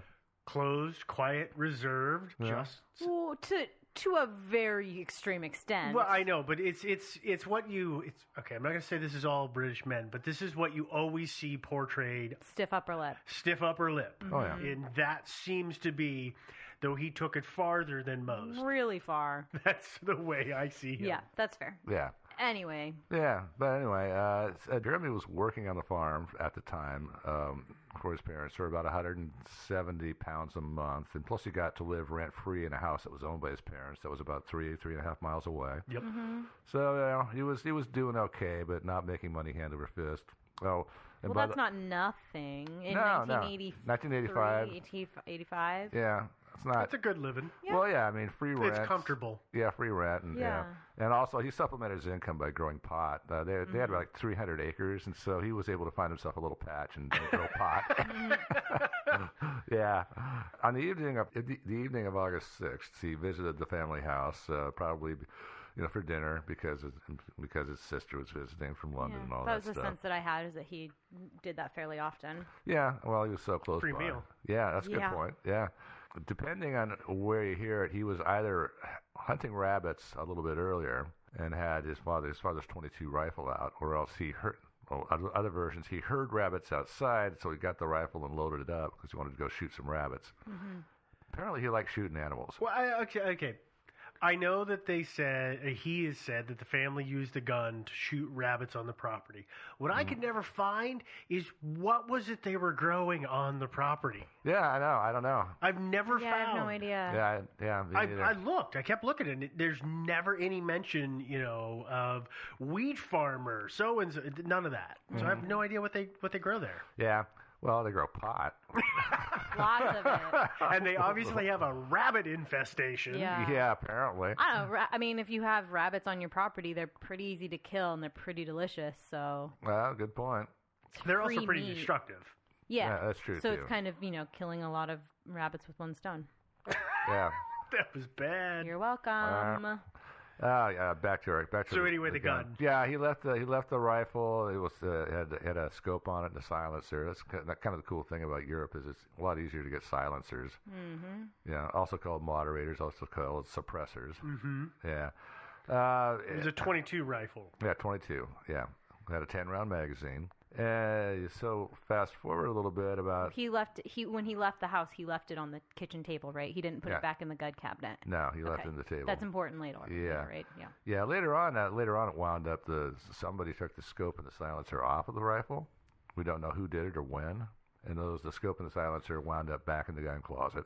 Can I ask why you need a silencer or a suppressor to hunt rabbits? I don't think you need it, but I think if you're trying to kill more than one at a time, you probably don't want the sound of the gun to be really loud and scare the rest of the rabbits off.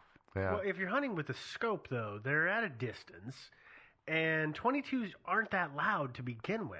No, they're not quiet either, though.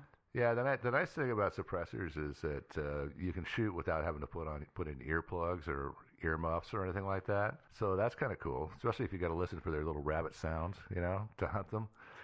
And so their little rabbit sounds. Their little rabbit, whatever sounds rabbits make. Little rabbit calls. Yeah, the sounds of eggs being laid by the rabbits, that kind of thing. That's all that. Yeah. Done. Yeah. All right. Okay. I didn't see the need for the suppressor. But. Apparently, suppressors are fairly popular in Europe just because it's pleasant. It reduces noise. I understand it. I'm just surprised. It might have been also that perhaps they did it out of consideration to the neighbors. And they did it because they just didn't want to wear earplugs. Well, I was going to say for the neighbors, I don't really see that being a problem because when I looked it up on the map, the nearest neighbor is like a half mile away. Yeah. Yeah. So it's not like they're right next door. But they might be on the edge of their property when they're shooting rabbits. Sure. Walking around. It's a possibility. Okay. Mooching, I heard recently. That's a term you can use for walking around. Mooching. I did not know that.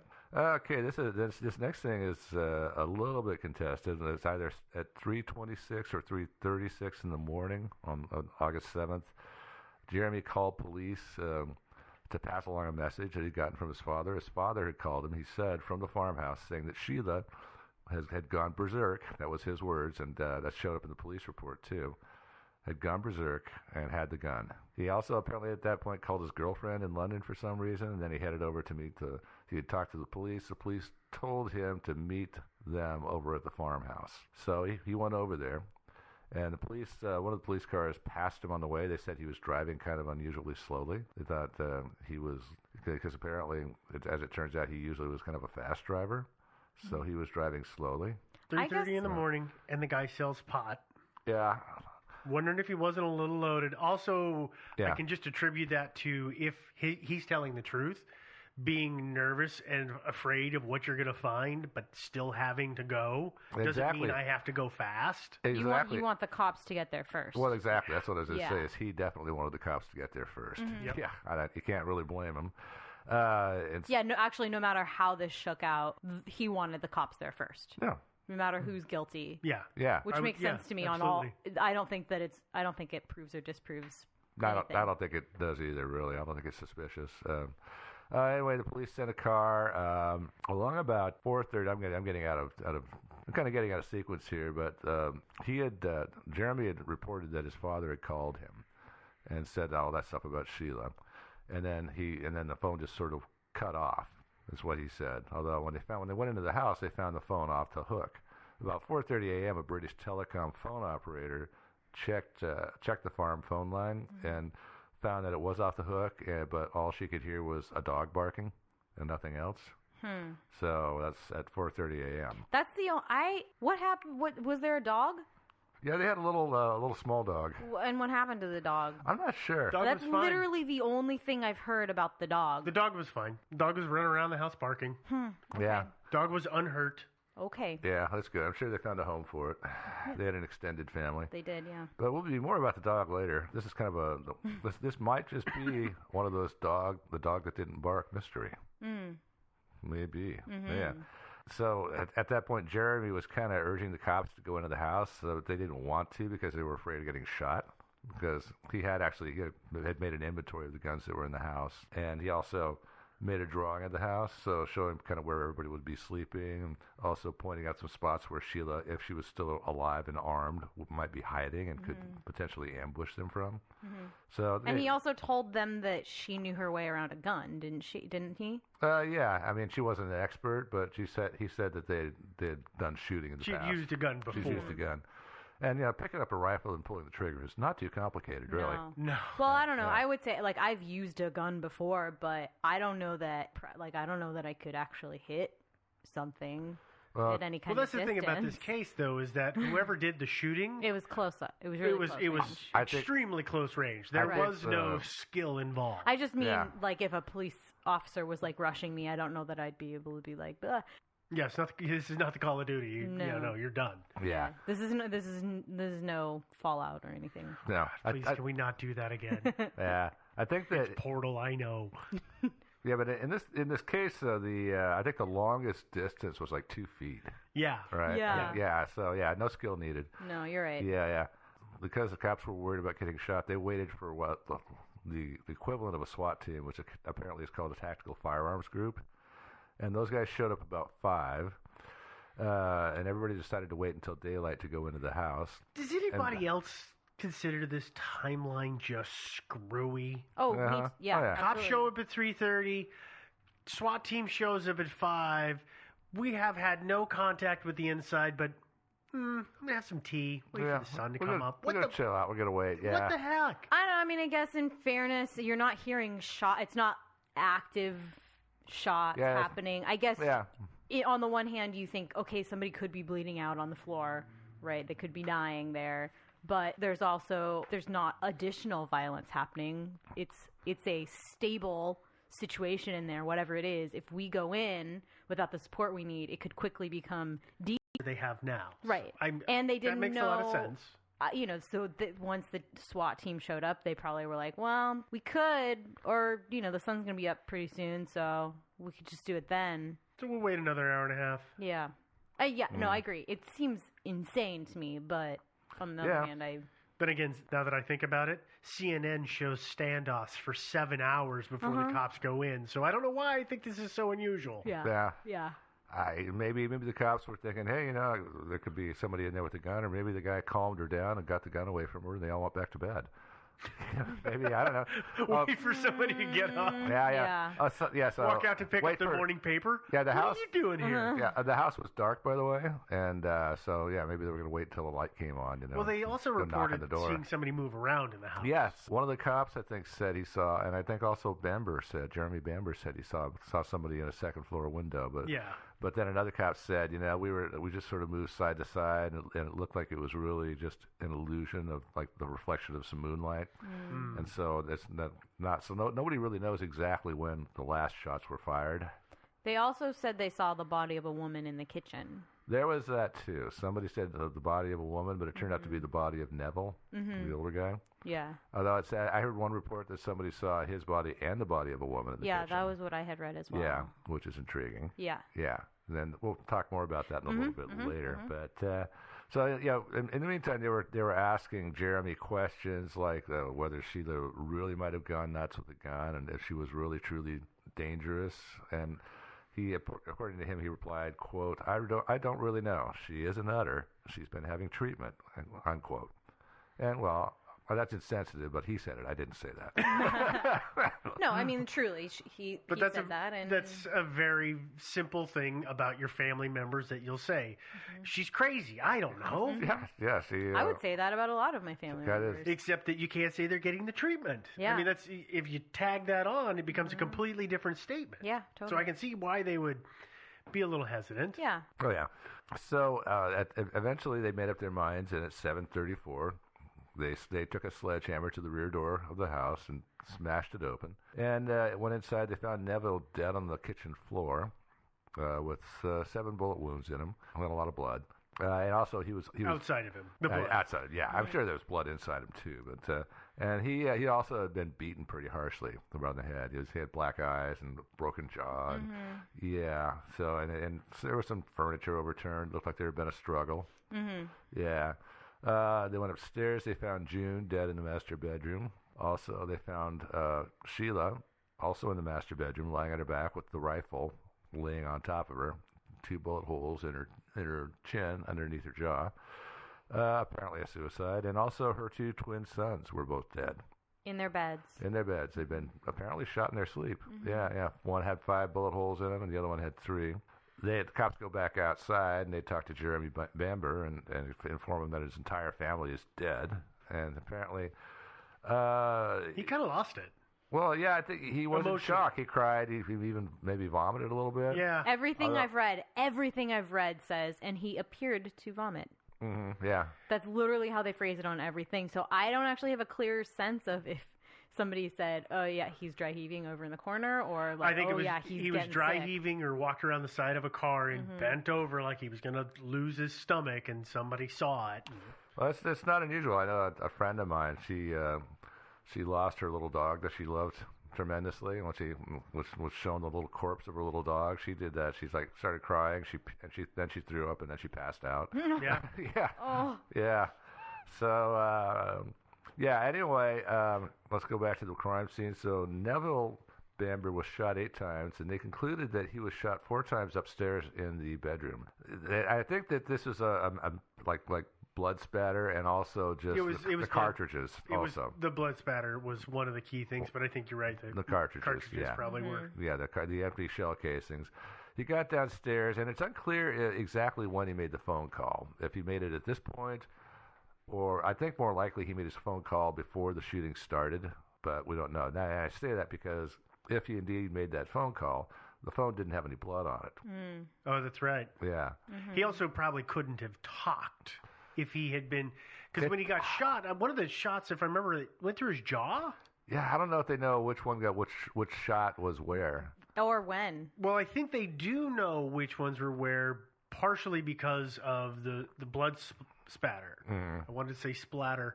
But I think they have some. That's why I'm pretty sure they had figured out that he had, the one that had gone through his jaw had gone in when he was upstairs. So he couldn't have really talked on the phone. Yeah, well, and the other He thing would have been unintelligible. The other thing too is when you got somebody who's trying to kill you, the last thing you do is go make a phone call. You go to your gun closet and get a gun out.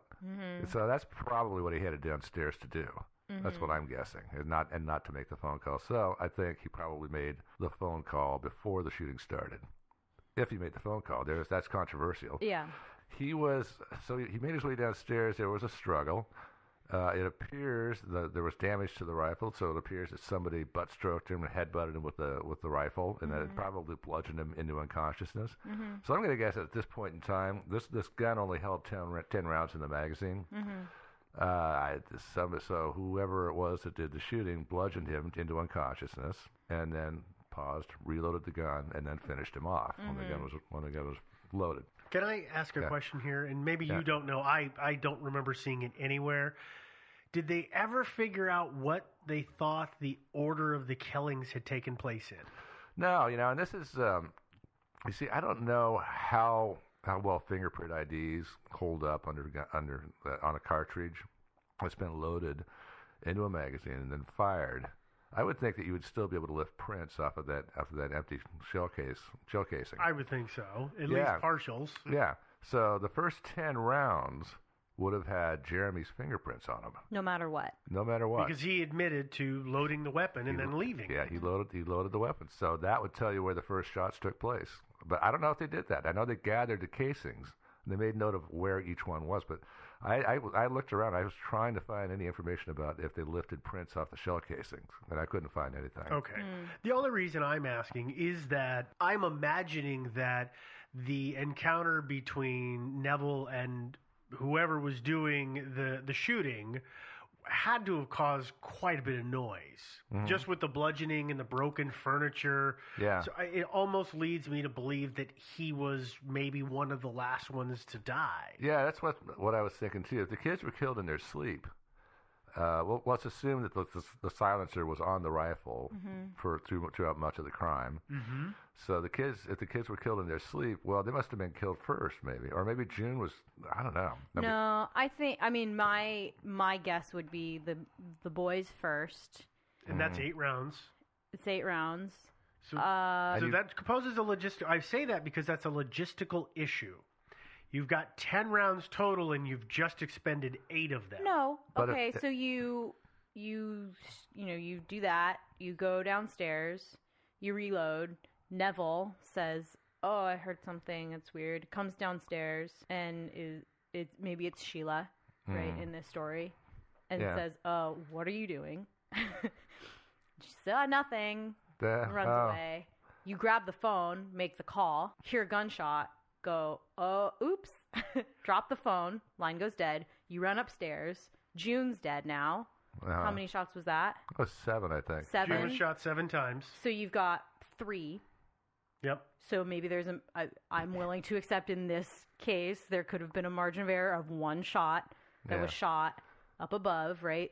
He gets shot 3 times, run downstairs. He was shot 4 times upstairs, I think. I'm just saying, I'm willing to accept. I see where Devin's going, and I suddenly see where the flaw in my logic is, and maybe probably a lot of people's logic, which is I played too many freaking video games that you expend all the rounds in the cartridge or in the clip before you reload.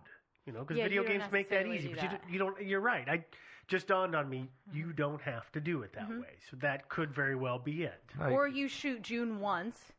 She was shot once in the head. That's all it takes. Maybe you shoot her once. Neville comes up, says, "Oh, what are you doing?" You shoot him 4 times, chase him downstairs because he's going for the phone again or whatever. Beat him to death. Come back up, finish June off. And now we all know why this story is such a mystery, because we could do this for another 45 minutes. Oh, absolutely. Quick, Joe, start taking notes. Sorry. Devin and I are going to keep going. Sorry. I know. So I'm just providing one. I totally understand. But I agree. I think the boys probably would have had gone first. Okay. Because otherwise they would have. They would have been woken up. They would have been woken up, and they would not have been peacefully in bed. Yes. Yeah. Well, anyway, also, I'm sorry. As a quick question, it was not a semi-automatic. What kind of gun? It was a semi-automatic. Semi-automatic. Yeah. Okay. So yeah. I'm just wondering, because that also explains why there maybe what I would say is an excessive amount of shooting happening to like a small boy in a bed. Right? You need 1 bullet for that. But if you are not experienced with guns and you pull the trigger a little too hard and it just No, it's a semi, so it wouldn't have kept going. Yeah, it wouldn't? It's not a full auto, just semi-auto. So you have to pull the trigger every time. Every time. Got it. Never mind. But yeah, whoever did it wanted to make sure the kids were dead. So want to make sure everyone was dead. Yeah, you could actually probably survive a gunshot wound to the head. You're probably not going to survive 5. Probably not. No, that's pretty rare. Not a chance, really. So there was the shooting that we're not really sure what order it all occurred in. I'm guessing that let's say it was Sheila. She walks into the bedroom and she shoots Neville 4 times, thinking, well, that'll be enough. And then she turns the gun on her mother and starts shooting her. Let's say she shoots her, say 4 or 5, maybe 6 times. Well, now she's got an empty gun. Meanwhile, Neville's heading downstairs. Oops, he didn't finish him up with those 4 rounds. And he's going to go grab himself a shotgun or something. Yeah. So you go after him. You take that rifle and you start hitting him with that thing until he loses consciousness, at least enough that you got just a little bit of time to reload your gun and then finish him off. Then you go back upstairs and you pump a few more rounds into Mother. Because you don't like her. Yeah. And actually, Sheila didn't. Neither of the kids liked their mom. No. Yeah. Let's she be was fair. a piece So of work. no matter, She sounds like a total piece of work. Almost no matter who killed them, they didn't like June. There's one option of a person who maybe didn't really care. Yeah, and then of course, Jeremy had problems with his parents, and then he wasn't that crazy about his sister. No. And then he was also really kind of angry and jealous about his sister because she had had her breakdown and everything, and she'd broken up with her husband, gotten a divorce, and in London. And Jeremy was a little ticked off about that. Yeah, they bought her a really nice flat. They probably were giving her a pretty hefty allowance. Yeah, they were. She was raising 2 boys, so she needed more money than he did. And though of course, her ex-husband at that time, he reportedly said he was doing almost everything for and with the boys. Yeah. Before they came to live with them. But I want to point out, she was 28 or 29? She was 28. 28 when she died. So that makes Jeremy 24. Yeah. 24-year-old men are jealous idiots of everything. Yeah. So, I'm not trying to justify behavior, but I'm also trying to shine a light on this is kind of normal behavior for a 24-year-old dude to be angry at everybody else because he's not getting his entitled due. Yeah, that certainly doesn't mean he's a psycho. Or anything like that. I mean, I've known a few people that had they were from not super stinking huge rich, but very well-off families, and the siblings were all really Squabble. kind of at each other's throats over the money and stuff like that. And well, anyway, back to our story. What were we talking about? Okay. Oh, yeah, the twins. They were shot 8 times total. And then Sheila was on the master bedroom floor, as I said, on her back, shot twice. And there were no signs of struggle on her body. The police said her hands were clean, no lead or powder residue. And there was no blood on her feet, even though there was blood on the floor. So that was considered kind of significant, and it might be. But that's significant. Well, because you're saying the blood, because if she had done all this shooting and there was all this blood flying around, she should have had it on her. She should have walked through some of it. Yeah. But of course, at the same time, when she was done slaughtering everybody, she could have washed her hands, and there were a pair of socks found nearby that were blood stained, and so. If she was walking around in her socks and she took her socks off because they were blood-stained and sticky and gross, so she takes them off, wipes her feet off, washes her hands. So that explains the lack of blood and the lack of lead residue, powder residue on her hands. So I think I'm willing to say that the evidence is strong that Sheila was the last one to die. Would you agree with that? She was either the last or the first. And here's what I would say: she might have been the first. Supposing that she didn't do the killing, supposing it really was Jeremy. Mm-hmm. Now, what they have said, the prosecution has said, there are no signs of a struggle on her body. Mm-hmm. No scratches, no bruises, no broken fingernails, nothing like that. Mm-hmm. Well, if Jeremy had murdered her, and this is one of the reasons I kind of have my doubts that he did murder her, the only way he could have done it without a struggle would have been to kill her first. Yeah, and I guess I'm going off of the evidence that's been presented with the crime scene photos and the fact that it looks like her blood is like real fresh. Yeah, it does. It's still wet. That's the thing. It looks like she was the last killed by far. By because far. her blood had not coagulated yet. Right. So I am of the camp that says that she died last, and if she died last and didn't do the killing, if Jeremy or someone else did the killing, it's even more suspicious to me that she was clean, because I've seen crime pictures. I mean, there was a sizable amount of blood around June, for instance. Yeah. There's a lot of blood everywhere. There was stuff going on. She definitely would have been woken up with whatever's happening with Neville downstairs. Either she would have gone down to investigate that, she would have seen her mom, and who knows if she would have been sad of her mom or not, but she would have walked through some blood. There would have been some damage, and then there probably would have been a struggle with Jeremy. Probably. Well, maybe not. I don't know how the drugs she was on affected her. I know they're kind of had sedative qualities. Sedative. It was kind of a sedative, antipsychotic. So I don't know if I don't know, but I think it's the problem really with her suspicious. having been the first to die is the coagulation of the blood. That doesn't add up at all. Yeah. And I swear, correct me if I'm wrong, if either of you know the answer, but I swear that while Jeremy and the police were outside, they heard gunshots. Is that incorrect? I swear I read that somewhere. I didn't read it. No, I didn't either. You did a lot more clicking on some websites than I did, I know. So Yeah. That's because you hate colored text. I can't. I'm sorry, you guys. Make Yeah. them black and white. Come on. And black on white, not the other way around. 'Cause that's the worst. That is the worst. No. Hard on the eyes. You know, actually, the worst ones of all are the ones where they fade away from bright to dark, the background behind you. Yeah. I just hate that. I do Oh my too. God, it's so hard on your eyes. But So- anyway, back to the mystery. Anyway, I think she likely washed. I mean, there were notes of things like her nails were perfectly manicured still. She was in a pristine dress or sleeping gown. Everything was perfect.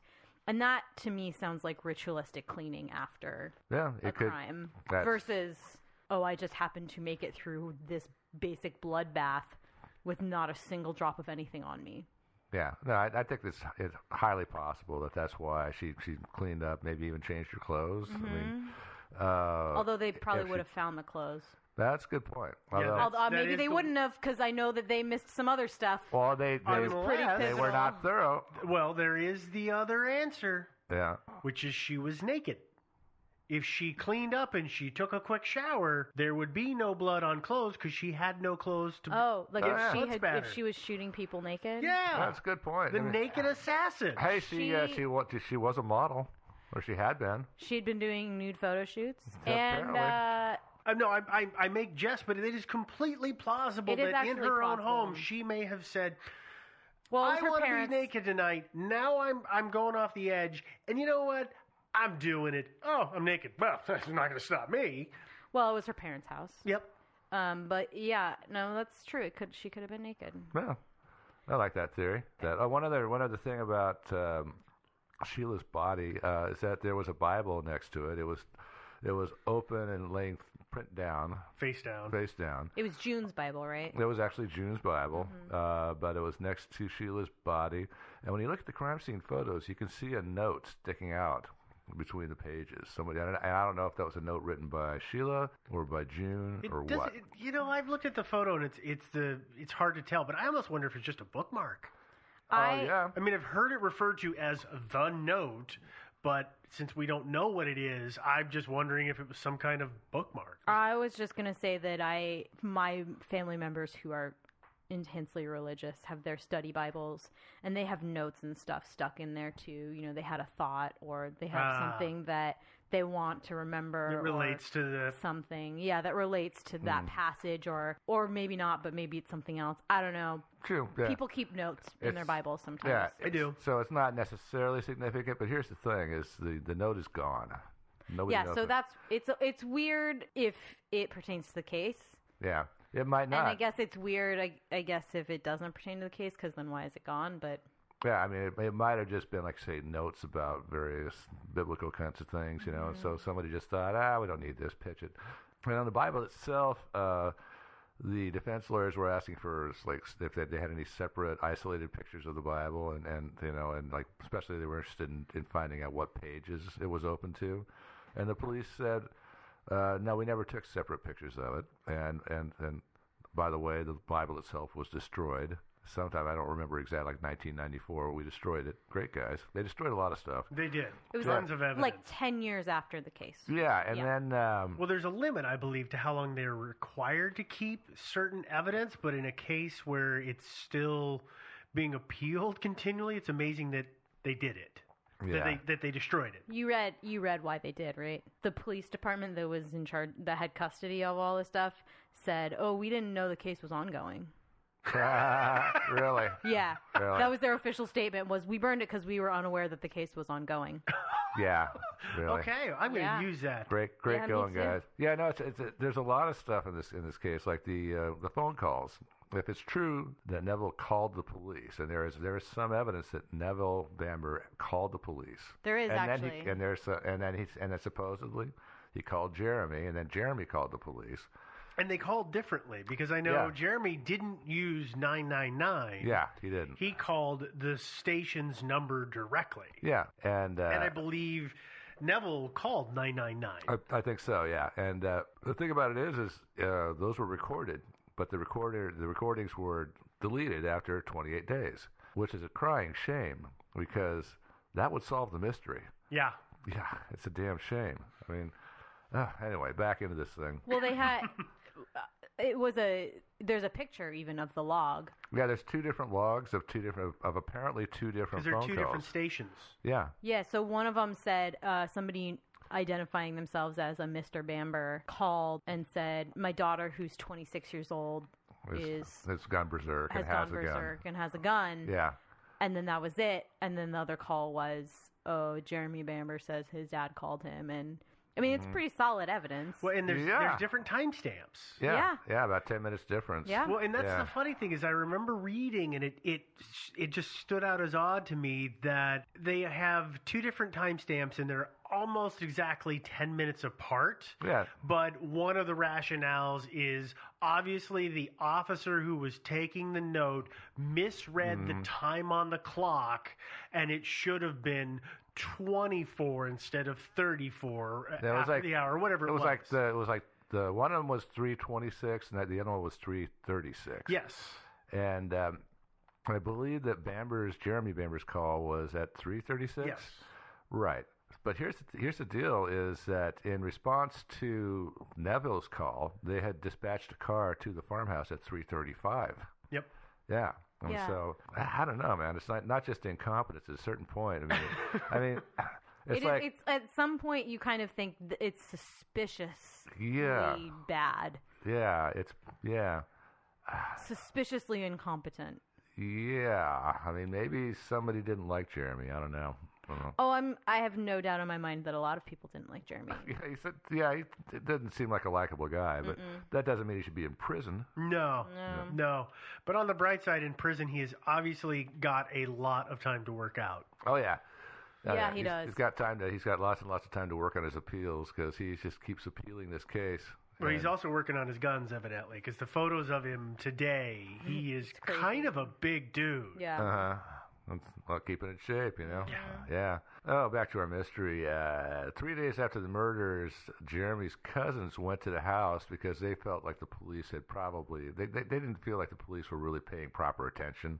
Yeah. And they wanted to go search the house themselves. They wasn't capable of that sort of thing, so they thought, well, clearly somebody else did it, and the police didn't search for evidence, which is fair. I mean, they said, well, the gun always had a suppressor and a scope on it, and neither of those things were on the gun when you found it, so where were they? And the police said, we didn't find it. Well, and evidently they weren't easy. I imagine the suppressor wasn't hard, but I know the scope required a screwdriver to take it off. Yeah, but I mean, it's one of those things, probably a screwdriver, maybe even just a dime or a nickel, something like that.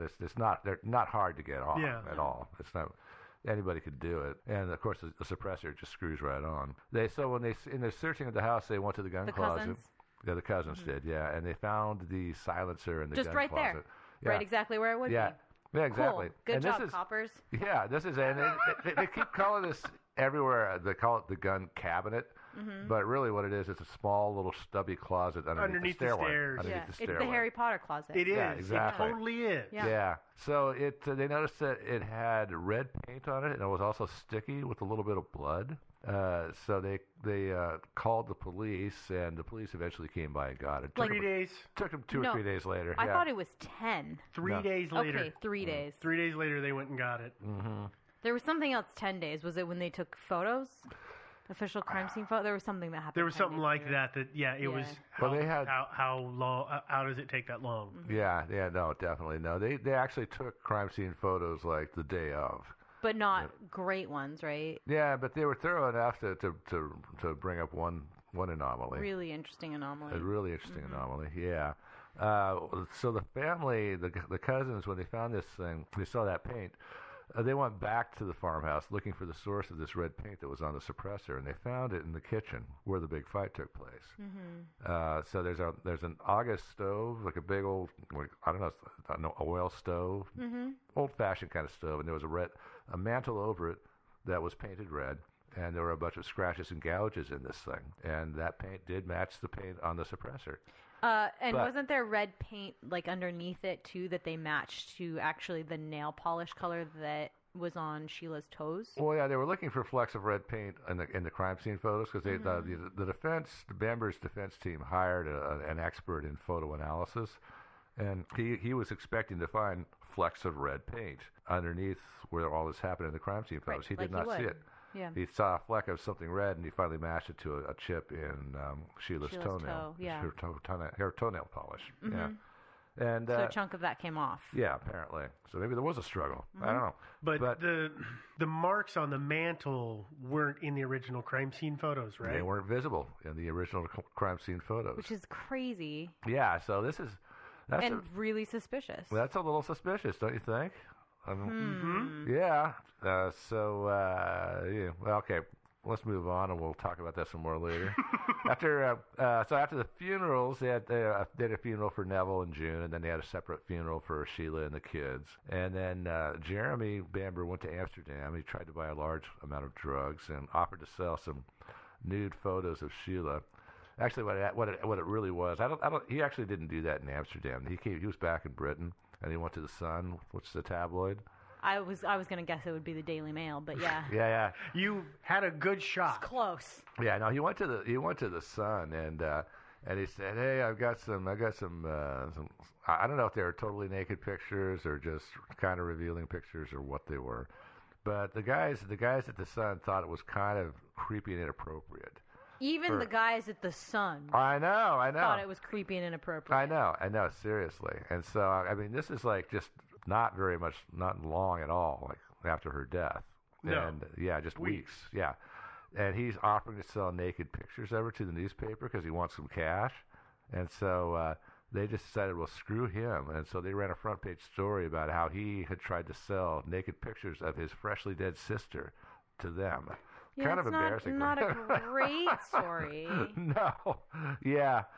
Oh, yeah. So anyway, after his little jaunt in Amsterdam, he was spending a lot of money because, surprisingly, he had all kinds of funds available to him now. He that inherited he hadn't had before. like $500,000, right? £500,000. £500,000. It was like £436,000. Pretty close. It was a lot of money. Yeah. Well, then all of that wasn't cash money.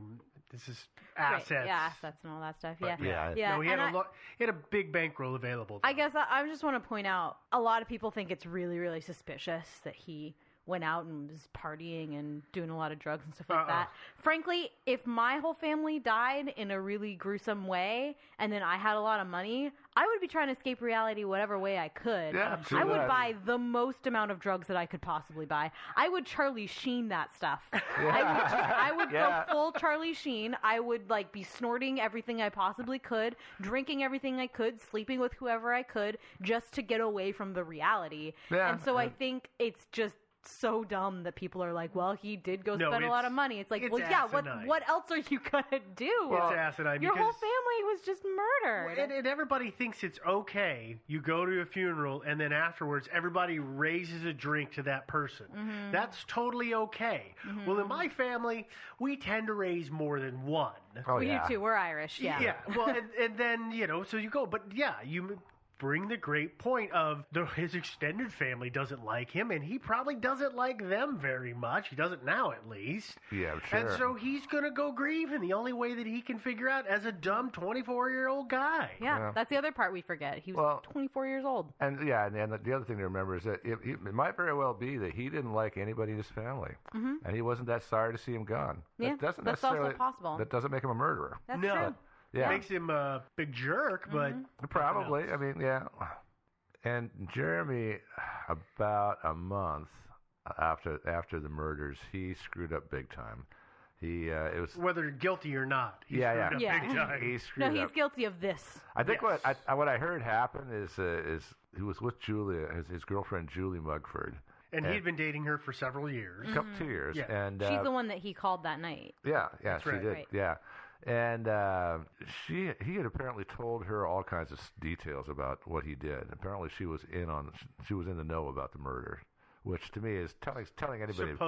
Supposedly she was.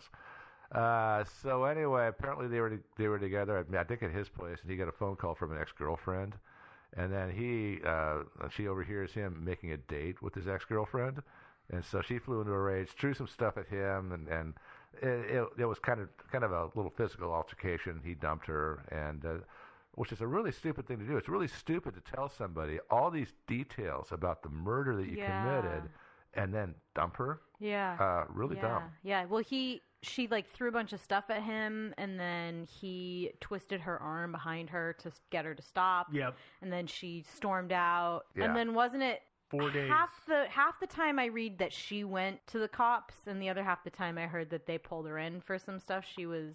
Well, she had had troubles with the police. Several other things. There was some theft. There was There were a bad lot of checks, things. Yeah.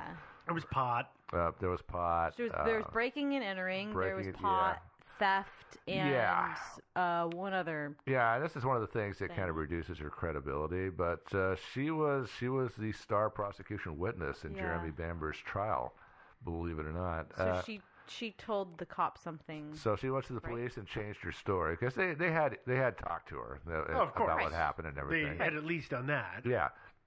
So she goes to them and she tells them that actually Bamber said that he hated his parents. He said at one time what he really wanted to do was go over there for dinner and drug them and sedate them and then come back a little later on when they're all passed out and burn the house down.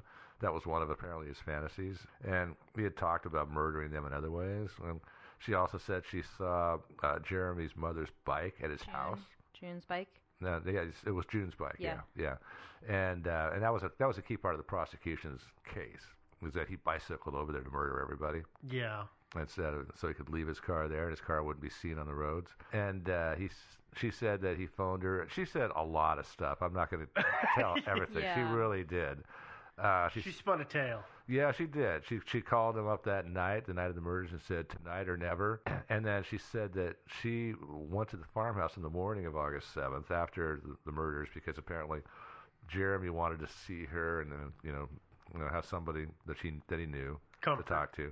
Cared about, maybe. Yeah. And presumably. So the cops went and got her and brought her there, and supposedly he took her aside when they got there, according to her, and she said, quote, I should have been an actor. Unquote. Yeah, he told her that he should have been an actor. He was doing so well or something like that. Yeah.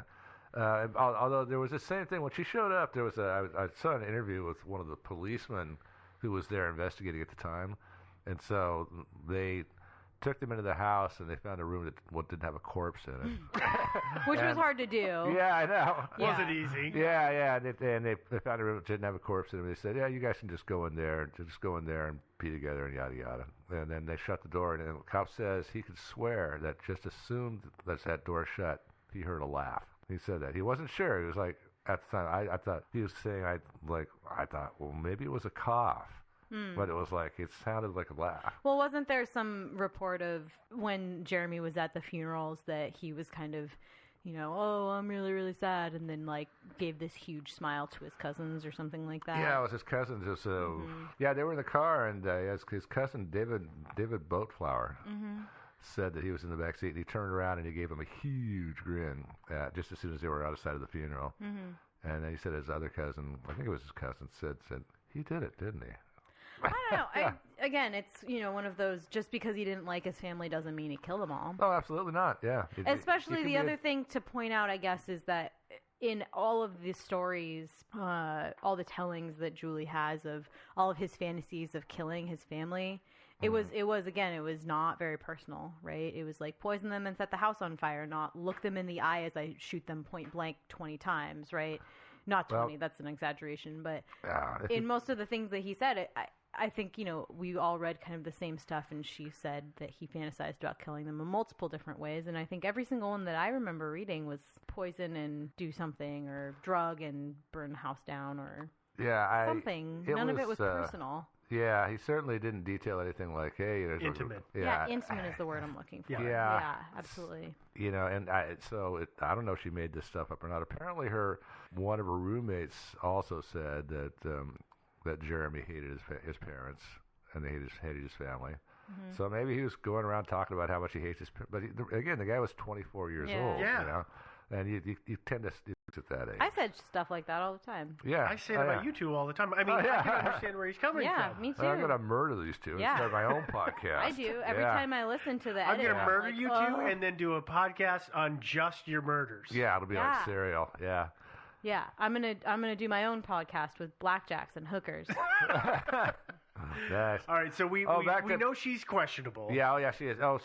She also said that Jeremy said that he hadn't done it, but that he had hired a plumber named Matthew McDonald to do it for £2,000. Okay. Which is a really, really bargain basement price for murdering 5 people. Yeah. It really is. Yeah, I mean, and actually, that guy turned out to have an alibi. Obviously, the police pulled him in, and he had a good alibi. So ironclad is what they say. That's what they say. And wasn't she granted immunity for like all of her crimes in exchange for her testimony? Got out of a lot of trouble. Yeah, that's another reason to question her reliability as a witness. Again, she's angry about being jilted.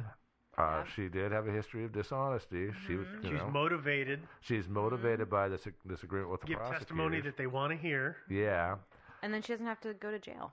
Yeah. And so at this point, the police put him under surveillance. I'm talking about Jeremy. They saw that he was selling off the family silver and antiques and stuff like that to raise cash and doing a lot of partying. And so at one point, he'd gone off to Saint-Tropez for a vacation. When he came back and he got off the plane, they arrested him. And that was in September '85, about a month after the murders. Mm-hmm. And then a year later, the trial started. That's October '86. The prosecution's theory was that Jeremy left the farm about 10 p.m. and went back to his house, and then came back by bicycle in the wee hours of August 7th. He broke into the house through the bathroom window, which apparently I think the latch was defective or broken, or there was. He could use a pen knife. He had a knife. Yeah, you could use that to unlatch it. So he snuck in. Here's the problem that I have with this: is that if he snuck in and surprised everybody in their sleep, what about the dog? What do you mean, what about the dog? The dog knew him. Well, the dog still would have barked some until the dog established who he was. The dog would hear him coming in. If he was coming in through a window, dog would have barked. I think so, yeah.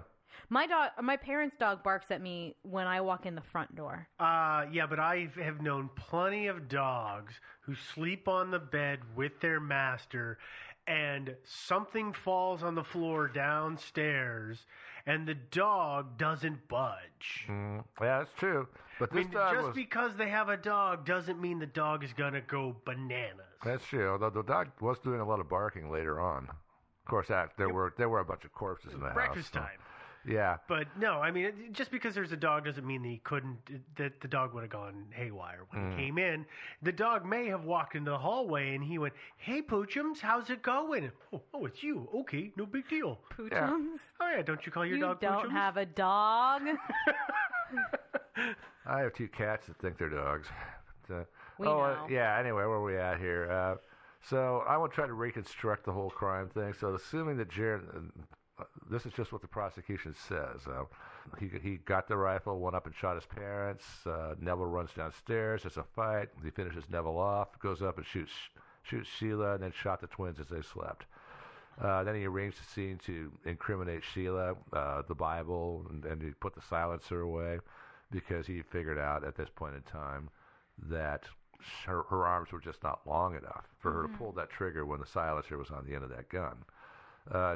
He also took the phone off the hook, went out the window, cycled home, and then called the police and said he'd gotten a phone call from his dad.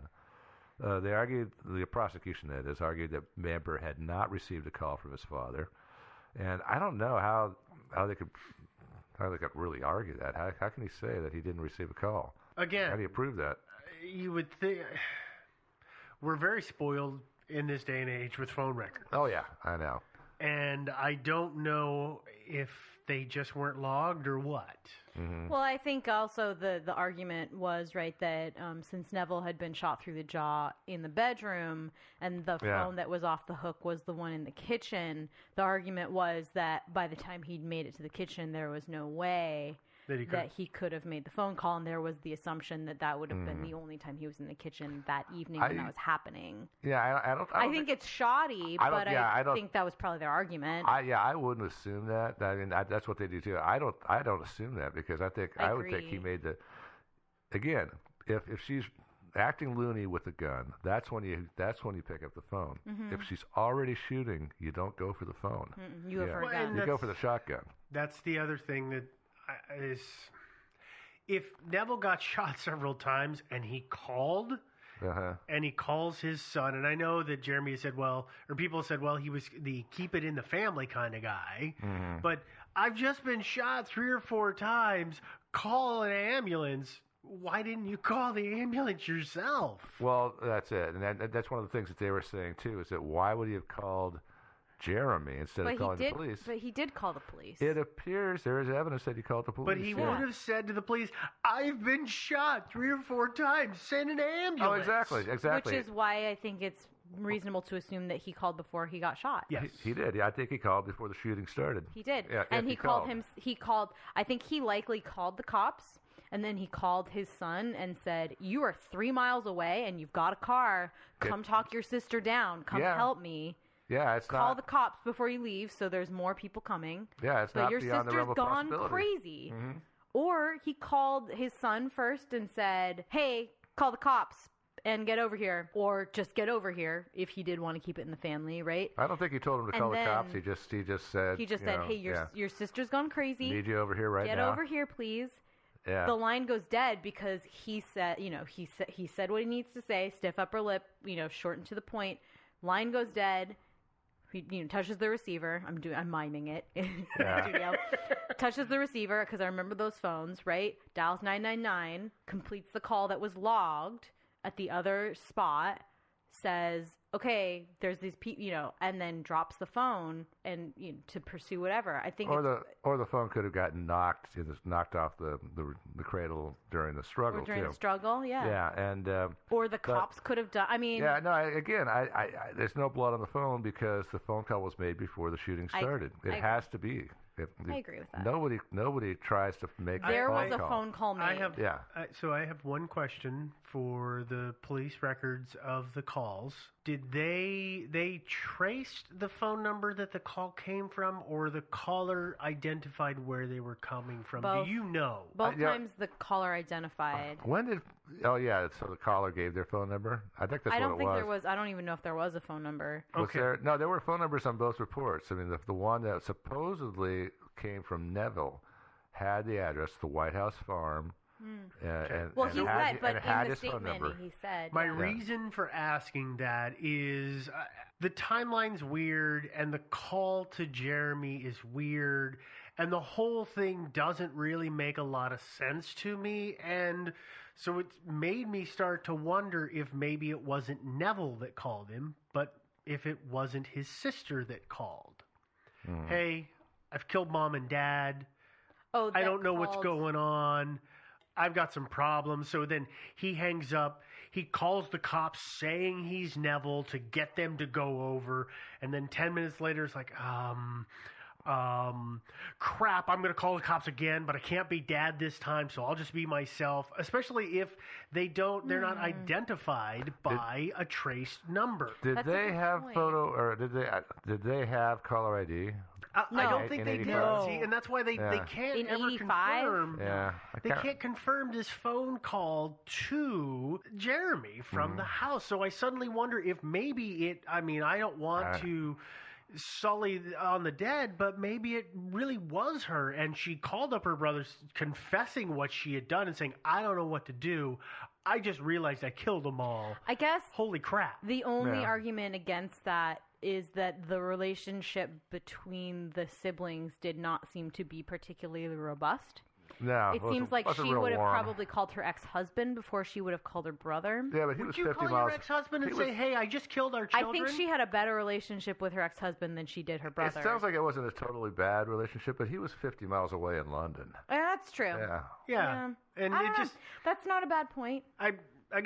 These are things that I keep thinking about because there's so many weird things in this case. I'm like, well, it could potentially fit. Yeah. But then why would she have killed herself? Guilt. It's usually why the person at the end does themselves in, is they can't stand what they've done. Yeah. Yeah, or maybe she called Jeremy and Jeremy says, "Well, you killed them all," And she says, yes, I've killed them all. What am I going to do? He says, well, usually what people do in these cases is they kill themselves. No, I mean... Okay, that's making him out to be probably we worse probably than he is. should. We Yeah, should it's not probably fair. keep going a little bit because Oh, yeah. I know Joe and I talked about a theory we have. Okay, anyway, to summarize what I think is wrong with the prosecution's theory, again, Neville was too badly injured to have spoken anyway, no blood on the kitchen phone. He was not, he had to have made that phone call if he made it before the shooting started. Yeah. Almost certainly. I'm not going to disagree with that at all. Yeah.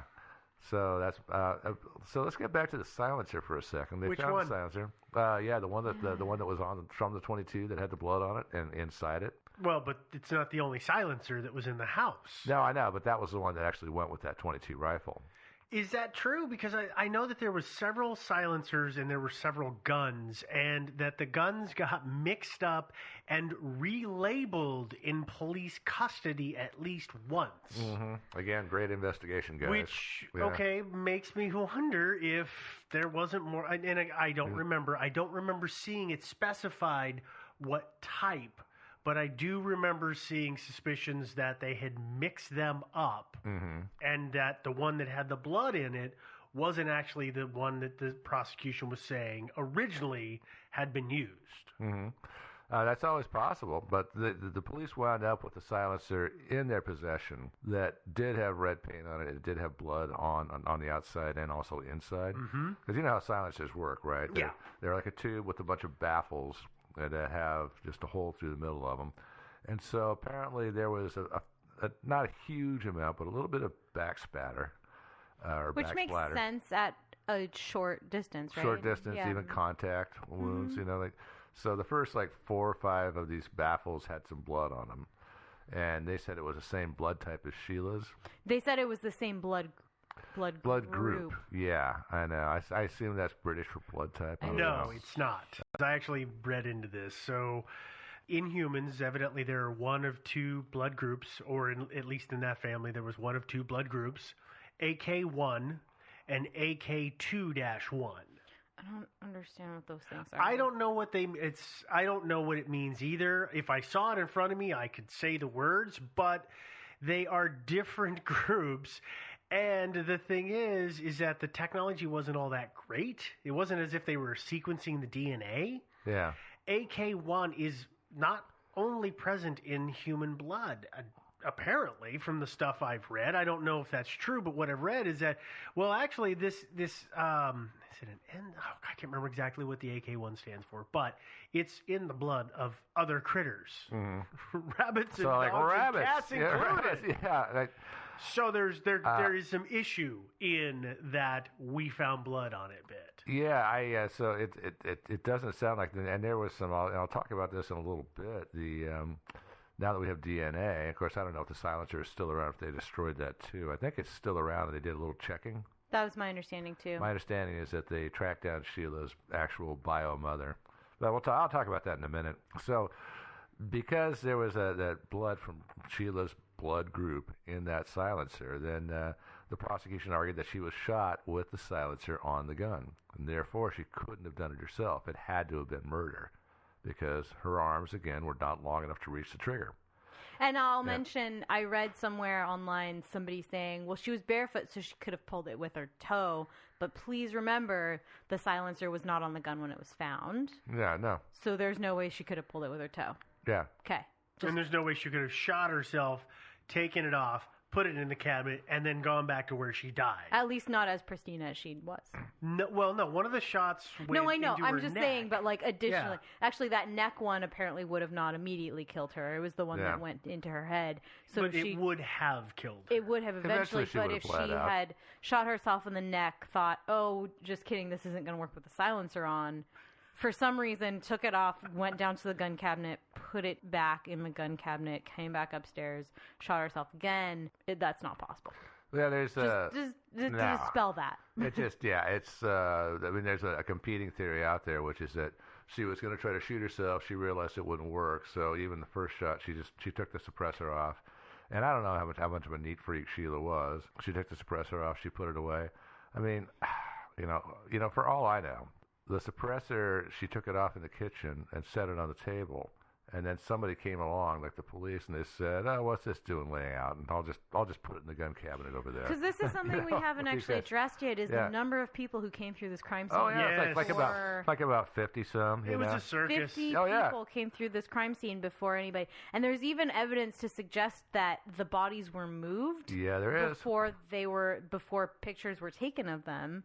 That would absolutely corrupt any kind of body placement, anything of a suicide. Oh, yeah. And there's pictures that are taken that show the gun having been moved and laying, I think it's leaned up against a wall near a window, and you can see it in another photo accidentally. Yeah. But then it's back with Sheila. Yeah. There's some things. So that's also worth mentioning as well. It's totally Absolute possible circus. that, there was just a silencer rolling around and somebody thought, "No, I'll just put this away." Yeah, it's totally is. Seems unlikely, but I guess I wouldn't be shocked to find out that happened. No, me neither. The prosecution to sum up the prosecution's arguments, it was claimed that she had no knowledge of guns and no interest in guns. She lacked the strength to overcome her father, and there was no evidence in her clothes or body that she had moved around the crime scene or been involved in a struggle. Mm-hmm. But again, I don't find that dispositive myself because she had the rifle. So the rifle was empty. Her father was still up and about, but wounded. Mm-hmm. He was wounded, had 4 bullets in him. Mm-hmm. So, and she had a rifle that made a nice handy club. And so it wouldn't have been hard to bludgeon him until he was unconscious. And it's also hard to know if in a situation like this, one assumes that a person would fight back. But sometimes you read about these cases where, a daughter's like just totally beaten on their dad and their dad isn't fighting back because they don't want to hurt their daughter. Yeah, it could be. It's possible. Yeah. It's not likely in this situation. It's more likely he was just too injured to fight back. But too weak. It's always possible. Yeah, I mean, he's losing blood and he's like got 4 bullet holes in him. And so the trial ended with a conviction. October 28th, 1986, the jury found 10-2 that he was guilty. So if he had gotten one more not guilty vote from a juror, he would have been let go. But he was found guilty, sentenced to 5 life terms. And by the way, the judge in this case really, I think, moved the goalposts on him. You know what I'm talking about? It was originally supposed to be a unanimous verdict, but they were having trouble reaching a verdict. So the judge basically said, "Hey, you just need to get at least 9 out of 12. So I'm going to change the rules on you. So instead of having to be unanimous." Well, he also said that they could convict solely on the testimony of the ex-girlfriend. Those were his instructions. Yeah, that you can convict solely under testimony, which I think is a highly questionable movement. Yeah, well, I think the evidence against Jeremy Bamber is really kind of thin. Doesn't mean he didn't do it. But let's examine this, for example. There is absolutely no forensic evidence that links him to the crime scene. I mean, one of his fingerprints was found on the rifle, but he was handling the rifle just the night before. So, that's not exactly damning evidence. And he would have handled it in the past. Are we doing theories now, or? I think we should. I'm just saying that I just wanted to sum it up by saying it's kind of remarkable that they got a conviction in this case, considering I think how thin their case really was. Okay, let's talk about the theories. So we got some possible perpetrators here. And we've talked about some of this stuff. Oh yeah, we have. Again, I wanted to talk about the 22 shell casings for a little bit. I don't know if they were fingerprinted or not. For all my looking, I was not able to find it. I know they picked them up. They cataloged them. How many were in this room? How many in that room? And yada yada. But I don't know if they fingerprinted them. Yeah. But if any of them had Sheila's fingerprints on them, a single one of them, then the case is solved, kids. I agree. Yeah. I have no idea if those things are still around. Probably not. And if none of them had Sheila's fingerprints on them, then it's a correct conviction. Yeah, then there you go. That explains it too. And it would have been nice to take a look at the note that was in the Bible, because it probably was not a suicide note, but it would have been nice. It would have been good if they could have at least taken a picture of it before they lost it. But we also mentioned just briefly the phone logs. It turns out there are records of a phone call from Neville as well as Jeremy. Yeah, we talked about that. Yeah, okay. Sheila was on, I think this is pronounced haloperidol. Yeah. Haloperidol, I don't know.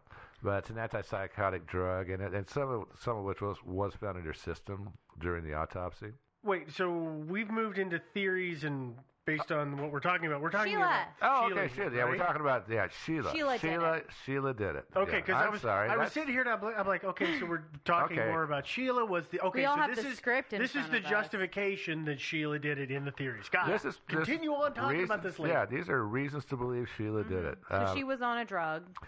Yeah, so she was on, I think it's haloperidol or something like that. It's an antipsychotic drug. But she had been on her dosage just been reduced, right? Yeah, I had heard that they'd cut it in half. Yeah, so and it was an injection she had to get. It was like a monthly thing, and so I don't know how long ago she had gotten her monthly injection. I thought it was like a week. I was going to say it's really? a weekly injection. I think is. Was it more weekly? Okay. I do want to mention while we're talking about the drugs that she was on and all of that stuff.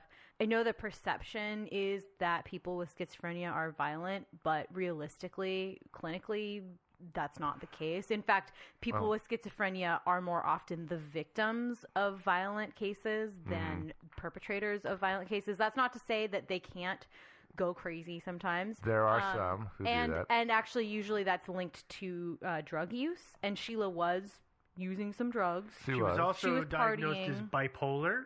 Mm-hmm. So she would have fits of mania, which and so the whole thing with schizophrenia, right, is that very often you just disassociate from reality. You can't tell what's going on in your head and what's going on in reality. She thought she was the devil. But I want to make sure that because her mother called her the devil child. Right. She think thought that her kids were the devil too. Yeah, she kind of thought everyone was the devil for a while. Thought her mother was the devil. Yeah. But I do want to just mention that just because she's schizophrenic doesn't mean that she was violent or capable of something like this. Absolutely. But it does seem that her specific case, she might have been capable of something like this, and she might have actually just kind of been guano crazy. Yeah. Oh, yeah, totally. Let's see. Also, another reason I suspect Sheila could have done it is, again, I already mentioned this. Neville, when they had their struggle, if there was between the two of them, had already been shot 4 times. Mm-hmm. She had a rifle to use as a club.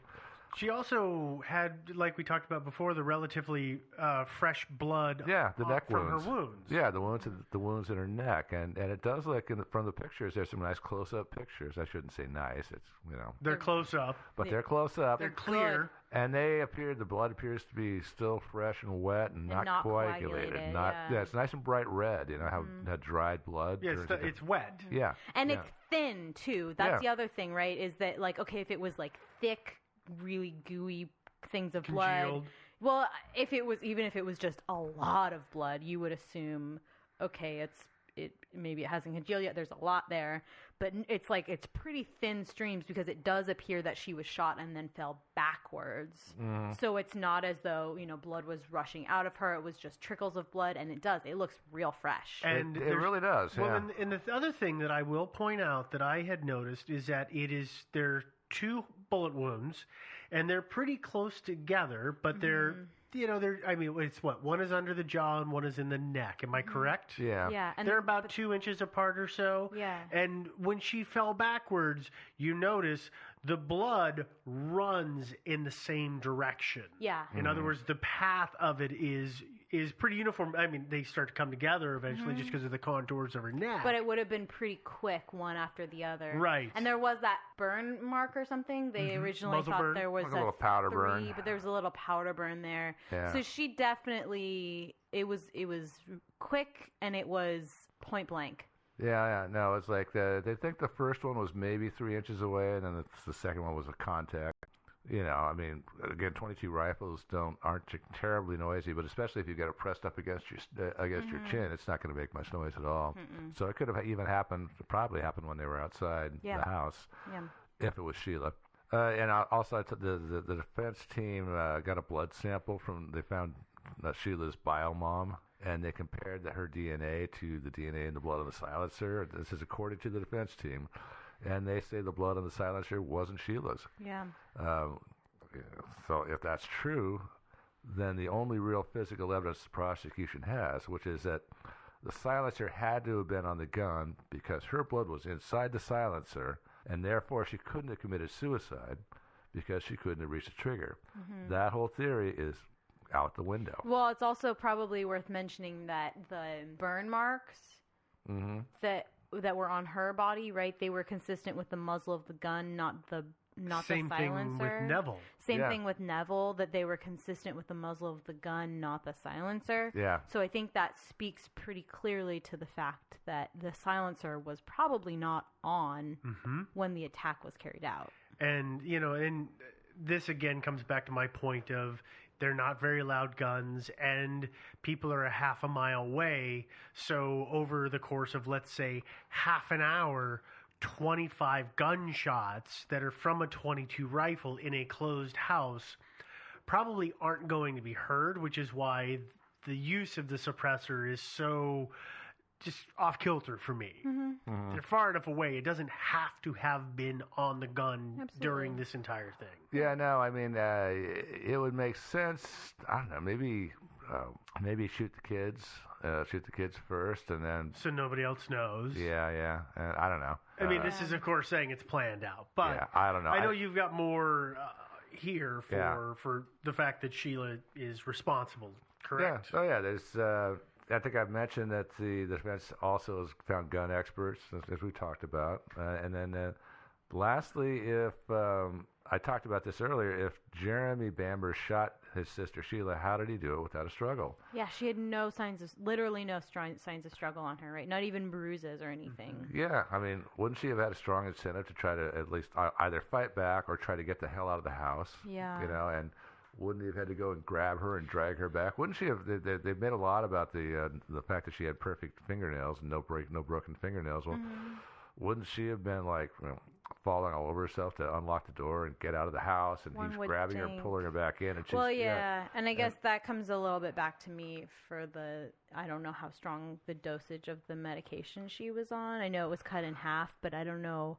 Well, some people are affected more by side effects than others. If she was Well, and as we heavily said, this sedated drug was known to make people very sleepy. Yeah, so if she was heavily sedated, if that was one of the side effects she was experiencing, it would make sense.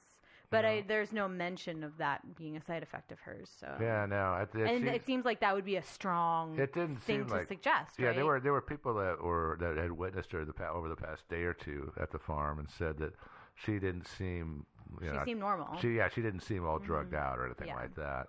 All right, so much for Sheila. So Sheila's a strong contender. I think she actually could be the guilty party here. Well, let's talk about Jeremy Bamber. So what do we got against him? What makes him look as good as a suspect? So his girlfriend hates him. The girlfriend testified against him and said that he said all kinds of stuff. Her roommates testified that he had said that he hated his family. Again, though. Again, that doesn't prove really much of anything. 24-year-old D-bag, gotta say stupid things. Yeah, his extended family thinks that he did it. And in fact, those guys went to the police with their suspicions a long time before the girlfriend went to the police. And they said they thought Jeremy was a suspect, or he should be a suspect. It appears, he wasn't a great guy, but everybody thought he was insincere in his grief and that he was acting at the funerals. And then, of course, we talked about the big, huge grin in the car after the funeral.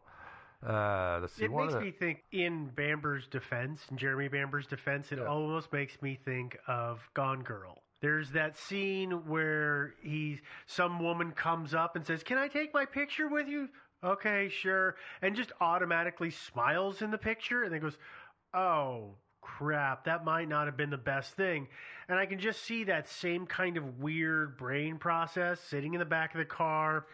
Person turns around, he's like, just kind of moons at him, just because he doesn't know what else to do. Okay, but also, I will say, again, Joe has said this before, we've reiterated again and again and again, just because he didn't like his family doesn't mean he killed them. It's not outside the realm of possibilities to say he did not like his family. He just inherited a bunch of money. Why I'm bringing it up. And he was happy. Yeah. Yeah. That's a gross thing. It feels icky to say. Yeah. But it's totally possible. Just because he was happy his family was dead doesn't mean he killed his family. I don't remember Devin managing to skeeve herself out in a long time. It's been a while. Yeah, I know. Yeah. Good job. Yeah. Let's see. He had a lot of anti-character witnesses. One of the family's employees said that Jeremy was, quote, quite a nasty piece of work, unquote. They had a farm, and one of the farmhands reported that Jeremy was cruel to the animals. And then Neville Bamber's assistant, Barbara Wilson, said that Neville said to her once, quote, "I must never turn my back on that young man," unquote. And he also told her in great confidence, not long before the murders, that he felt that his life might be cut short, and that he thinks it would be Jeremy, probably a shooting accident, but he felt like there's a real possibility that Jeremy might be killing him. So that's another reason to kind of suspect that, well, maybe some psychiatrists have diagnosed him as being a psychopath, although I have to admit other psychiatrists have said he's not. Yeah. I read a really interesting thing because this case came up on Reddit recently, and I was reading saw a the Reddit thread. post about that. Is that the one where there's that mega long post about summarizing the whole thing, and then about 13 comments underneath? No, this one was what case are you 50-50 on? Yeah. What do you like? This person could be just as innocent as they could be guilty.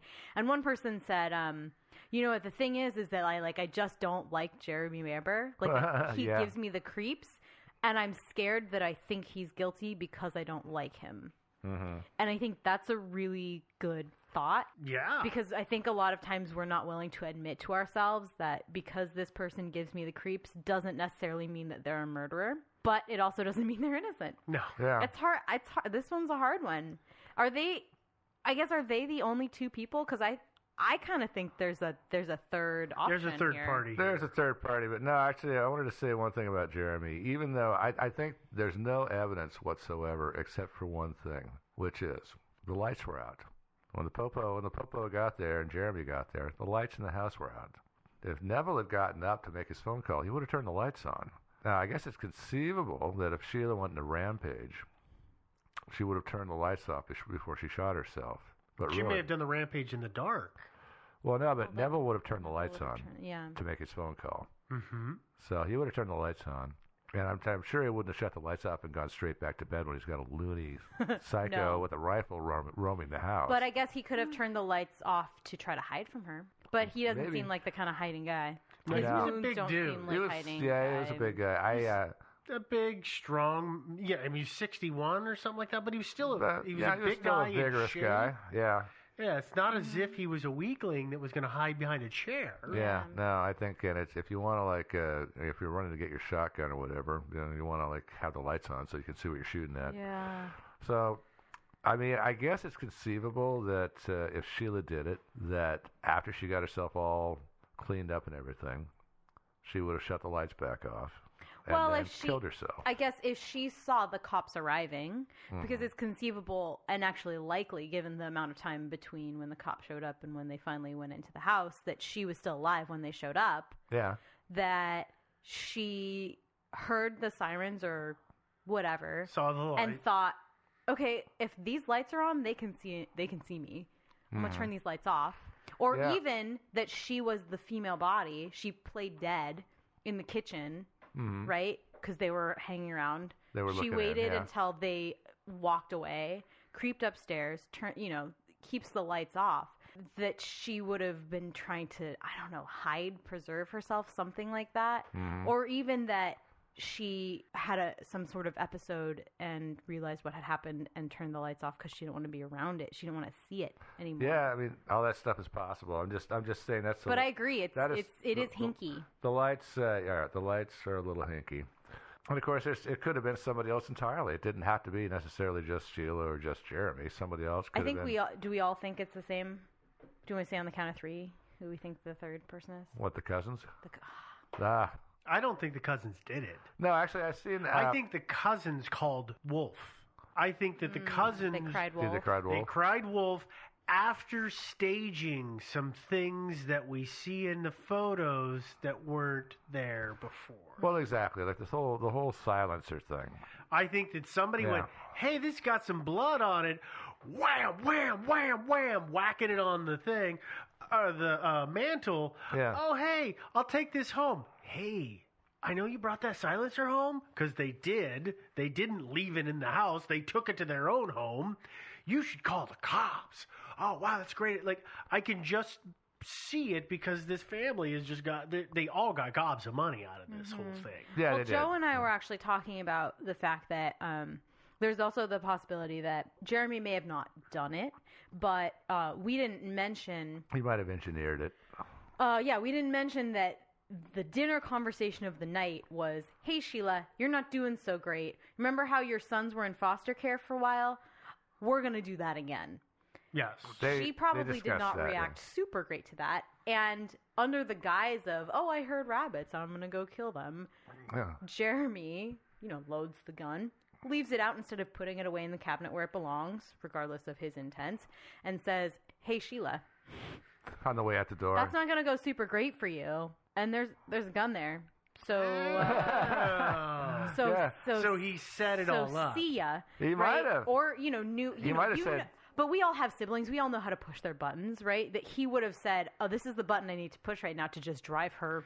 Yeah, by the way, if this happens, your ex is going to end up with the kids, and you're never going to see them again, and mom and dad are going to lock you up. And blah, blah, blah, blah. Mom and dad are going to get you committed. Yeah, and absolutely. Yada, yada. So she thinks, okay, my only option is to kill. She calls Jeremy. He says, "All right, turn the lights off."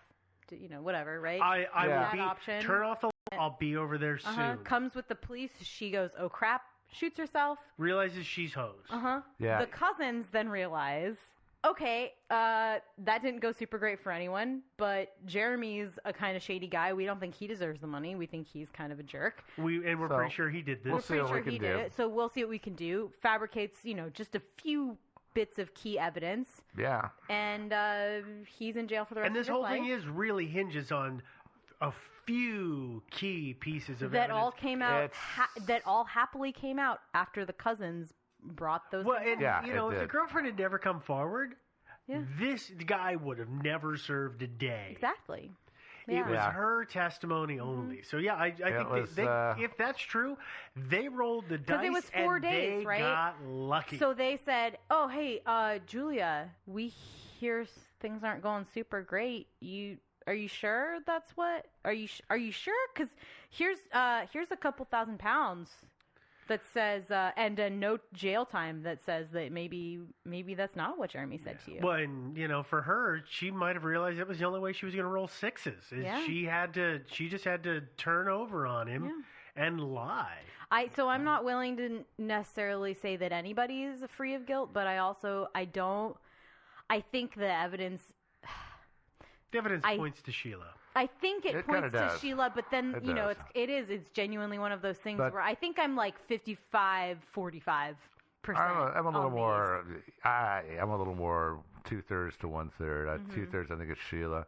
Although I do think it is a possibility that, because after all, when you've got a paranoid schizophrenic in the house, is it really a good idea to leave a loaded rifle sitting on the table? Particularly when they're probably having some sort of episode because they've received some bad news. Yeah, there might have been. And their medication is lower than it normally is, and then your family sprung some. Yeah. Yeah, it's like it doesn't make him a murderer. It just kind of means he pulled a sneaky one. That he was kind of a crappy person. See, and I'm 75-25, and my 25 is I'm 75 that she did the killing.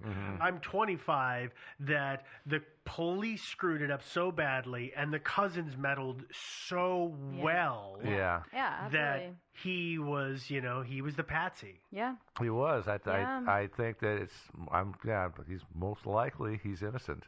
So that's Especially, what we think. Yeah, when you see things like the 2 phone logs that it appears, and damn it, it's so too bad that they erased those tapes. Yeah. I mean, holy crap. And burned all the other evidence. Yeah. Yeah, and when it comes right down to it, Jeremy Bamber would have been infinitely better off if his girlfriend had rolled over on him right away. Yeah, and all that evidence would have maybe been preserved. Yeah, absolutely. Yeah, and so it's too bad for him. And she didn't, I'm sure, mean to do him any favors, but she didn't. I mean, what's the word I'm thinking of here? She didn't mean to do him any harm? Well, she did, obviously. She didn't mean to put him away from life? None of it was deliberate. She didn't I'm going to wait exactly a month because I know 28 days. It wasn't planned out, no, it wasn't at all. But anyway, the whole thing is just really a shame. I mean, I kind of hope he did do it because he's been in jail now for 30 Hey, 30 years. Yeah, almost 30 years. So I kind of almost hope he did do it, because if he didn't do it, then oh my God, that's horrible. Yeah. It really is. Yeah. All right. Well, if you guys have any, other thoughts or theories or anything, I think that I don't really know, but I think Jeremy Bamber may just be innocent. I think it's possible. I think it's likely, actually. Anyway, let's. I'm just going to do a little bookkeeping here to wrap this thing up. Of Public course. service announcements. Yeah. You want to know what our website is, I'm sure. You probably already know, but in case you don't, our website is thinkingsidewayspodcast.com. It's a place where you can listen to episodes, you can leave comments, so you can check our links to various informational stuff. You can also find us on iTunes, subscribe, review us, a nice review preferably. It's not required. As far as streaming, it's anywhere. There's lots. There's millions, billions, and billions of streaming services. Well, maybe not. Yeah, but there's a bunch of them. We are on Facebook. We have our page, and we also have a group, right? Mm-hmm. Yep. Yeah. And so like us, follow us. Yep. Like us and follow us. Join the group. Do not friend us. Don't friend us. We don't do anything on our regular page. Okay. What else? We are on the Twitter, and we are Thinking Sideways. That's without that G. And, of course, we have an email. It's thinkingsidewayspodcast@gmail.com. And the subreddit. Don't forget the subreddit. Oh, yeah, we got a subreddit? It's called Thinking Sideways. Yeah. Just find us. Yeah. These guys always look at me like I'm crazy. No, I know you've been championing the subreddit. It's getting Just let there. you go. It's getting there. Oh, yeah, for sure. And last of all, we're on Patreon. Patreon is like it's where you go if you want to pledge a certain amount of money per episode. It's like Run for the Arts. Yeah, it's kind of like that. But for podcasts. That's totally optional. But if you feel like doing that, if you want to support us, because actually, God, we just paid the bill for our hosting for the year. Really Yeah. good. Oh my God. We appreciate all that help. Yeah. Because wow. Yeah. So Patreon. That thing keep going. Yeah. Patreon.com/Thinking Sideways, and that's it. So anyway, everybody, next week we'll be back with another hard-hitting mystery. Probably. We will. Yeah. Maybe. All right. A couple of them. Yeah. All right. Bye-bye. Bye, guys.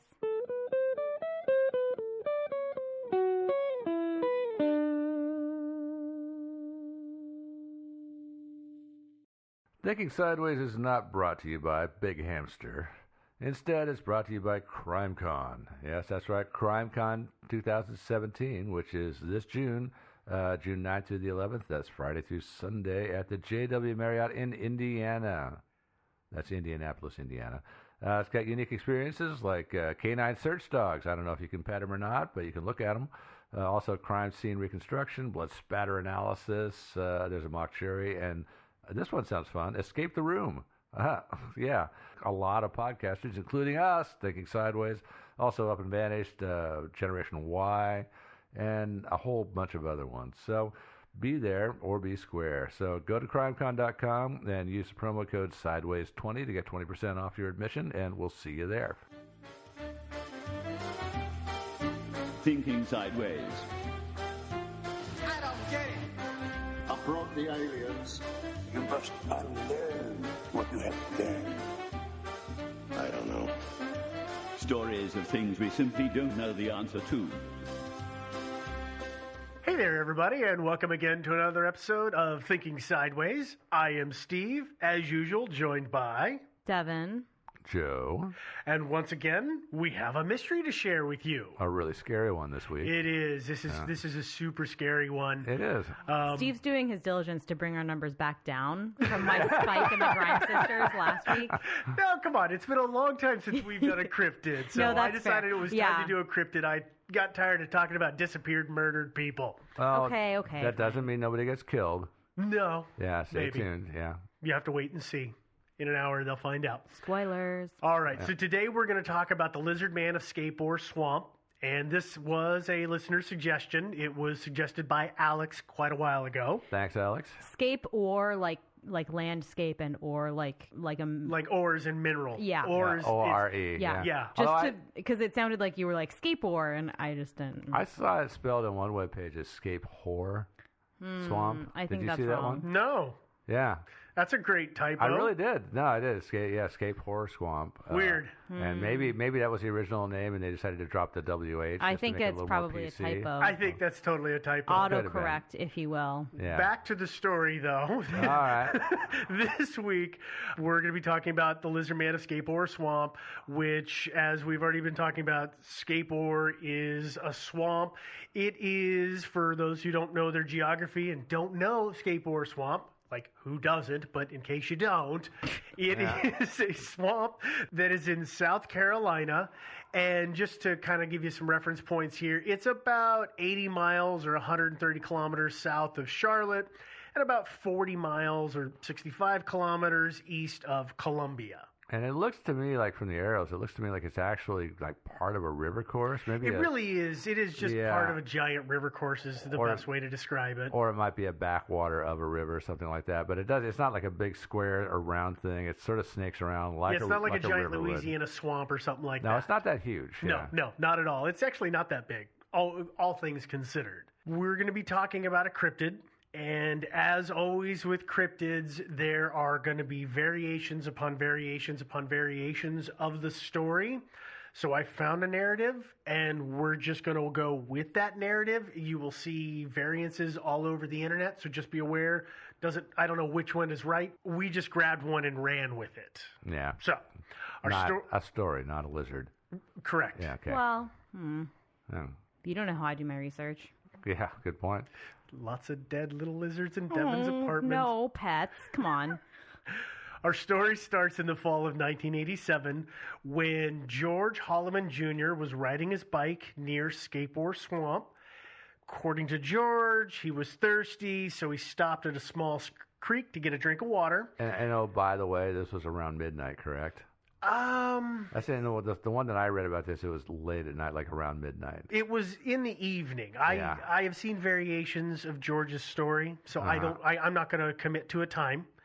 But George said that he was thirsty, so he stopped for a drink. He might also have wanted to have a cigarette, depending on the version that you read. And I gotta say, by the way, George, it's a little late, I know, but you shouldn't drink out of the creek because even though it looks clean and clear and refreshing, well, probably somebody lives upstream. You know, there's a reason I didn't put that in my script because I knew he would go straight for that little public service announcement. I was going to bring up Cryptosporidium and Giardia, but whatever. Just saying, dude. It's important. So, he stops for a drink, and reportedly, George said he felt like he was being watched, and he looked around, and on the other side of the road, he saw a green-colored stump that didn't look quite right. So a green-colored stump? Yeah. So he said that he had decided that he was going to go over and take a look when the stump moved and then stood up. And what he saw was a creature that was over 7 feet tall. It had green skin and horns or spikes, depending on the version, going down the length of its back. And just a few minutes later, a car drove by, causing the creature's eyes to glow red. And at that point, apparently the car was enough to startle the creature that it turned around and walked away from George and into the swamp. How did it walk? Like walked a like a humanoid. person, upright like a human would. So had George brought extra underwear? I do not know. Oh. Because really, that's the end of George. I mean, George does not actually appear. Earliest. He does not appear in a lot of the accounts of this. No, he's one of the earliest accounts. Or he's the first. If you take this in chronological order, he's the first one. But after that, he does kind of just disappear. Actually, George was lucky too. He kind of caught the critter in a good mood. Based on the next story that we've got, you're absolutely right. Either that, or there's something about cars that sets this guy off. There may be. There's a song about it that really says that. But we are going to move forward in time again to a story that was told by 17-year-old Christopher Davis. Christopher Davis was driving home from work on the 29th of June, 1988, so we're a year forward. And this is the most well-known. Most well-known, most reported on version of the story. It was about 2 a.m, and he was driving home from work, and he blew a tire near Scape Ore Swamp. He stopped and he changed the flat, but as he was putting everything back into the car, back into the trunk of his car, he said he heard a thumping sound behind him, and when he turned around, he saw the lizard man of Skateboard Swamp, which he didn't know that's what it was at the time. Nobody knew about it at that time. But I think George the bicyclist hadn't said anything at this time. he had not. Yeah. But so Christopher sees this thing running towards him, and not surprisingly, he jumps into his car and tries to flee. After a quick underwear change. He said that he jumped into his car and he shut the door and he locked the door, and the thing went for the handle. At that point, he wanted out of there, so he turned on the car and he hit the gas and he drove away. And he said that it started to chase him, and then eventually it jumped onto his car, onto the roof of his vehicle, and he could see its fingers through the glass over the roof of the car. Uh-huh. So Lizard Boy or Lizard Guy was on top of the car. Yeah, supposedly he was doing 40 miles an hour when Lizard Man was able to climb upon his car. Uh-huh.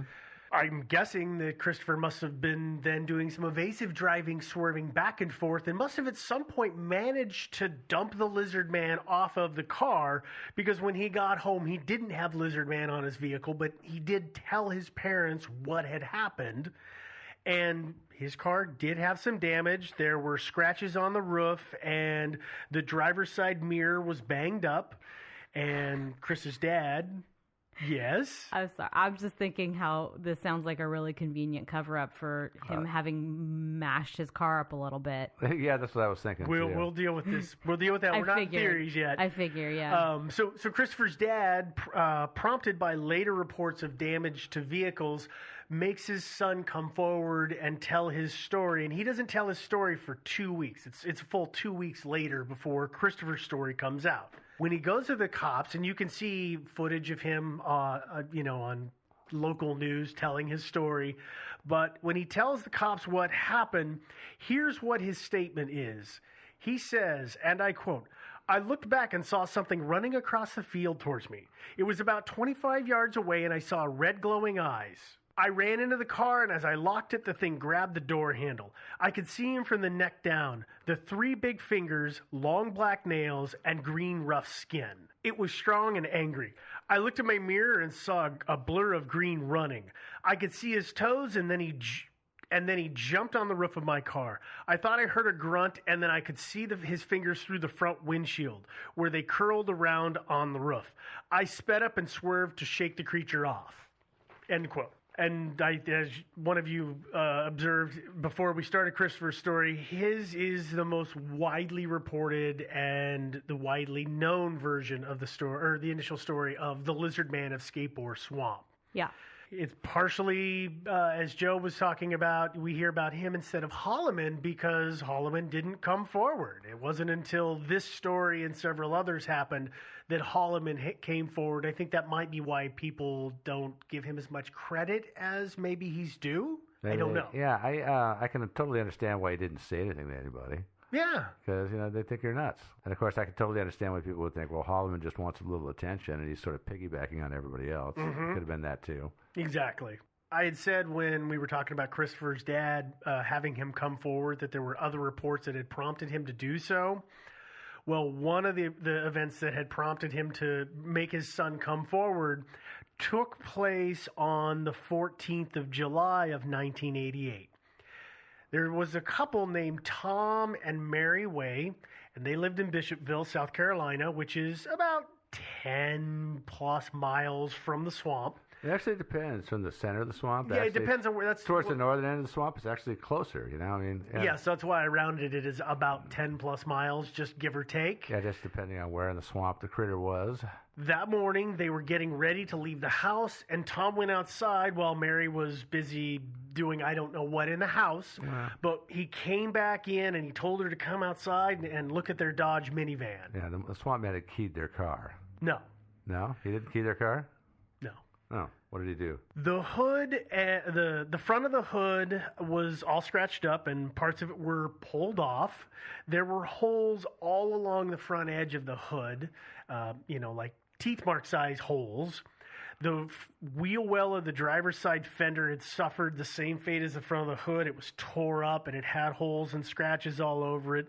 The molding had been torn off as well. The hood ornament was gone and the antenna was bent. And reportedly, though I've never seen anything really concrete on this, reportedly some of the wires from the engine had been pulled out. I've never seen anything where somebody said, yeah, it's right here's those wires, unlike with the footage of the van where they show the parts and pieces that were chewed off. So Yeah, I don't know. It's hard to say. I mean, it's impossible to do that unless you open the hood, at least partially. So who knows? Now, on the interviews that they've given, they say that there were tufts of hair and blood and footprints around the van, and that they had those taken in for testing. And casts were supposedly made. The cops tested them, or these people? The cops supposedly took them in for testing, but I have never heard anything about them. And the only image that I've ever seen that maybe looked like blood on the hood of the van also looked like it could have been dried paint. So I don't know, but there's the hood is definitely chewed up, and the wheel well is definitely chewed up. I mean, when they looked at it, somebody's like, well, it's obviously that an animal has been chewing on the molding of your vehicle. What kind of animal? Well, obviously a lizard. Apparently. What else would do that? Yeah. They do love metal, it's true. They do. Not a house cat. From that point forward, there's a lot of stories of the Lizard Man during that year or so. It wasn't even a year. It was like a summer, like a couple of months over a summer, right? No, there were some more, but it seems like the bulk of them were in a fairly short period in like the summer of '88. Well, yeah, there was some in the summer, then some in the winter, some in the spring, and then it really kind of started to taper off. It was about a year that there was reports coming in. Now, the damage to vehicles really only happened during the summer because there were people who were parking around Skateboard Swamp and coming back to their car and finding it all scratched up and punctured. But that only really happened during that summer from about July forward. But the Lizard Man continued to be reported. There were footprints found around these vehicles, and casts were taken of it. And you always see it reported as, and the feet were 14 inches long, which sounds big in theory until you think about the fact that I wear a size 9 boot, and my size 9 boot, when you slap a ruler next to it, is 12 inches long. So they're not actually that huge of feet. They're big if they're from a critter like that. Not that much bigger than my feet, really. But they're not gigantically, insanely huge, is my point. Could have been your average NBA player. Could have been. Yeah. Could have been. Could have been anything, yeah. Now, the media went really, really crazy with the Lizard Man. They had a lot of fun with him, and they were reporting on him all over for a while. But as we talked about, things kind of died down. And then 2 years later, a woman named Bertha Blythers said that she and her children were driving near Skateboard Swamp when a huge figure lunged at the car from out of nowhere. And then after that, there were sporadic reports. But, like I said, things had kind of tapered off from what they had been in the summer of '88. People were still reporting seeing the creature. Occasionally cars were being scratched up and blamed on the Lizard Man. And just so we kind of get an idea, the reports are usually the same. They're very, very similar to one another. They always report a creature that is somewhere between 7 to 8 feet tall. They always say that the skin is green, greenish brown, brownish colored, like there's this whole green to brown spectrum that you see it described in. Well, some people also said it was like kind of furry too. You do occasionally see that. And brownish fur. Always has 3 fingers and 3 toes. Which I have a big problem with. But that's a big staple of this story. I think a lot of people might actually be familiar with the Lizard Man of Skateboard Swamp and not realize it, and that is because of a report that was made back in August of 2015. There was a woman who said she saw the lizard man escape or swamp while she was stepping out of the back door of her church, and that she took a picture of it with her cell phone. And that picture was picked up by, I would say, a very, very reputable news source, the Daily Mail. Our favorite. Our favorite. And if you look at this image, this thing is buff. This lizard is buff. He's really rocked out. I mean, Marvel and DC don't draw that kind of definition on their characters. Like, this thing is just bulky and... He looks like the Incredible Hulk with a tail. But, kinda does. But even the Mail made fun of him. Yeah, I mean, everybody did. But there was also a video that came out right after that of somebody who said that they saw a lizard man creature from a distance, moving around in the swamp. Yeah, I've seen and if you watch that video, it's just a blurry video of somebody way far away. And is it human? Is it a creature? Like, there's no way to tell. It really is. It looks like it's probably humanoid, but as far as it being a lizard man, you can't even tell how big it is or small or whatever. You really can't. It's a little suspicious. So just a little. Just a little bit. Just a little bit. In a nutshell, that's the lizard man escape or swamp. The locals love him. They think he's great. There's songs about him. There's T-shirts and mugs and hats. I actually got to get one of those.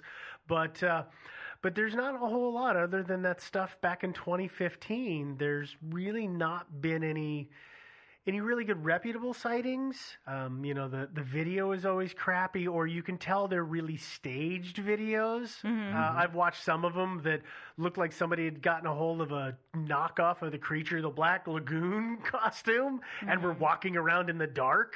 It's on shaky ground. Swampy, mushy ground. You could say that. Yeah. I think real quick, we should probably watch the video. Yeah. Just to see what this guy looks like. So while we're watching that, let's take a quick break and then we'll go to theories. Okay. All right. Now it's time for listener mail. We got an email here from Bob, Modesto, California. Dear Team Sideways, I would really like it if you would take at least 60 seconds to talk about your sponsor, Blue Apron. I find them really fascinating. Please say something about them. Well, Bob, that's a good question. And I got to tell you, I have a lot to say about Blue Apron, and all of it's good, of course. Now home cooking is available for all of us, thanks to them, because before you had to go to the store and spend hours, literally hours, shopping around for all these little esoteric things like, butter and milk, things you'd never heard of, in order to put together a nice home-cooked meal. And now they just send that stuff straight to your door, and it's already measured out for you and everything. And you can cook a really good meal really easily, and they're saying like 40 minutes, which, for me would be more like 3 hours, the rate I'm going now. With Blue Apron, you can prepare delicious, really memorable meals for yourself. Let me list some of the meals here that are available this March. We've got 2 more weeks left. There's salmon piccata with orzo and broccoli, pork chops with miso butter and bok choy and marinated apple. So check out this week's menu. Get your first 3 meals, that's 3 meals, free, with free shipping by going to blueapron.com/thinking. And you'll love how good it feels and tastes to become this incredible home chef that you never thought you could be. So don't wait. That's blueapron.com/thinking. Dude, that was so real. I'm telling you, it was the real deal. I got to go change my underwear. Excuse me for a moment. Let's take a break. The subtitle of this episode is Joe, have to change the underwear. That's right. Constantly today. Joe's obsession with underwear. Yeah. Are they uncomfortable today, sir? I mean, Are you okay? Do we really need to pause so you can change them? That's the great thing about these mysteries is they're so scary. It gives me a great excuse to change my underwear, which I rarely do. Just wish he'd wash them. Yeah. Okay. All right. Well, let's go into theories. Theory number 1 is that the lizard man of Skateboard Swamp is real. No. Yeah. I'm sorry. No. Nope. According to the internet, a lot of people believe that the lizard man could be real. And apparently something like 20% of the population of America also think that the moon landing is fake. So and a larger portion believe in Bigfoot. So I mean, there's a lot of things that people believe in, and but Bigfoot is real. Well, perhaps. Let's get back to the lizard man. Oh, Yeah. Okay. And then we'll talk about Shoopy later. Okay. So let's explore this a bit. And I know that you are probably going to have to do the same thing as I, which is set aside the disbelief because of the fact that, you would think that something this big couldn't have gone undetected for this long. But let's just set it aside. Yeah, I mean, they find like giant whales that have been living in freshwater seas all the time. They have found new species out there, although usually they're in the middle of the ocean 2 miles down. Or in the middle of nowhere where nobody is. I just saw the thing the other day where they found a boa constrictor that they thought had been extinct for 50 or 60 years. And they're like, what? These things are here? I'm just waiting for them to find the dodo. Mm-hmm. It's out there. It's out there. Yeah. I They're believe. going to find the dodo, and then it's immediately going to walk into a fan blade. Yeah, probably. Yeah. Sorry. Okay, so let's put aside our disbelief and listen to this. Its real theory. Okay, so however bunk it may be. So if you think about it, South Carolina, it's not the most densely populated state in the Union. It's the 24th most populated as of the 2013 census. And it's a decently sized state. So it's half populated. Yes. Wait, no. And Skateboard Swamp is part of a tributary of the Petey River. And if you look at the whole area, as Joe talked about earlier on the map, it's not like it's a big square swamp. Like it follows a lot of waterways and courses. And it really ranges over a pretty decent area before eventually dumping out into the Atlantic Ocean. Yeah, it's not totally fettered water. Right. And actually, it would be a nice little highway if you were the sort of critter that was one of these mysterious Bigfoot-like creatures that wants to avoid detection. It's a nice little highway to transit from point A to point B, because you're not going to have a lot of people wandering around inside the swamp. Yeah, if you're shy and it's a small population, it just naturally stays small. You could see theoretically how something living in that very specific microecology or something. Yeah, that's very specific environment could theoretically go undetected. And for the record, we aren't talking like they came up from Florida through the Atlantic Ocean. We're talking just this one specific little area. Yes, this is not Florida Man Strikes. Great, I just want to make sure. Yeah, they're definitely, they wouldn't be a transplant. They would have had to have been there for They a would while. have, yeah, and also like the problem of them being both freshwater and saltwater would be an issue as well for me. Well, so as far as I can tell, Lizard Man isn't necessarily like, a swimming lizard as in it's part-time. You'd think it was a crocodile if you saw it in the water until it stood up. No, it's more man than lizard. Yes, it is very humanoid. Not much of a swimmer. Yep. Yeah. I mean, the accounts vary on the look of its face. Like we talked about, earlier it's got the red eyes, but the accounts vary from person to person as to what its body shape is, but it's always humanoid. It's just that 3 toes and the 3 fingers are one of the common defining characteristics. Mm-hmm. After that, it's all over the map. Yeah, it should be noted. I don't know, maybe you mentioned it. Not everybody has seen the tail, which doesn't mean that he doesn't have one, but not every witness reported him having a tail. It's very true. Not everybody says that. So either it's a rather small, stumpy tail, or it doesn't have one. Or it could have been the angle. They just saw him from the front and didn't see the tail, maybe. I don't know, but yeah. So, But there is the weird thing about the difficulty I have with this theory of it being real is there are no reptiles that are known to be or even appear to be humanoid. Even the big ones, you think about like gators or the Komodo dragon, like those things they will stand on 2 legs to reach up to grab food, but they're not mobile in that fashion. They don't walk around that way, no. Right. They don't get around that way. So it's a little weird that suddenly we've got something that is human proportion in terms of torso and legs and arms, but is a lizard. That's the weird thing, is that we don't see this evolutionarily anywhere else. No, Well- you see things like the velociraptor, which was stand on their hind legs, but they're not humanoid shaped, though. Right, I mean, and they got were 2 legs and dinosaurs. 2 arms, and they were dinos. And maybe it's something like that is some kind of weird holdover, like the turtle. It's still a dinosaur, but Well, so one thing that's also interesting is, and I asked this specifically to be able to talk about this, is they keep saying it's got 3 toes or fingers, right? 3 toes, and that 3 is fingers and a thumb. That's very rare in the weird. reptile world. Most reptiles have 5 fingers and toes on each hand. 5 And digits? so, 5 digits. So, I mean, even like crocodiles, even, chameleons have the like weird pinchy 3 things. they're But sometimes- lizards have 5. I mean, it's really rare to find a reptile that's got 3. Well, actually, and this so one it's had weird. 4. I mean, if you see the picture that was taken in 2015, he's got 3 fingers, but he's also what might be a 4th finger, but Vestigial what thumb. looks like actually an opposable thumb.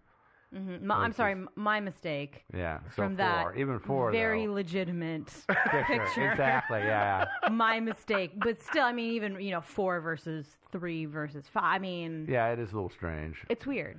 It's weird. But actually, it's not unheard of if you watch The Simpsons. They have 3 fingers. That's true. Yeah, The there you hard-hitting documentary of The Simpsons. Yes, exactly. Futurama also. Yeah, they have 3. Mm-hmm. Okay. Yeah. I don't know. That just bothers me a lot. That does well, and also I've seen I've seen a photograph of the plaster cast that was taken of the Of the footprint. foot? And it's you can see the heel and the ball. Mm-hmm. It looks more like it was meant to be a human rather than but we'll just say the most of the foot was okay. But then it's got 4 toes on it. They're 3. Are there just 3? There's I just thought there 3. were 4. It's just 3. Okay. It's that But- white cast, but they look like they're wires with balls on the end were used to create the impression. That's the way it looked like to me. The toes to me looked like they'd used 2 large rocks to make the heel and the ball, and then basically use like sticks. Like 'cause the toes are remarkably cylindrical. Yeah, they are. Okay, that's okay. Yeah. Devin's showing me a picture of another set of plaster casts. So there's one that I looked at that were even different from that. And Yeah. and they were Yeah, there's see that's and here's the thing. Every cast of if we're going to get into there's some problems with this being real. Every one of the casts that you see is different. yeah. Like the feet are always different, and whereas one, it looks like the toes are just slapped on top. The next one, they look like they're dug in, but like they're pitched into the ground. Like it's really, really, really inconsistent. Which if this was supposed to be a real critter, they should look somewhat the same. Now, they could have been a family, some adults, some kids. I mean, and of course, footprints are going to differ depending on if you're, say, walking or tiptoeing or running. I mean, they're going to look a lot different. I get Well- that, but there's some general issues in terms of there's But not even still. foot shape in Well, some of and them. to me, the one that I saw that had the toes that looked like they were made from sticks, they were cylindrical. I'd never seen toes that looked like that. Ever. Yeah. Yeah. Well, this whole thing could just be a product of genetic engineering and manipulation. And maybe that's what it is this is something from the Isle of Dr. Moreau and we just don't get it. Well, yeah. I mean, is there like a large corporation and anywhere nearby that is conducting hideous experiments? And that You sort of should, thing? Joe. I'm ashamed of you. You should. No way that we would know that. It'd be some secret organization being billed as, I don't know, a gas provider or something like that. Yeah, that's what I was thinking. Some Home security? corporation, Home security. No, it's usually like a gas facility or like a telephone power company. plant or a telephone company. Somebody has a reason to draw huge amounts of electricity and fuels. Yeah. But they've got a huge underground lab. And Yep. Okay, that's Okay. probably what it was. But I also haven't heard that the lizard man loves Eggos, so I don't think he's probably. You don't think he is? No. Yeah. Okay. Well, that's good reason. All right. Let's move on to our next theory, which is Lizard Man, a total fake. Yeah. Could be. Total fake. So this Maybe. this theory is that, according to the theory, that this thing is totally bupkis, and there's some things about it that make me think that it could be. There's a lot of little towns around this country that have strange creatures that reside near them. And those strange creatures seem to be one of the things that are economically keeping them afloat through the sales of T-shirts, hats, coffee mugs, and any other paraphernalia that happens to have said critter plastered on it. But also tourism. Well, that's exactly it. You're selling those things, you're drawing people in. And you're drawing in just the kind of people you want to draw in, that's for sure. Yeah, and I'm not saying that this is done intentionally. Like, let's take Christopher, for example, Christopher Davis. I think that he may have believed that he saw something, and then others took it and ran with it and then saw what a friggin' gold mine it was, and that's why then people start adding to the story, and there's copycats. I mean, there was a guy who was caught putting on a rubber lizard man costume in '88. Like, it blatantly spoofing the whole thing. Yeah. Wouldn't you? That's what I'd do. Yeah. I don't even know that if you know the answer to this, but was anybody actually living in the swamp? I know that there are residences in the area, but I don't know about actually inside of the swamp. I couldn't answer that. Yeah. I don't know that anybody could. I mean, that's the part of this living in country a where there are probably some people who have lived there for generations and are actually living in and swamp are on houses on stilts. People. Yeah. Maybe those people wanted to scare everybody else away and keep them out of the swamp. Not to get out of my swamp. Yeah, and it actually kind of backfired on them, because what happened is it generated all this interest, and next thing you know, there's hundreds of hunters like going through the swamp, like trying to track down and hunt and shoot the swamp man. And so all their privacy they wanted, because they were probably growing pot or something, and all the privacy that they wanted, well, it just went away entirely. And so it's no wonder that the lizard men went away too, because they thought, oh crap, this is totally backfired on us. So. I guess regarding Christopher, though, I maintain that, that's something I would have done when I was 17. If I had been like driving a little too fast on a backcountry road, popped a tire and run off the road and damaged my car, I'd replace the tire, come up with a really convincing story about an alien mutant dude who chased me. That's not the kind of story that I would. I would also not make up a story like that, but I don't know. It wouldn't surprise me if it just happened that he did some damage to his car and was trying to cover it up. Yeah. Maybe if he was drunk or stoned or something like that, and went home, he could have been like, you know what, this is the best idea ever. My parents will definitely buy this. And at first they were like, no, but then other reports came out. What is amazing to me is that Lizard Man, if indeed it's a hoax and it is all stems from Christopher's story, it is amazing to me that Lizard Man became Lizard Man based on the drawing that he made. Because the cop said, listen, draw what you saw. And what he drew was a three-toed, three-fingered thing that looks like an alien. Well, I mean, it really does. It's got the bug eyes and the head shape. Like, it totally looks like it's a gray. It doesn't have the tiny little alien body, though. What it's got is this big this was potato. The bodybuilder version. No, it's actually not. His one is kind of potato shaped with a tiny little head and real spindly arms and legs. Very spindly long arms and stuff. Yeah, not athletic looking at all. I have this great image, like this great little scene running through my head where they're like, all right, son, draw what you saw. And he draws it, and they're like, no. He's like, yeah, it looks like an alien. And they're like, nah, son, you're crazy. It could have been a lizard, but not an alien. What color was it? Green? It was scaly? Yeah, it was a lizard. Okay.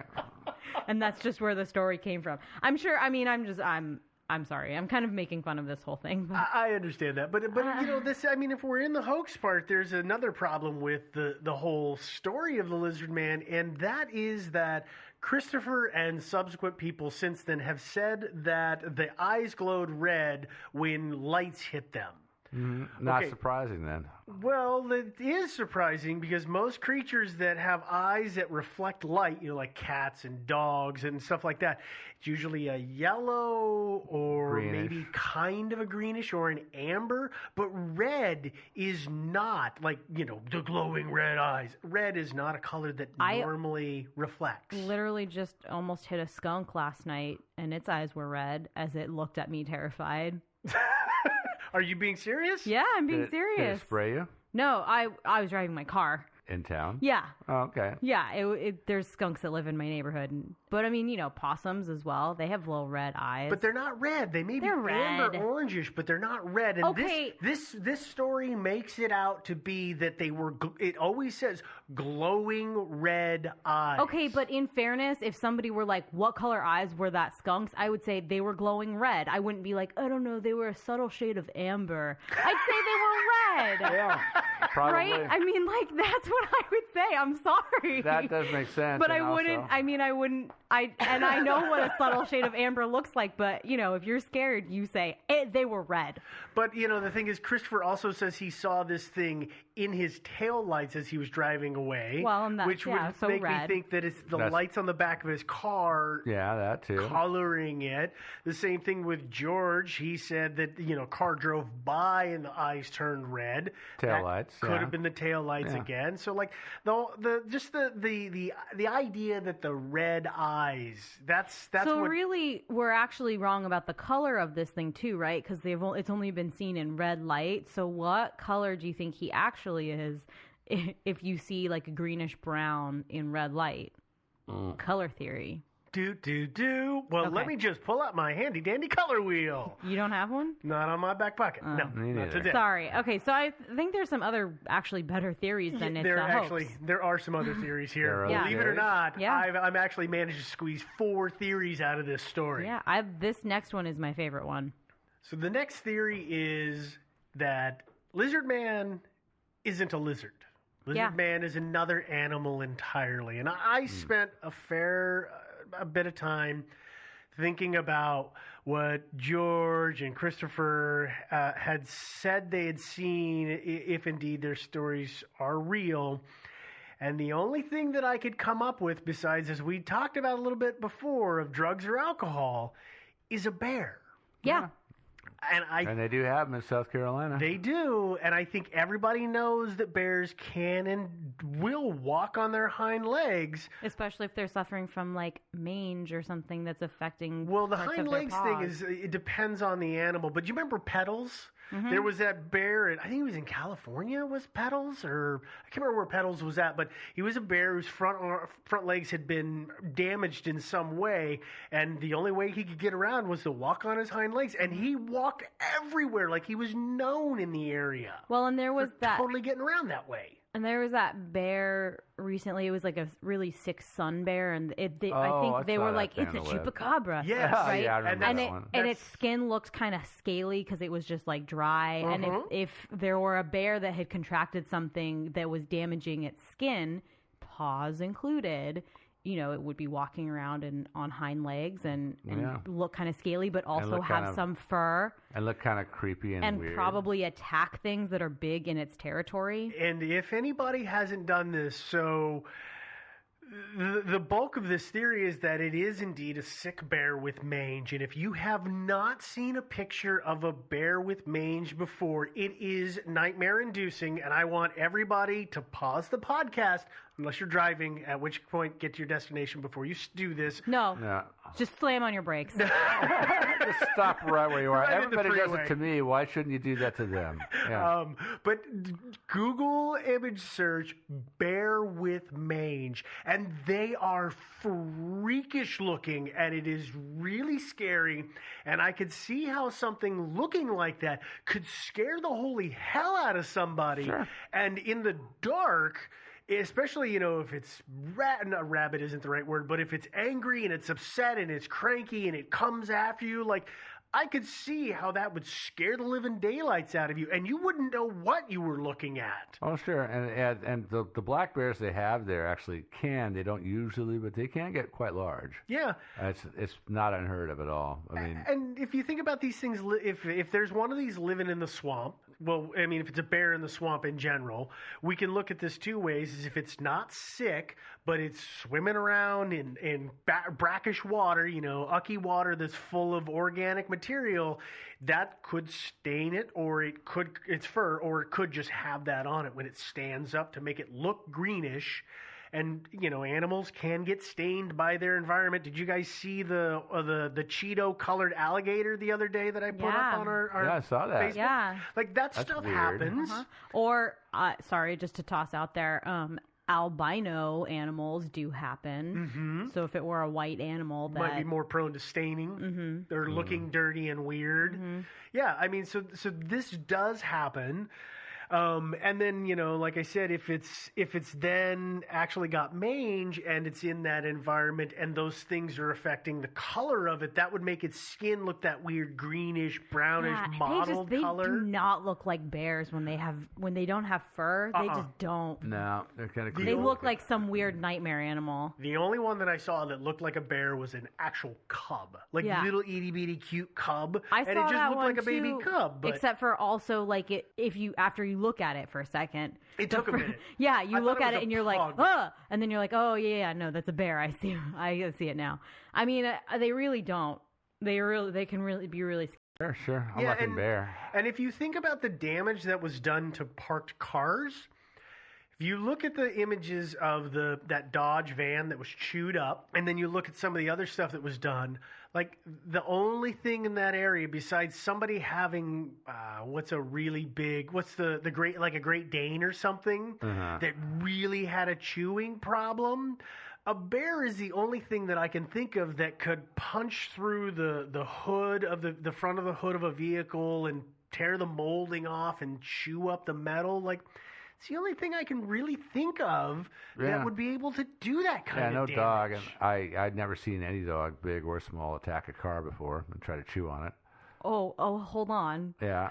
Devin is showing us a picture of a car fender that is being chewed apart by a rather large dog. I would say it's like a feral dog. Yeah, maybe but coyote again, sort of. But again, that's a fairly decent sized dog. I and love to it. do He's, the he's damage totally up to trashing the car. He's going for their windshield wipers too. I love it. But to go for the minivan, to get the hood like it did, and to chew all that off, that's a taller animal. It's a weird angle for a dog to be up at. So yes, it could be a dog. No, I don't think so. I've seen the kind of damage that bears can do to things, and they are strong and they have huge sharp claws. Although again, I wouldn't necessarily say that it's healthy behavior from a healthy, stable animal. Oh no! But again, if we're talking an animal that's suffering, especially they if do weird things to try to relieve the they do, or they get confused. But or they're hungry because they're sick and they can't really go out and do their feed themselves normally. Yeah, I mean, a minivan. Like, was there food in the minivan?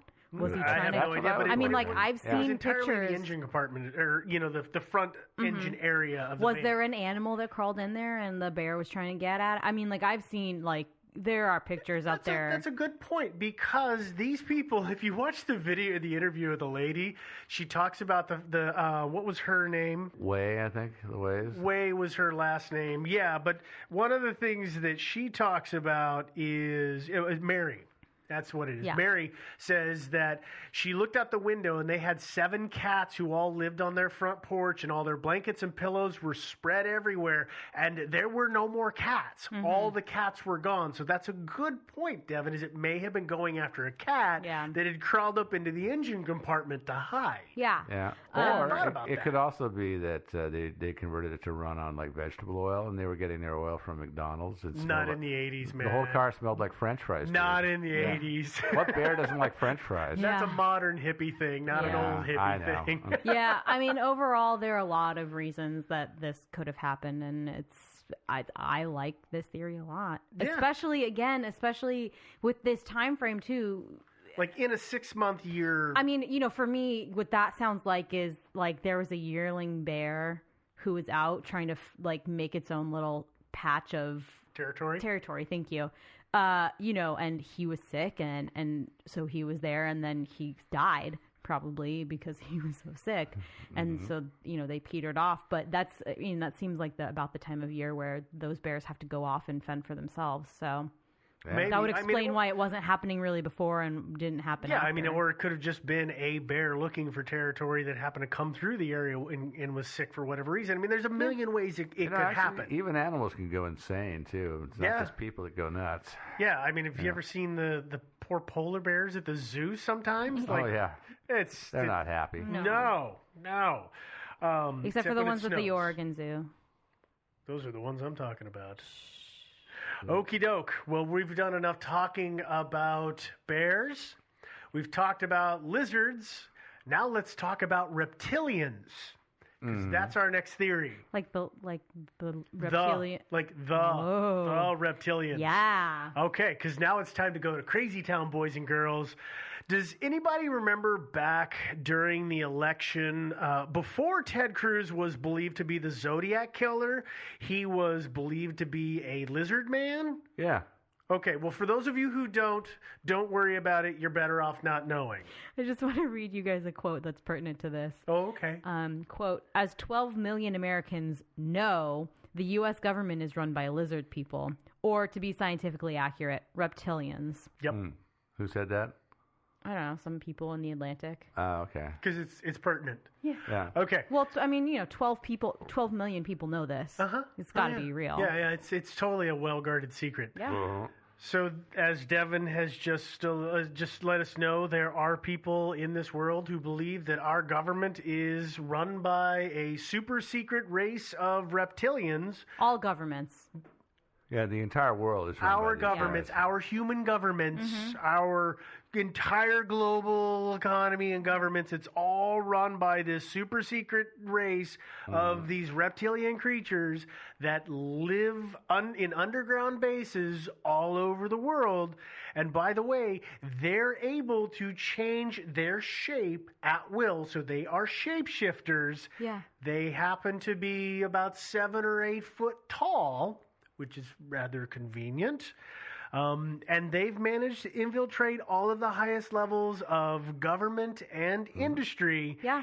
And that they're in control. Yeah, actually, the documentary TV show from the BBC, Doctor Who, did an episode on this. Oh, did they? Yeah, I never saw but that one. unfortunately, they don't, that species that they exposed can't shift. They have to fit into spacesuits, basically, that are just human shaped. Is that the ones that have the weird sucker arms? No. Okay.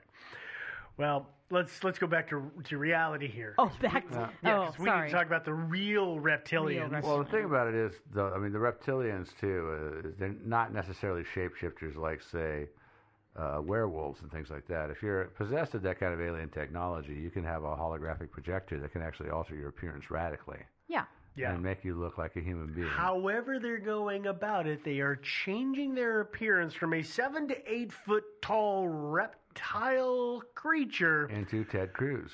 Ted Cruz. Yeah. No, it was Obama. And Obama. Okay. And Margaret Thatcher and the Queen of England. And that's why she's living so long. Yeah, that's how she's lived so long. Okay. So it turns out that the idea of reptilian humanoids, it's not that old of an idea in all intents and purposes. It started about with UFOs, right? It came about with UFOs. Before that, like, reptiles were not part of any kind of really robust lore. There wasn't a real good lore around them. Yeah, it's crazy how conspiracy theories seem to have only come around after we got really comfortable in life. Yeah. And also after we got mass media. Yep. Yeah.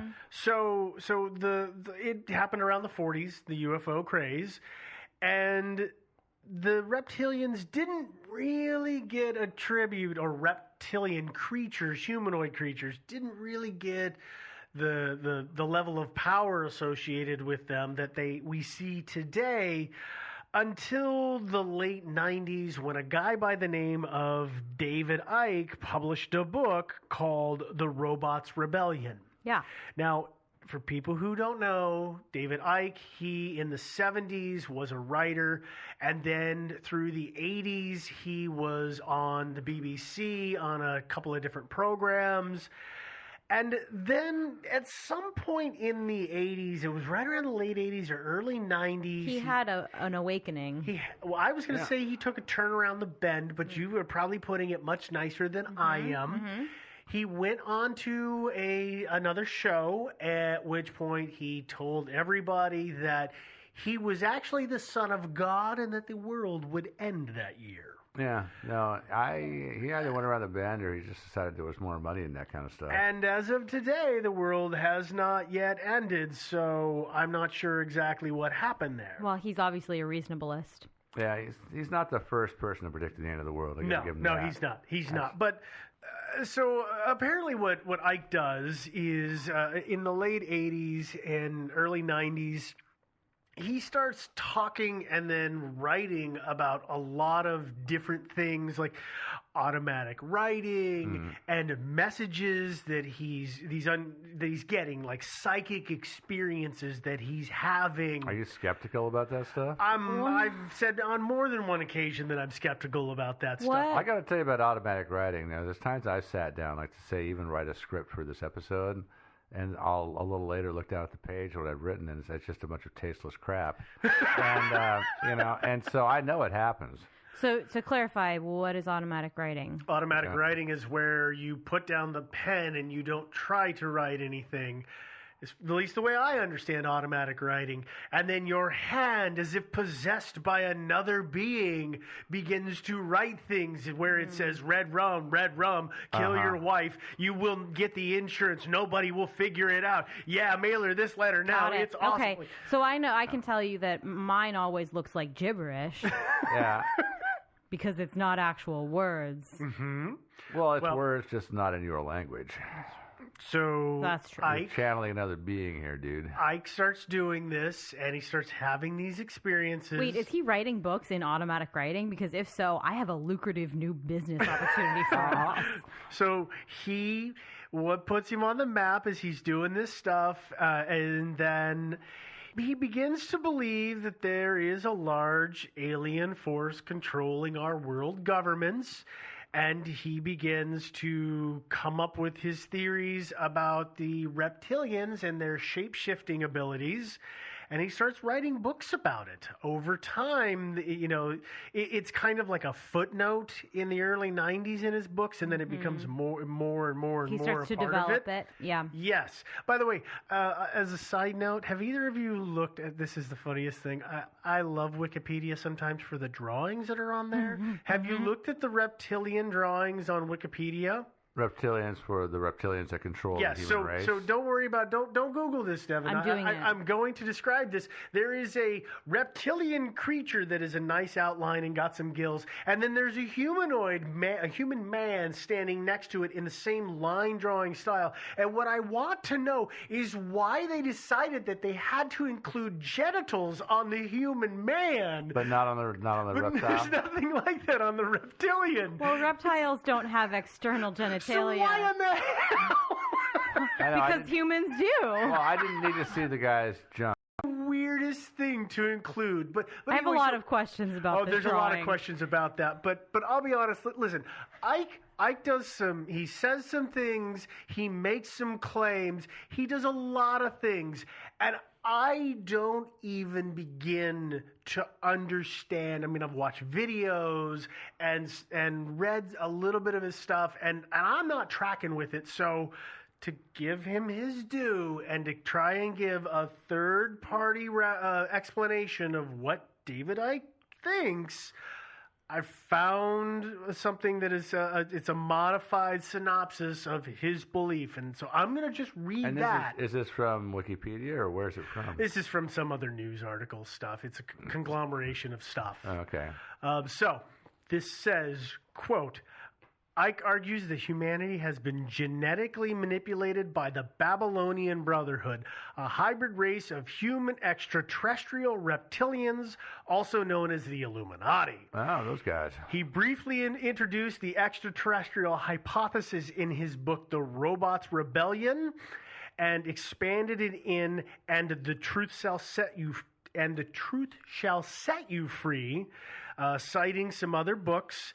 And then in The Biggest Secret, which he published in 1999, Ike identified the Brotherhood as descendants of reptilians from the constellation Draco who live in caverns inside the Earth.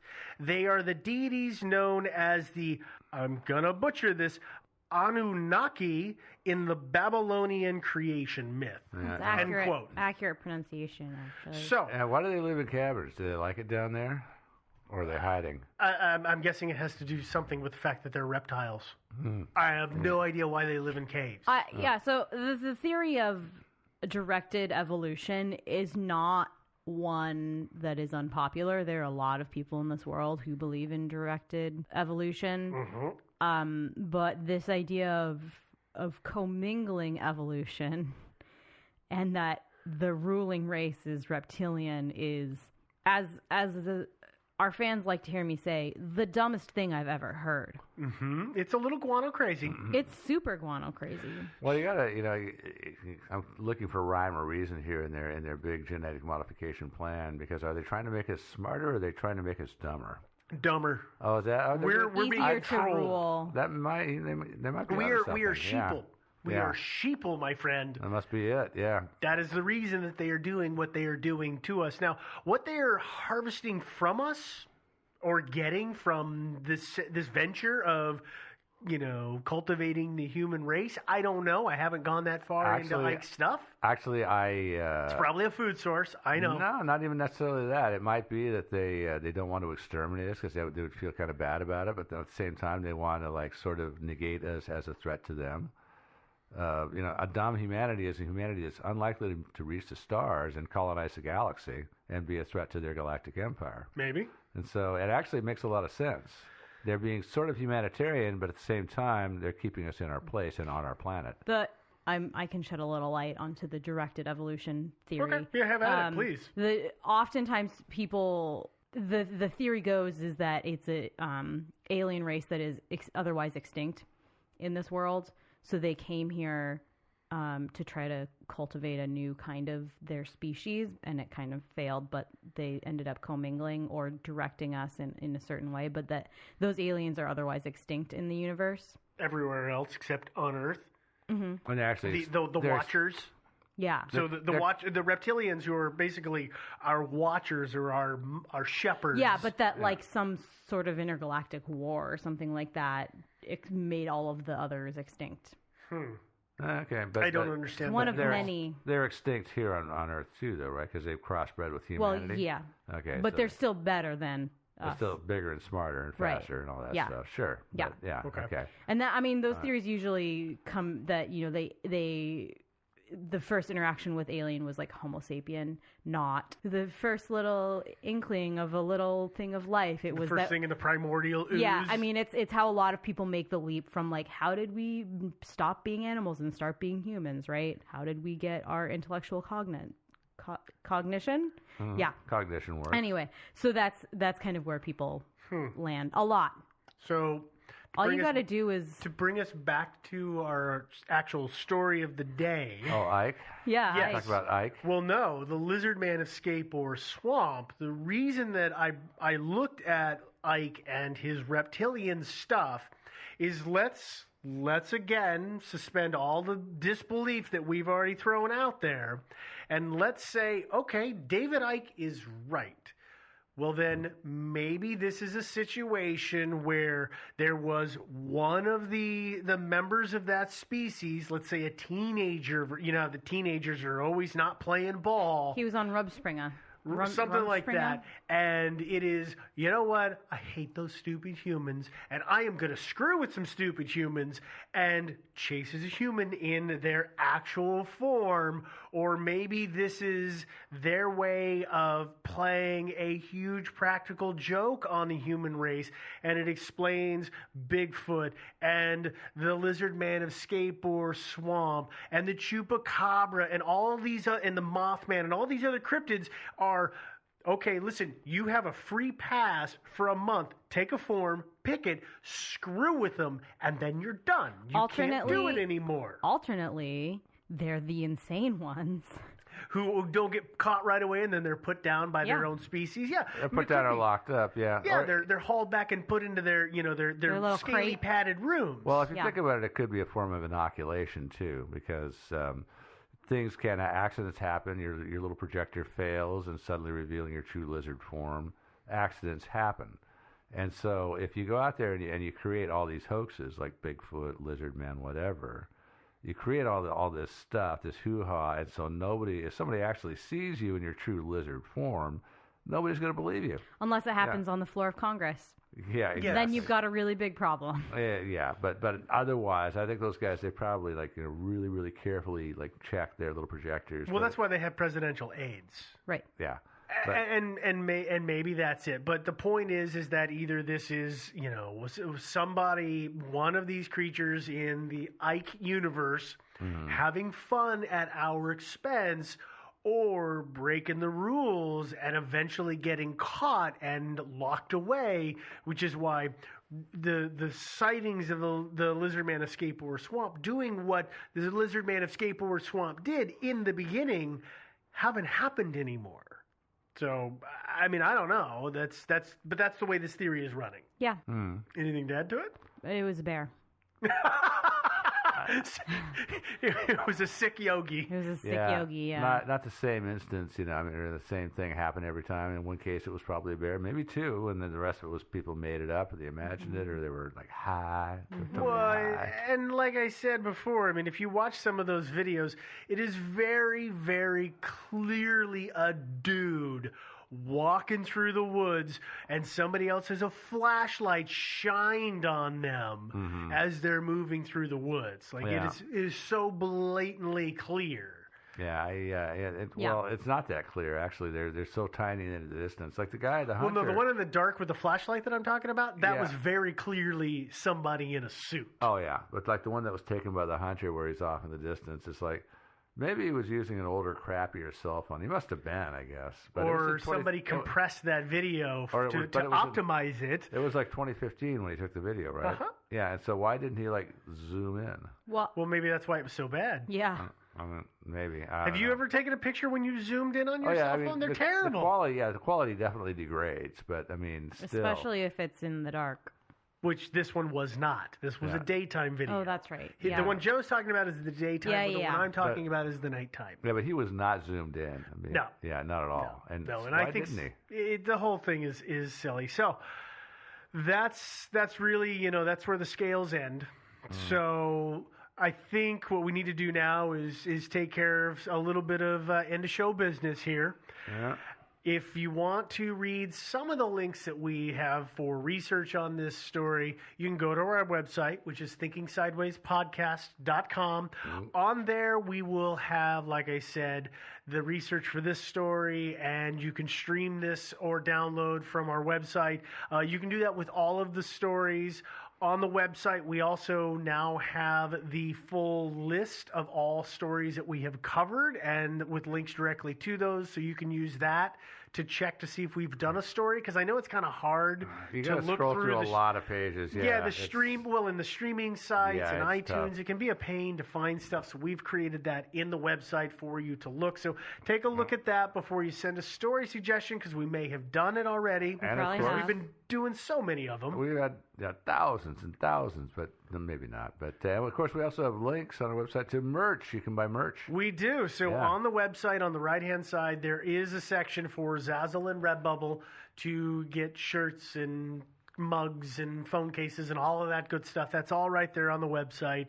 Now you can stream from our website. You can download from iTunes. You can stream from Google Play and Stitcher and all of those places. Wherever you're getting the show from, if you're able to subscribe, do so. And even more importantly, if you're able to rate and leave a review, that is fantastic. That's what helps other people find the show. We're on social media. We are on Facebook with the page in the group. We are on Twitter, Thinkin' Sideways without the G in the middle, courtesy of a character limit. and we are on Reddit. There are no character limits there, so we are thinking sideways. The best podcast in the entire world. Look us up. Yeah, That's actually not part of our Reddit name, but that's cool.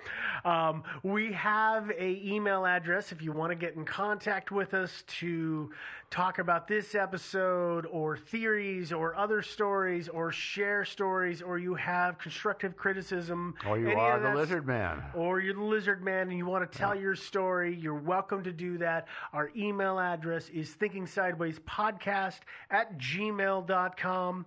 And I believe that is all of the stuff that I've got here. That's all the housekeeping stuff. Yeah, we're done, I think. All right. Well, this has been a soggy one, but we will talk to you guys next week. Back to the swamp for me. Bye, guys.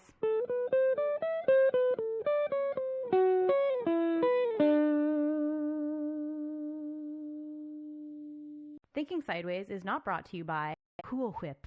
Instead, it's brought to you by you meeting us. Woohoo! If you are in the Portland metro area or can be in the Portland metro area, we're going to do a meetup on October 14th, 2017 in the Portland metro area, actually in Portland. We don't have any details yet, so check Facebook or Reddit or Twitter for details to RSVP because we need to know how many people are coming. We hope to see you and meet you on the 14th. Bye!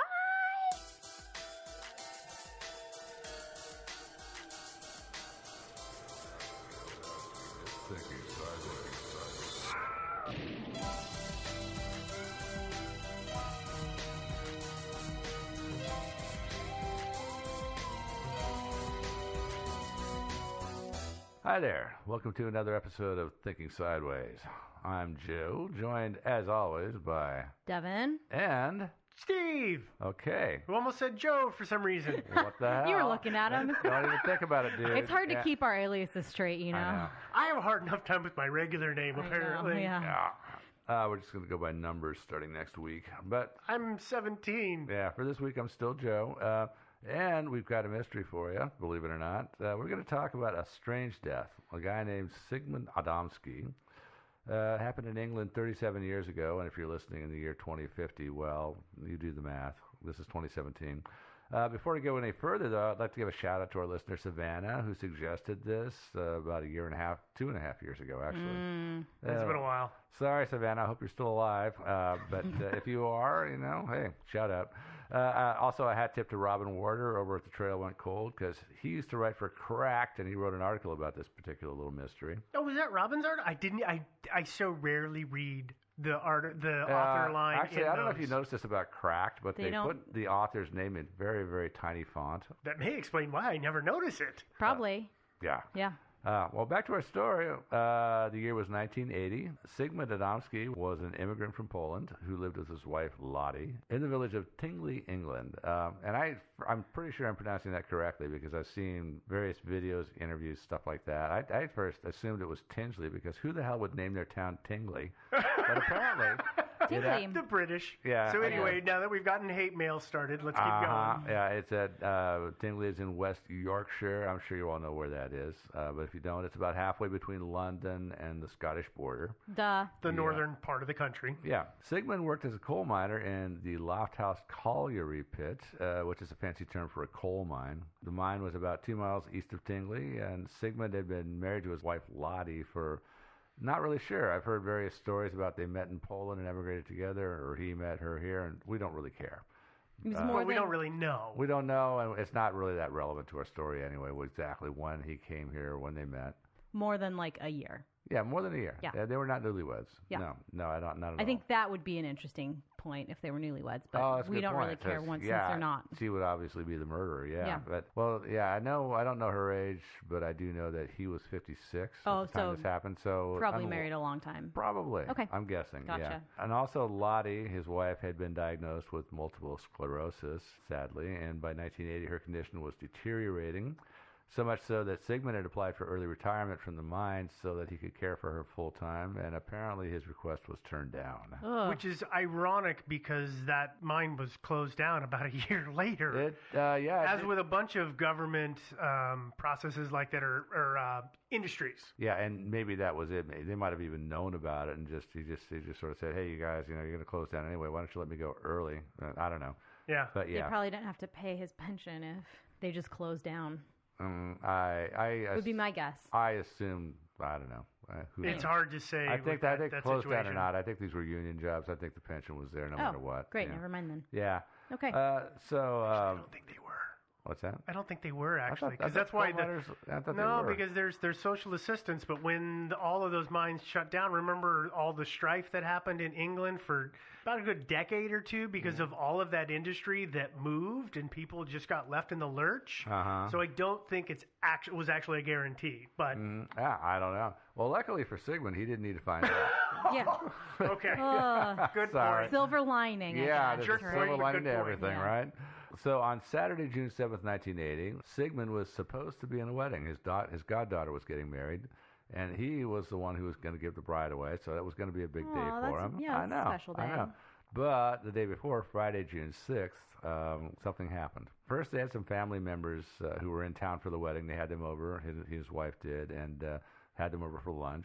And then after lunch, he excused himself around 3:30 p.m., left his house in Tingley to, he said, go buy some groceries. Ostensibly. Ostensibly. I see it Yes. here. Thank you. Yeah, exactly. It's there for you. Thank you.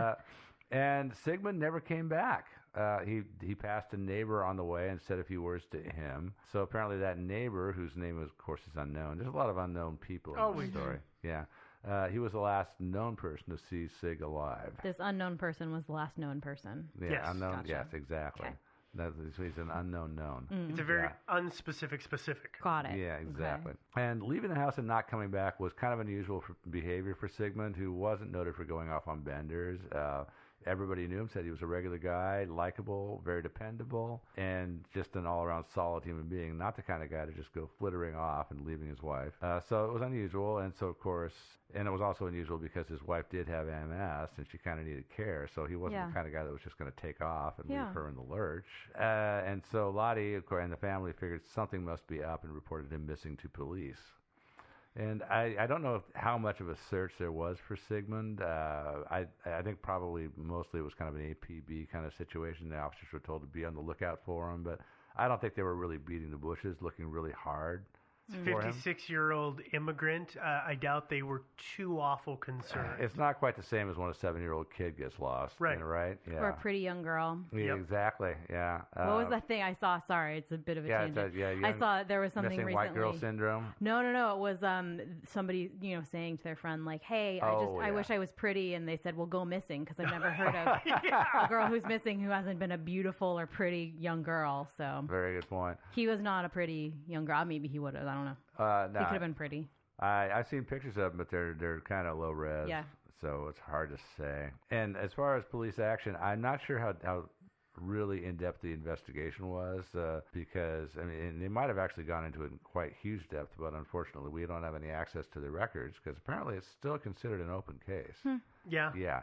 And so there have been some people that have tried to investigate this a little more carefully, and the police have just basically said, hey, you got to talk to the coroner's office. They have all the records. And then they go to the coroner's office. The coroner's office says, well, these are kind of like public records, but you're not actually what we would consider to be an interested party. So you can't see them. That phrase is just so well defined. Oh, you're not an interested party, as in you have an official interest in this story, so buzz off. Exactly. I mean, obviously they were interested. Yeah, I mean, hey, I'm asking. By definition, they were interested parties, but not by the government definition. And the press also at the time did not get too terribly interested in this until almost a year later, and for reasons we're going to talk about, but it did become a thing eventually. The search ended for Sig 5 days later on June 11th when his body was found in the town of Todmorden, which is about 20 miles west of Tingley. And you can find it on, of course, the aerial if you look on the internet. Mm-hmm. And the body was laying face down. There are accounts that say it was face up, but I have reason to believe it was laying actually face down. Okay. Yeah. But it was because that's how I laid him. Yeah, good point. So the body was face down on top of a large stack of anthracite coal in a coal yard next to the Todmorden train station. By the way, that coal was in nuggets. It was basically briquettes. Yeah, small. Yeah, it was man-formed nuggets of coal. Not big fist-sized chunks. Or raw, dust and powder kind of. It was something that had been formed by. Pressed, yeah. Yeah. Yeah. Because I saw a lot of questioning online and things were people saying stuff, and I was like, you guys didn't obviously understand what kind of coal this was, or else all of this questioning wouldn't make sense. So that's why I wanted to make sure we pointed that out. Mm-hmm. Okay, that is a good point, by the way, because I mean, a pile of coal can mean anything. It can be piles of chunks of coal the size of your head, or the powder size and dust, or anywhere in between. Grains of size of peas, or who knows? Yeah.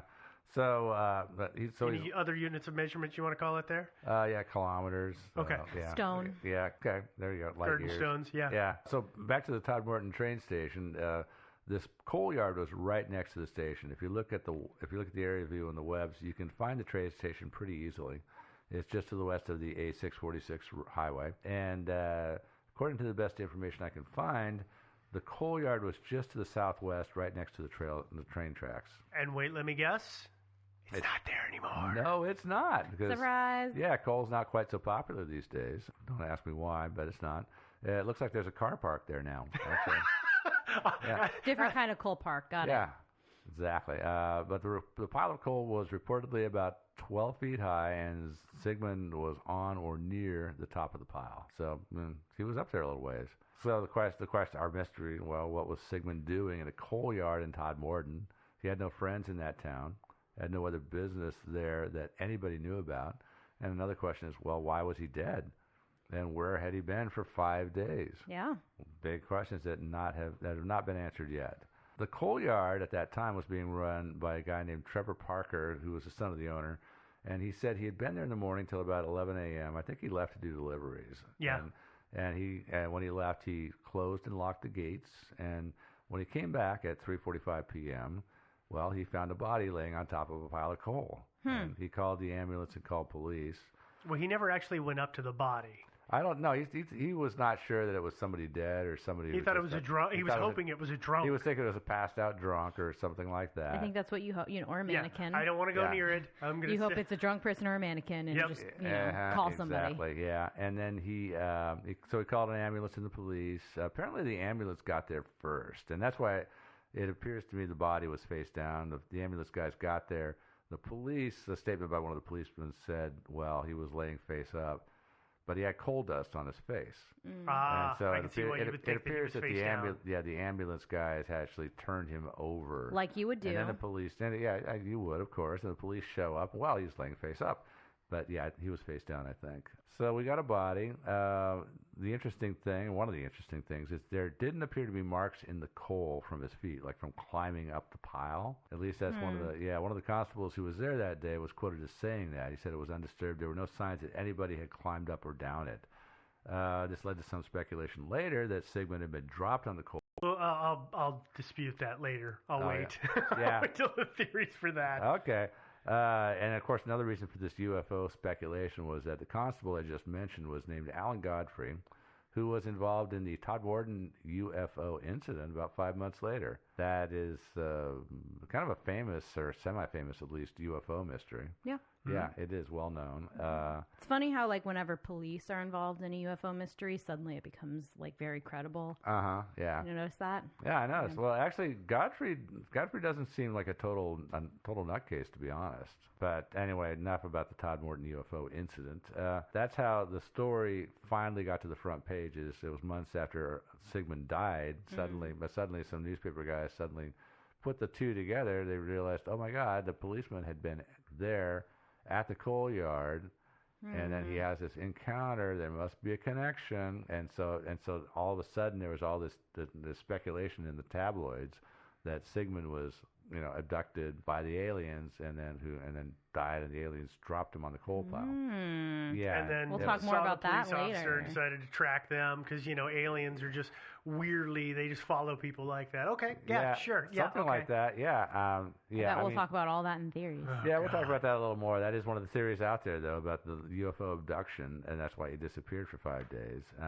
Personally, I think that the fact that a guy vanishes, turns up 5 days later in a coal yard that he should not have been in a town he had no business being in, on top of a coal pile that he had no reason to climb to the top of, and then dead of apparently natural causes, to me, that's actually a pretty interesting story in and of itself. It's pretty weird, don't you think? Yeah. And even without the UFOs. Well, then the UFO bit feels tacked on. So it's like, how did this not make the papers prior to this? Yeah. Well, I'm sure it made the papers in some way, but it really seems like it needed the UFO angle before it got legs, I think. And the problem with the way the press investigated this, I think, is that it seems like they only really went at it from the UFO angle. Yeah. Instead of going out and interviewing family members and trying to find out if maybe there was somebody out there with a grudge. Oh, you mean doing investigative reporting? Yeah, doing that kind of thing. Yeah. Overrated. I know. I'm sure the police did some investigating on that score, but of course, as you know, as I've already said, their records are kind of closed. So because it's an open case, and that's why when we talk about this mystery, there's so many people like an unknown person said this, but his name is unknown, or etc. But let's go back to our dead body. According to the accounts I've seen, Sigmund's clothes were actually in good condition, so they weren't filthy, so he wasn't sleeping in the gutters for the 5 days that he was missing. His wallet and watch were missing, and his shirt was gone also. Yeah, his trousers had apparently been incorrectly buttoned, which makes you wonder if somebody dressed him after death. I'm presuming by shirt you mean his collared shirt. Yeah, he had a vest on. Yeah, so not a T-shirt, but his collared shirt. Did he have an actual vest on, or did he have a British vest on? He had a string vest. He had a string vest on. Yeah, whatever that is.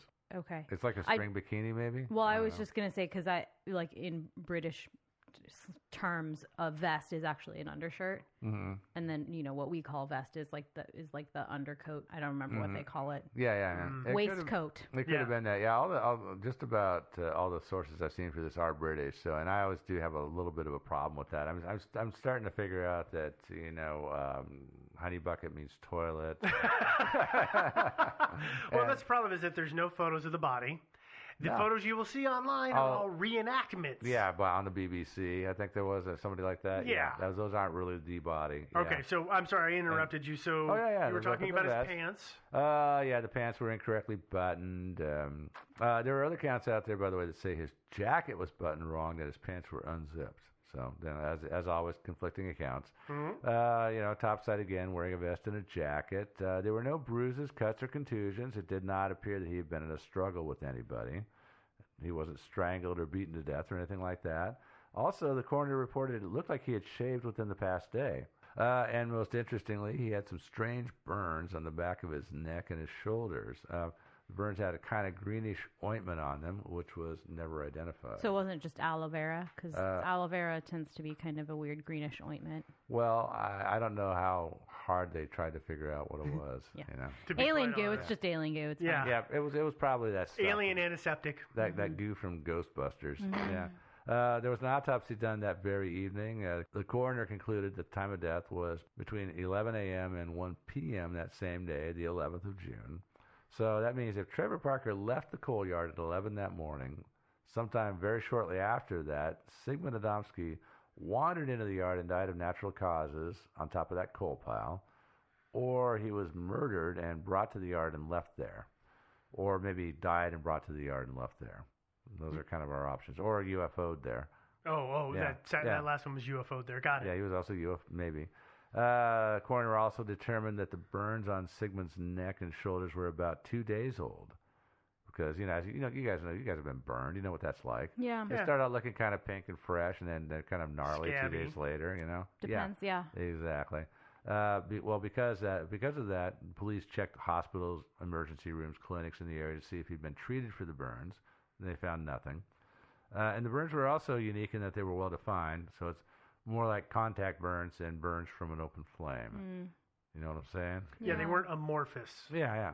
In their shape. What shape were they? They were kind of rectangular. Were they rectangular or circular? Well, I mean, they were roundish, but I had thought that they were kind of like hot dog shaped, but I could be wrong. Okay. So you heard I've heard. I got the impression that they were circular from the stuff that I read, but again, never seen a photo of it. Conflicting information, but the burns seem to be confirmed though. I mean, they definitely are confirmed. Mm-hmm. The burns themselves, yes. How the shape of the burns and what caused the burns? Was it flame? Was it acid? Well, that's still up in the air.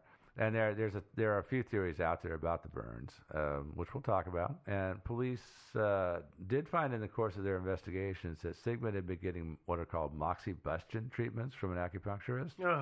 Yeah, I'd never had these. That involves putting a cotton ball soaked in alcohol into a small glass jar or a bamboo cup, putting the jar on the skin and lighting the alcohol. And I guess it's supposed to be a treatment for rheumatism and some other ailments.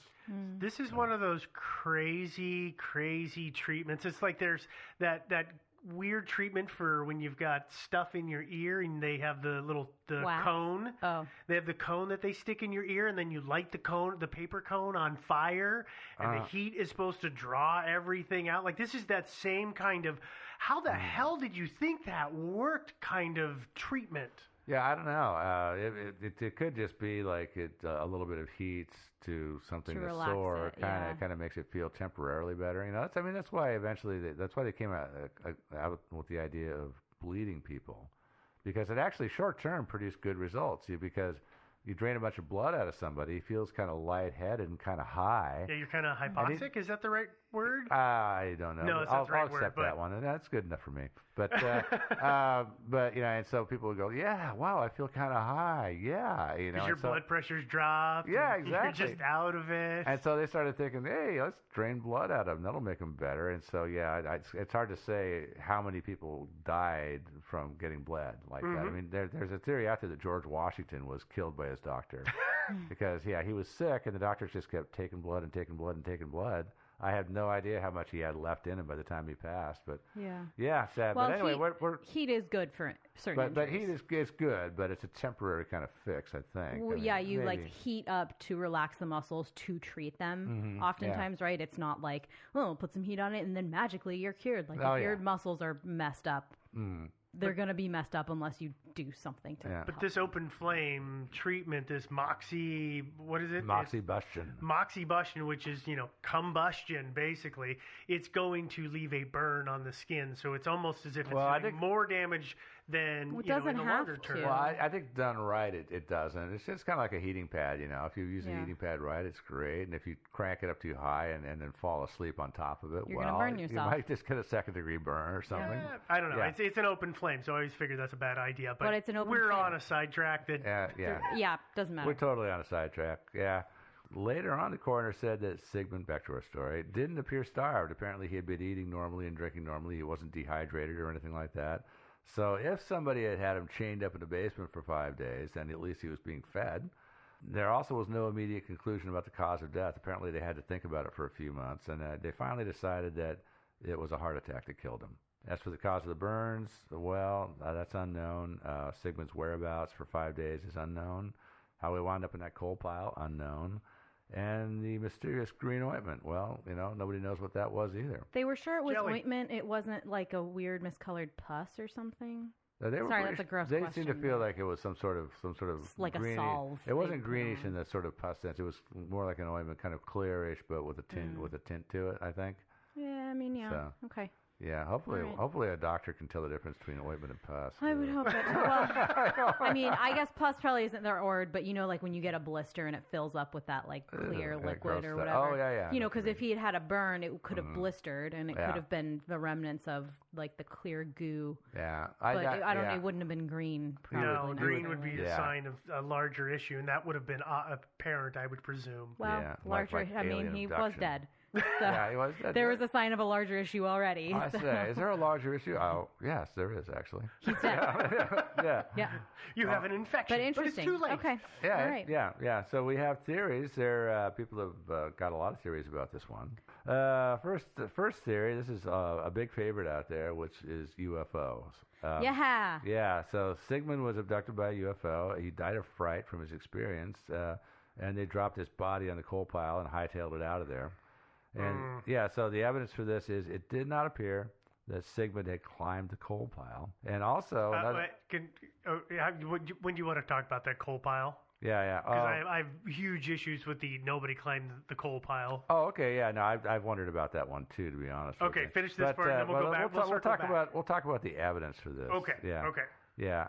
Also, his last name was Adamski, and it turns out there's a very famous ufologist, or is that ufologist? I can't remember. Ufologist. Ufologist named George Adamski. I think he was I don't know if he was dead by that time or not. He dead died now. in 1965, so Okay. he was pretty dead. Yeah, and so according to the papers, at least, that can't be a coincidence. So the abduction in this theory could possibly have been a case of mistaken identity. And mistaken time. Yeah, stupid aliens.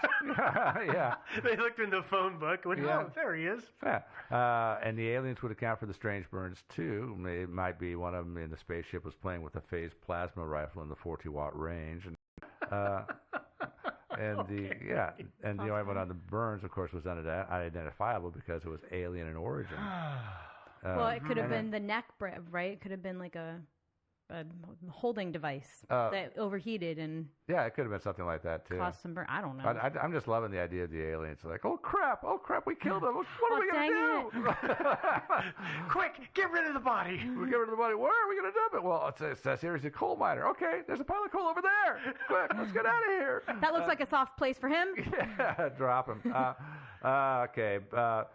Of course, another reason the ointment might not have been identified is the coroner didn't try too hard to. Again, I don't know how much testing they did of that. It could have. It really doesn't sound like they tried very hard. No, at it all. could have been they just sort of smelled it and said, "Huh, it doesn't smell like anything I know of," and that's about it. Well, and remember, this is 1980, so it's not as if they can just stick it in the mass spectrometer or whatever it is. It is a mass spectrometer.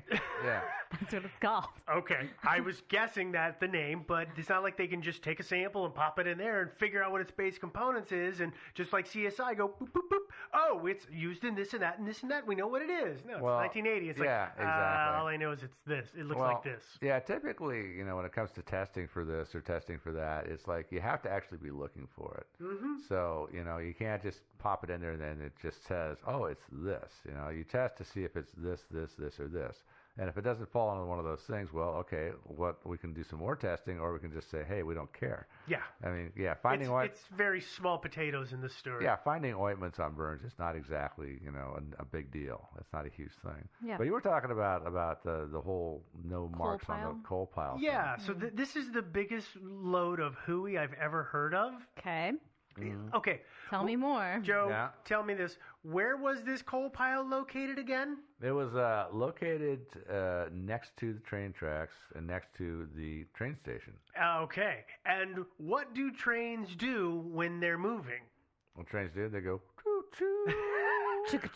Okay, well, those things are correct, but they cause a lot of vibrations in their starting and stopping processes. And if you've ever seen a pile of anything that's about the size of these coal nuggets near something that makes a lot of vibration, those piles move. So it could very easily have been 1 and 2 trains came in and out of the station, and that was enough to soften the indentations that were done by somebody's feet. Yeah, or a little rainfall, perhaps. Well, all kinds of think things about could it. have happened. The paramedics come running up, so they've already disturbed the scene. So the fact that there's no indentations, I was gonna just say, hold water. I think they probably said to the paramedics, like, which one of are those yours? And they said probably. Yeah, but the thing about it is, too, is if you're standing at the base, if you're a paramedic, and the body is like, say, 180 10 feet degrees. up. 10 feet up, and it's like 90 degrees around the pile. You don't go up here and then over the body. You go around to the base below the body and go straight up. Right. So it might have been that they traced right over the tracks. Exactly.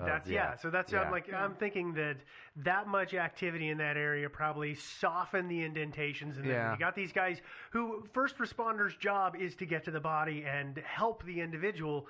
They can't be completely, they can't do, we've got to take this, secure this. No. Yeah, maybe not. I don't know. Of course, I don't know if they climbed up there. They might have thought, that looks dangerous. So we'll just throw rocks. We'll just throw rocks at the body until it slides down to us. Okay. I don't think that happened either. Probably not. They probably did climb Especially up if you think they turned him over. Yeah, they did turn him over. They would have had to have actually touched climbed him. Up, yeah, I think so. But and also, as far as the UFO theory goes, you remember Alan Godfrey, the policeman who was involved in the Todd Morton UFO incident? Oh, yeah? Yeah, well, he was, as I said, also on the scene for this crime, and he's familiar with this case. He was interviewed, actually, years later about this, and he said it was, quote, a load of rubbish, referring to the UFO theory. Well, there you go. Yeah, so even though Godfrey himself, totally believes he encountered a UFO, he's not buying into it in this particular case. Okay. Yeah. There's another theory out there that I found on Reddit, of all places, which is that he had a stroke. And he had a stroke while he was shopping for groceries and just sort of wandered off in a daze. And then some good Samaritans took him in and took care of him, hoping that he'd come to his senses and that they could get him back to wherever he belonged. But then when he croaked after 5 days, they decided to get rid of the body because apparently even though they were good Samaritans, they weren't quite actually that good. And they wanted to avoid contact with the police. So anyway, what do you guys think of that theory? Well, he could have wandered away from the Good Samaritan home on his own and That's true. They croaked didn't. on the... I mean, he could have saw the coal and thought, oh, I know that. Why do I know that? I'm going to climb up there and Yeah, see. it's cool. Something familiar. Yeah. I thought strokes tended to leave some pretty obvious signs. Oh yeah, for sure. And I'm sure since they were a little iffy on the cause of death, I'm sure they looked at his brain in the autopsy, and apparently there was no evidence of a stroke that showed up in the autopsy. Oh, Yeah. well, not that. Well, plus the other thing I hate about this theory is I mean, seriously, you're going to find some guy who's wandering around in a daze. You're not going to call the police or something.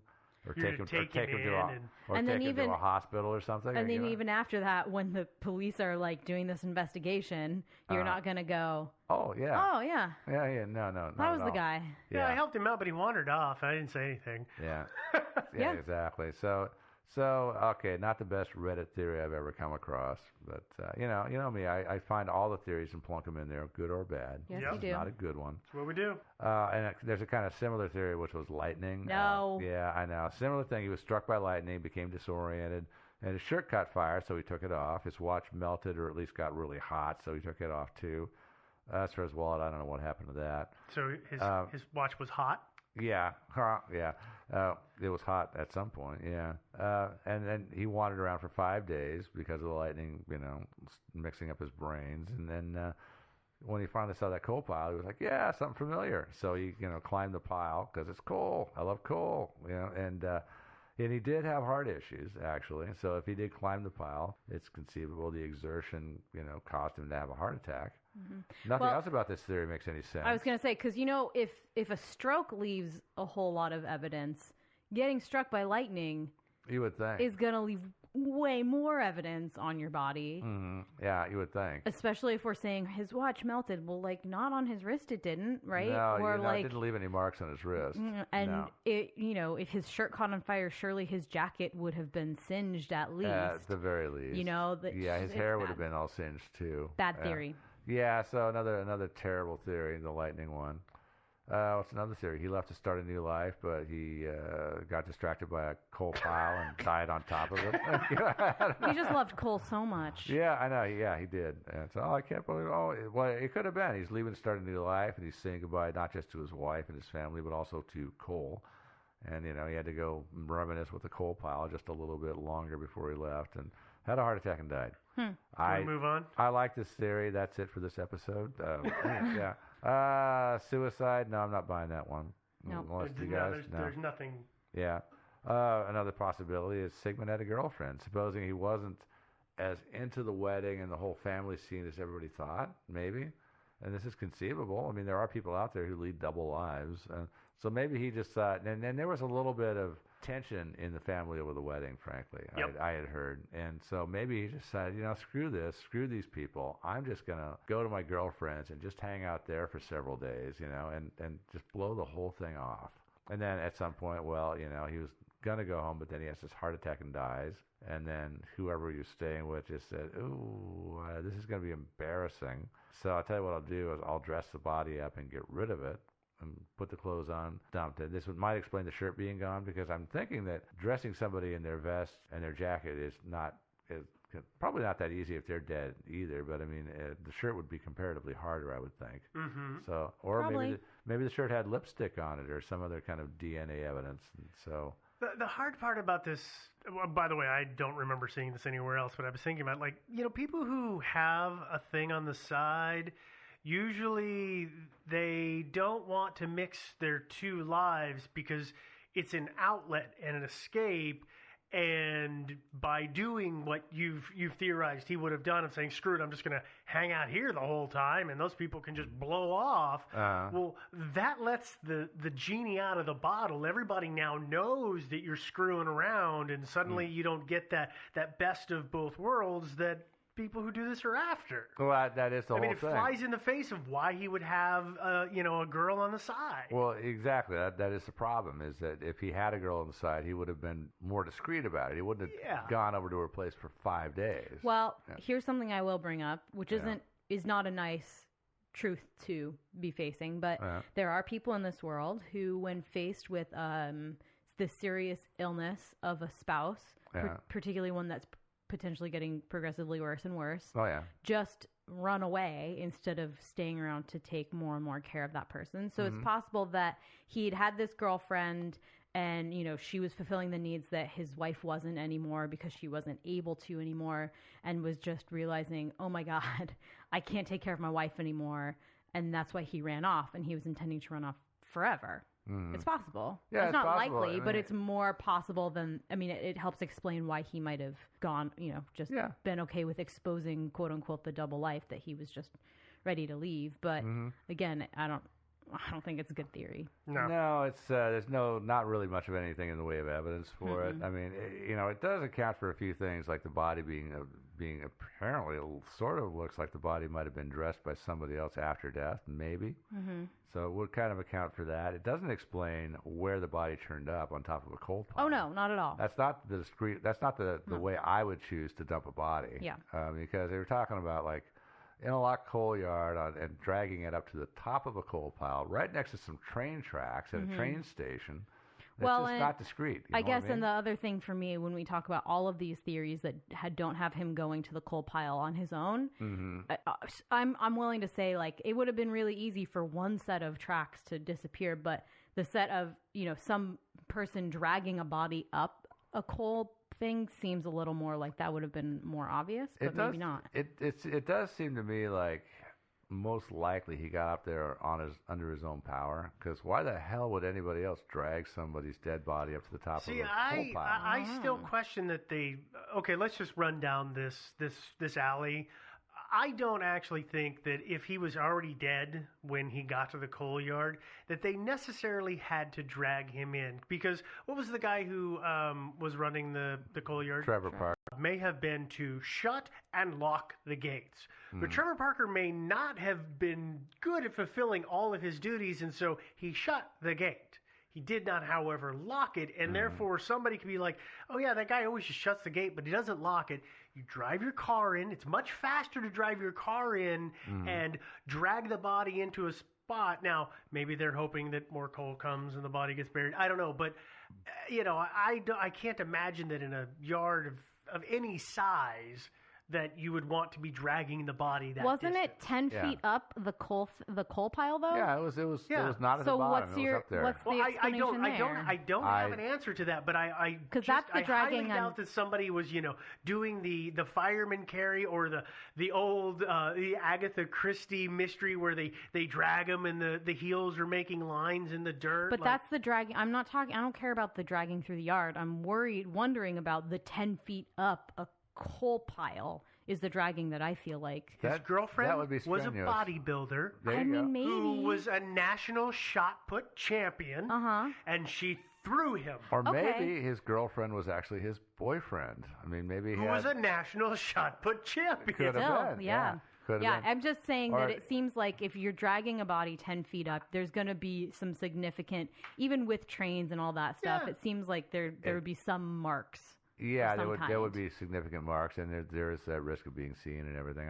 I do think the idea about coming in, supposing the gates were locked, but supposing that it was one of the delivery guys, because coal was delivered to the yard. Supposing if Trevor or whoever is out delivering things, the gates are locked, then maybe the delivery drivers had keys.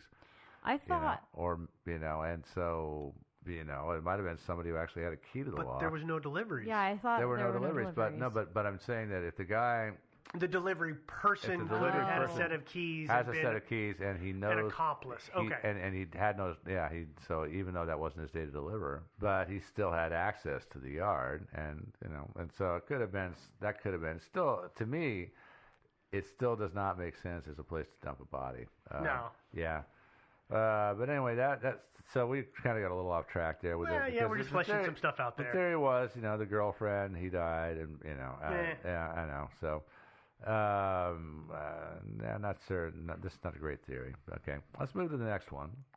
There's another theory out there in the webs, which is an accident. Thought is that he was on the coal pile, and unbeknownst to him, the coal had started combusting.